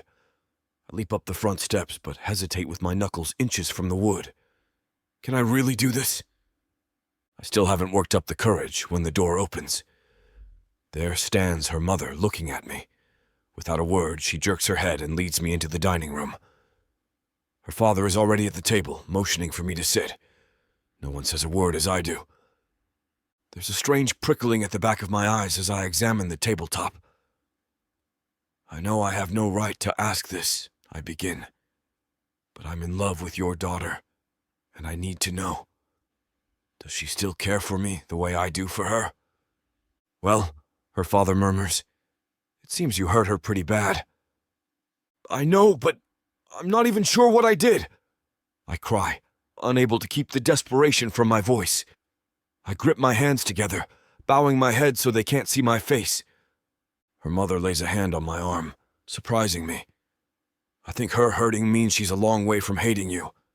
Even if she won't admit it, she says quietly. The same hazel eyes I adore on Sandra holding me with a soft look. I want to ask for her hand in marriage. Though the words are out of my mouth in seconds, they hang in the air, seeming to echo over and over. I curse myself, wishing I could take them back, to ease her parents more slowly onto the topic. But they surprise me again with smiles. After a glance and a nod at each other, her father speaks. I don't think there's anyone who makes her smile nearly as wide as you do, he says, a large grin stretching his own face. Then he's suddenly stern. But if you ever, he growls, wagging a finger in my face, and I mean, ever make her cry like she has these past few days, I will be knocking on your door, and I will not be there for a lovely chat. Yeah! The united voices of the twins come bursting from behind the kitchen door just seconds before they do, nearly falling over in their haste to back up their father. James straightens first, using his brother's shoulder for leverage. We'll kick your butt more than just in a video game, he declares, struggling to stay standing straight as Twin claws up the front of his shirt. A huge smile splits my face from ear to ear, and my chest expands with giddiness. I'll always do my best to never hurt her again. I try to show all my sincerity in those words, and earn warm smiles from all of them. After thanking them profusely, I get back in my car. My hands and legs tremble with relief. I had assumed they would be angry with me too. Perhaps this means I still have a chance with Sandra. I drive to her work, wanting to see her immediately. But when I pull up, I can't do more than stare in through the large glass windows. She's standing just past them at the front desk, speaking with whom I assume is a client. I can see her bright eyes even from where I sit, as clearly as if she were standing before me.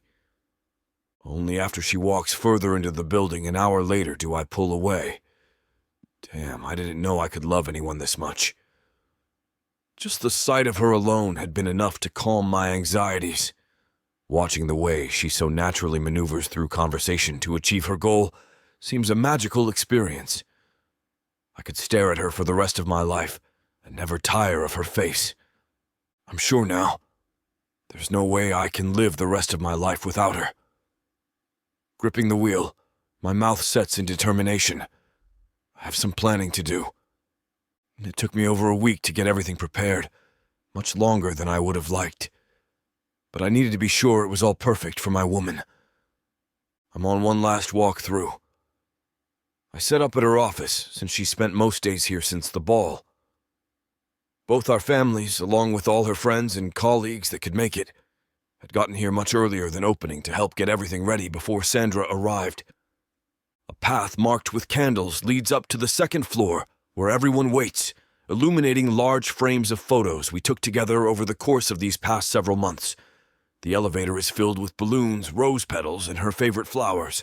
The flowers and petals continue along the candle path, and a playlist of love songs we've danced to will start playing the moment she leaves the first floor. I'll be waiting for her at the end of the path. I smooth the pedal between my fingers, taking in everyone around the room. They're all chattering excitedly amongst themselves, glancing at me every now and again with smiles as if to offer me confidence. She's coming! The hushed cry makes me jump, and I hurry to wipe my palms on the inside of my best jacket. Since when did I get clammy palms? In the time it took for the elevator to reach our floor, my forehead became beaded with sweat. The nerves have settled with the heaviness of lead somewhere in my gut. What will I do if she says no? But the moment I see her face, the weight lifts from me. There's awe shimmering on her face. She stares around at the decadence and familiar faces, but once her gaze meets mine, she seems to forget everything else. She heads right to me.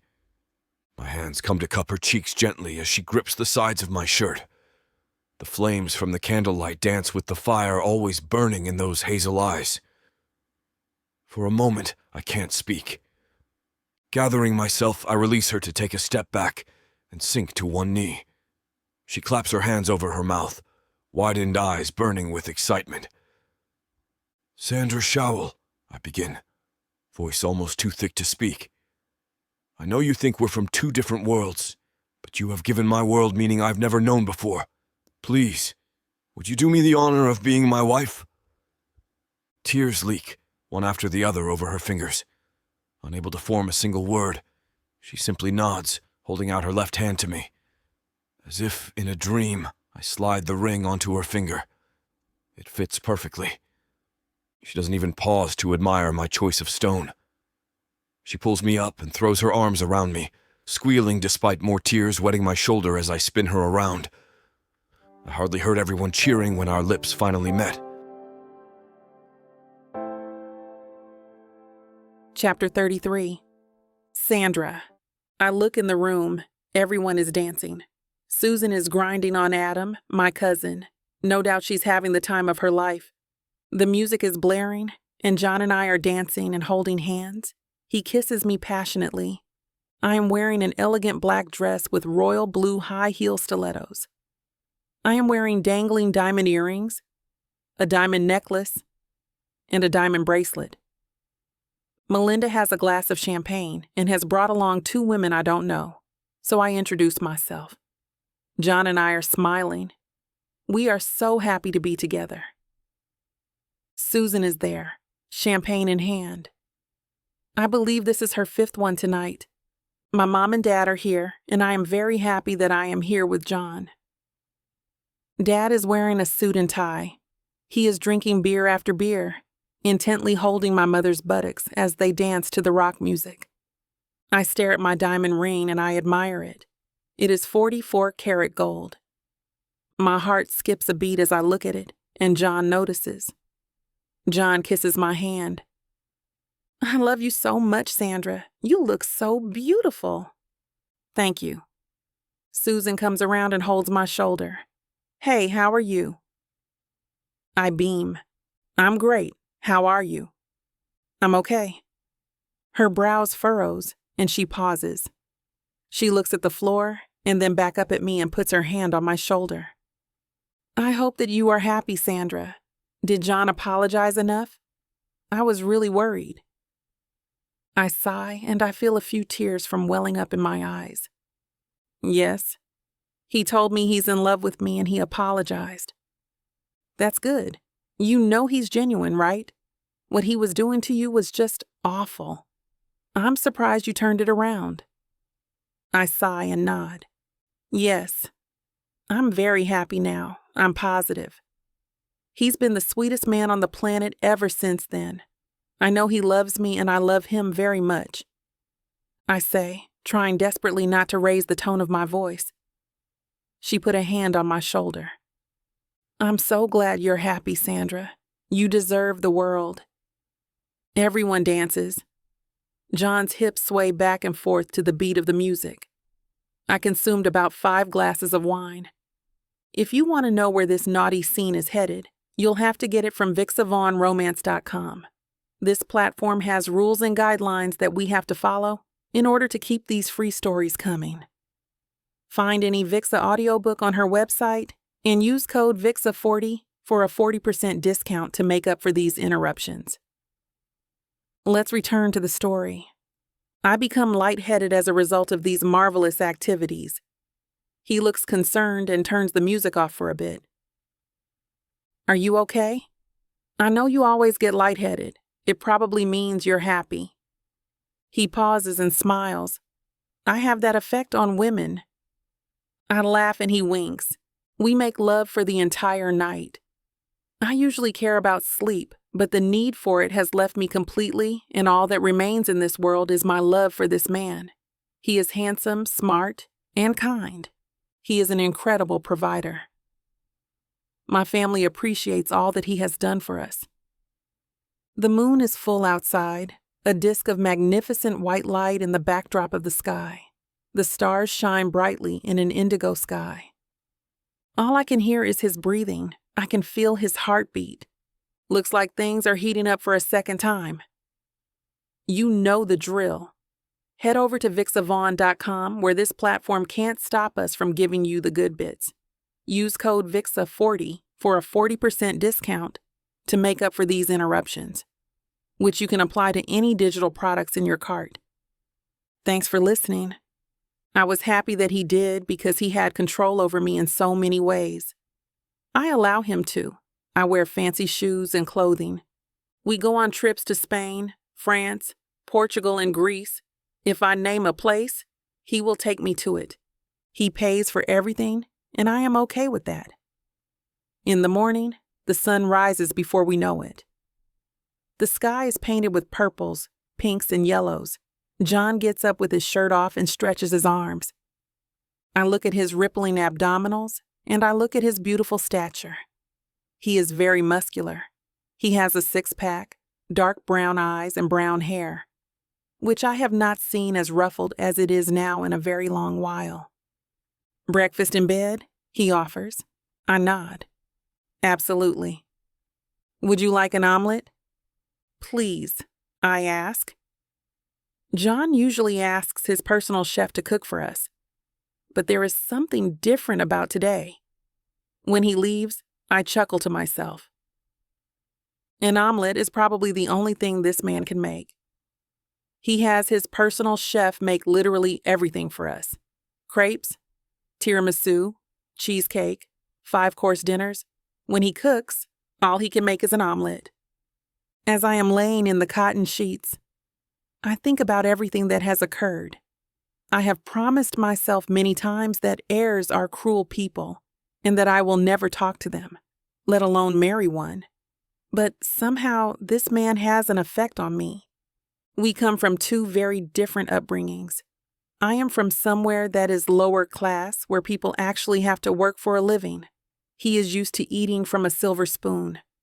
I told myself that I wouldn't allow myself to fall for a man like him. Someone who is white and rich and feels like he is better than everybody else.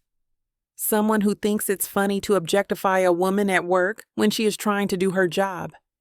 I thought I would never fall for someone who is white and wealthy and thinks that he is above it all. I'd sworn to myself that I would never allow myself to experience more heartbreak, yet John had hurt me more than I could ever imagine.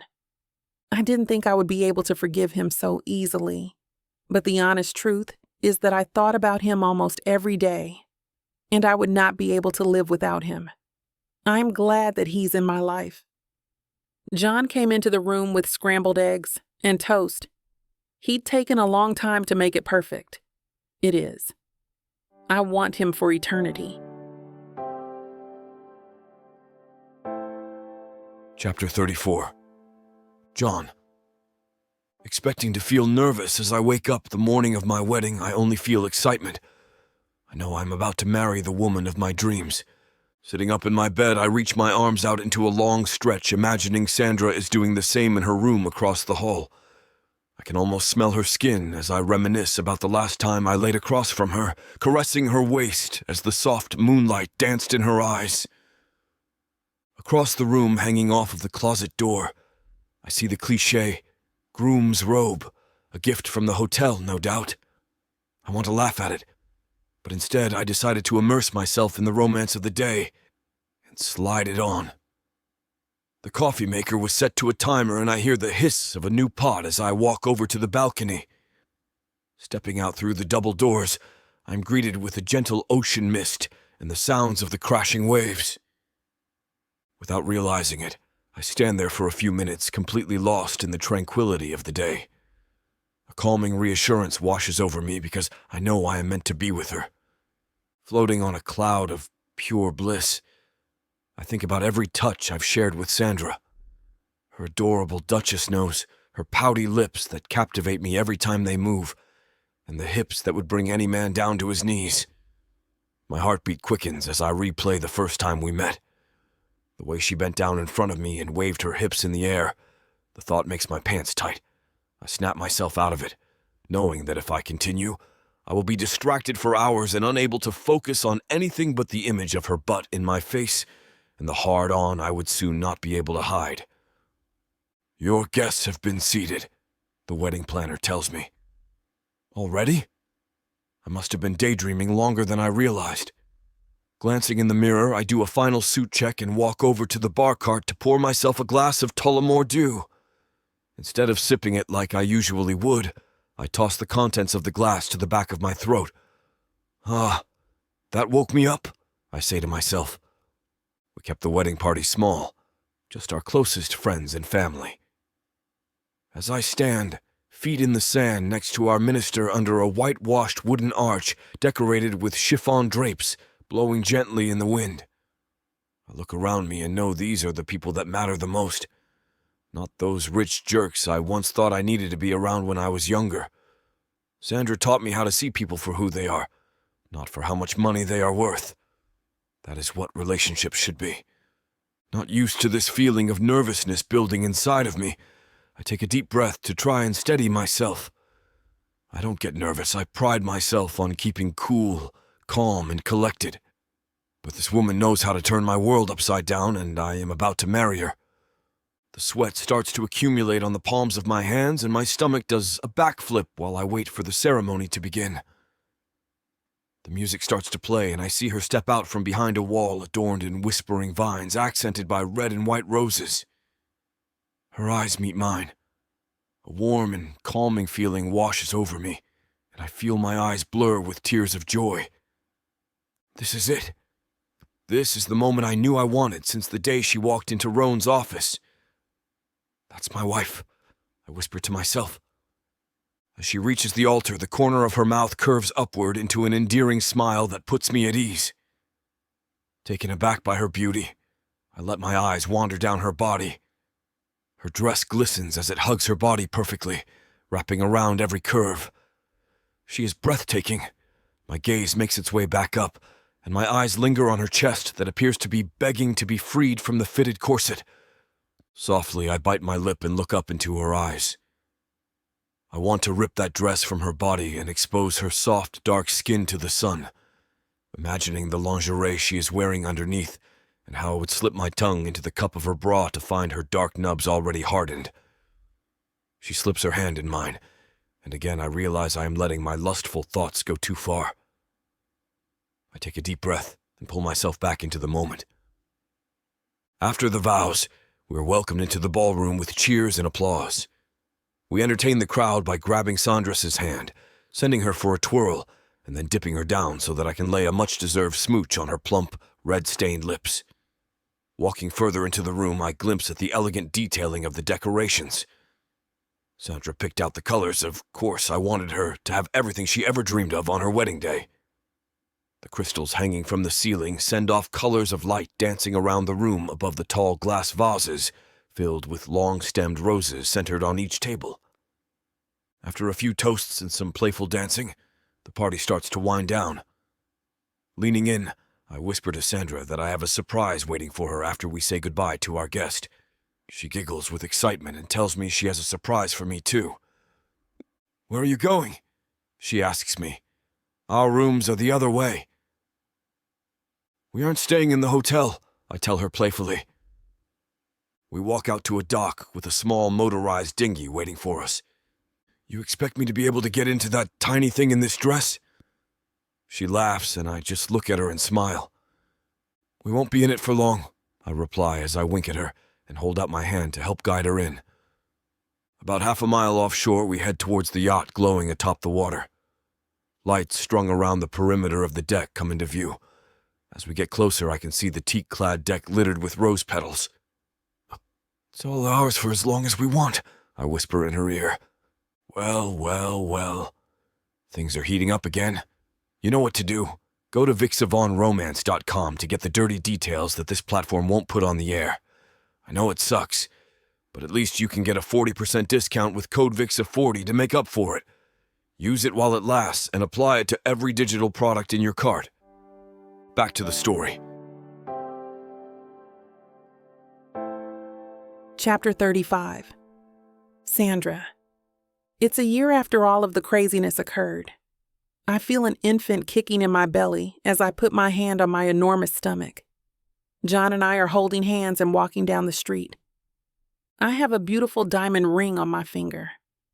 I stare at it sometimes, watching it dazzle in the afternoon sun, and thank the stars for how lucky I am.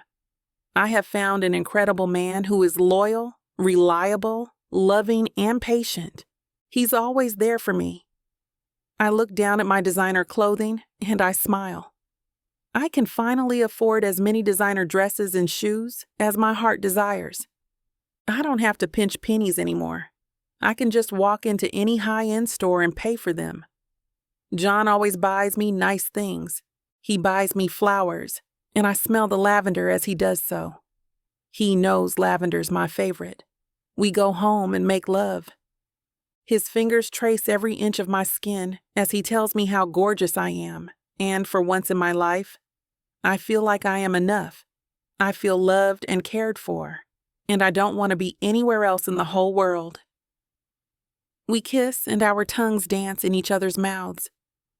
I love you, Sandra. I am so lucky that you're mine. I love you too, John. How's the baby today? She's kicking hard. I can see a twinkle appear in his eyes, and I know a joke is coming. I don't think it's a girl. I think it's a boy, he says as he nudges me. I wouldn't want a boy. They're too violent, I tease. John laughs. Girls are too high maintenance, he says, laughing uproariously as I join in. We walk through the park and look at the trees. After thinking for a while, he looks up at me and says, I'm so glad you forgave me, Sandra. I don't think I could ever let you go. He pauses again, shuffling his feet a bit. You're the most amazing woman I've ever set eyes on, he said. taking in every inch of my outfit and body. I am wearing a lacy white dress with a pink cardigan and my suede boots. I am also wearing hoop earrings. The dress is short, and I can feel sweat dripping down my spine. I sigh, looking at the concrete and remembering all of the heartache this lovely man has caused me. I remember the Lamborghini and the intention to use and abuse. I remember the party and the woman whom I thought I couldn't trust being right about the man I adored, trying to hurt me and thinking it was somehow funny. I look up at the sign and I look sideways at John. He's wearing jeans today. His skin is tan. The white t-shirt is hugging his biceps in a very flattering way. He is wearing suede shoes and a silver watch, which is definitely very expensive and glints in the sun. He squeezes my hand. "Are you all right?" he asks gently. I nod, unable to put words to the feelings I am experiencing. I pause and think for a very long time, only hearing our footsteps. Finally, I say, "I'm better than I ever have been, John." "Is that so?" "Yes. You make me so happy." "You are kind and generous." I pause, smiling at him because he's nodding and gesturing for me to keep showering him with compliments. "You're funny. You're handsome as hell." He nods and laughs. "I love you so much." "I feel the same way about you, Sandra. I love you to the moon and back. I think you're beautiful and smart and funny. You can be sexy and you can be sweet, sometimes even both at the same time."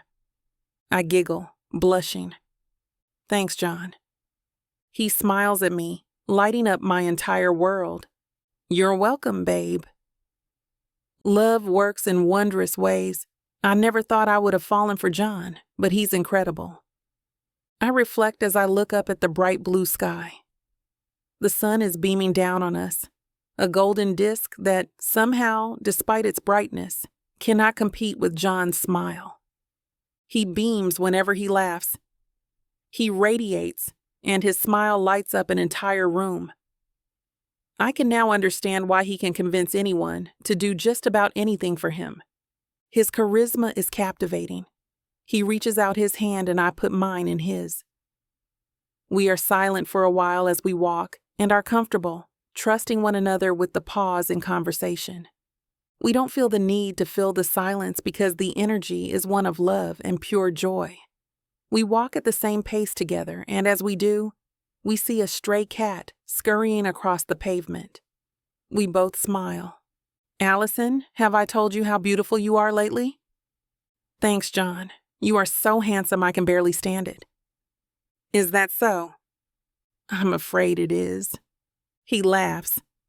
"Well, I tend to have that effect on women," he says and winks. I chuckle, knowing he's right, but I'm the only one he wants. We get into his Lamborghini, and I relax into the cushy leather seats. He turns on the radio, and we listen to rock and roll as we drive to his place. We get home, and I immediately go to bed. I'm exhausted. John walks in and says, "You look tired, Sandra. Is there anything I can get you?" "Can I have crepes, please?" "I've been craving them." "Of course. Did you want my chef to heat up the maple syrup?" "Could he do that, please? That would be amazing. You're the best."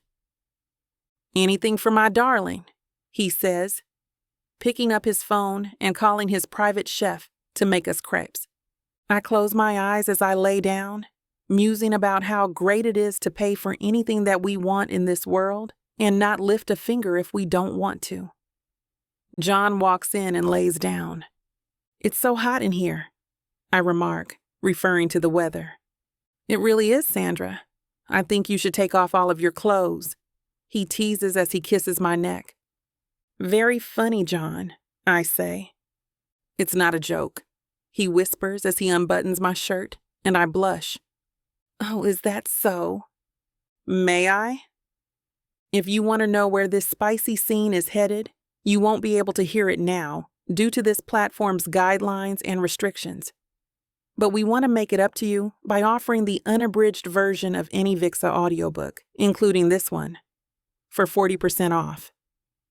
All you need to do is go to vixavonromance.com and use code VIXA40 at checkout. Are you enjoying the story so far? Let's get back into it.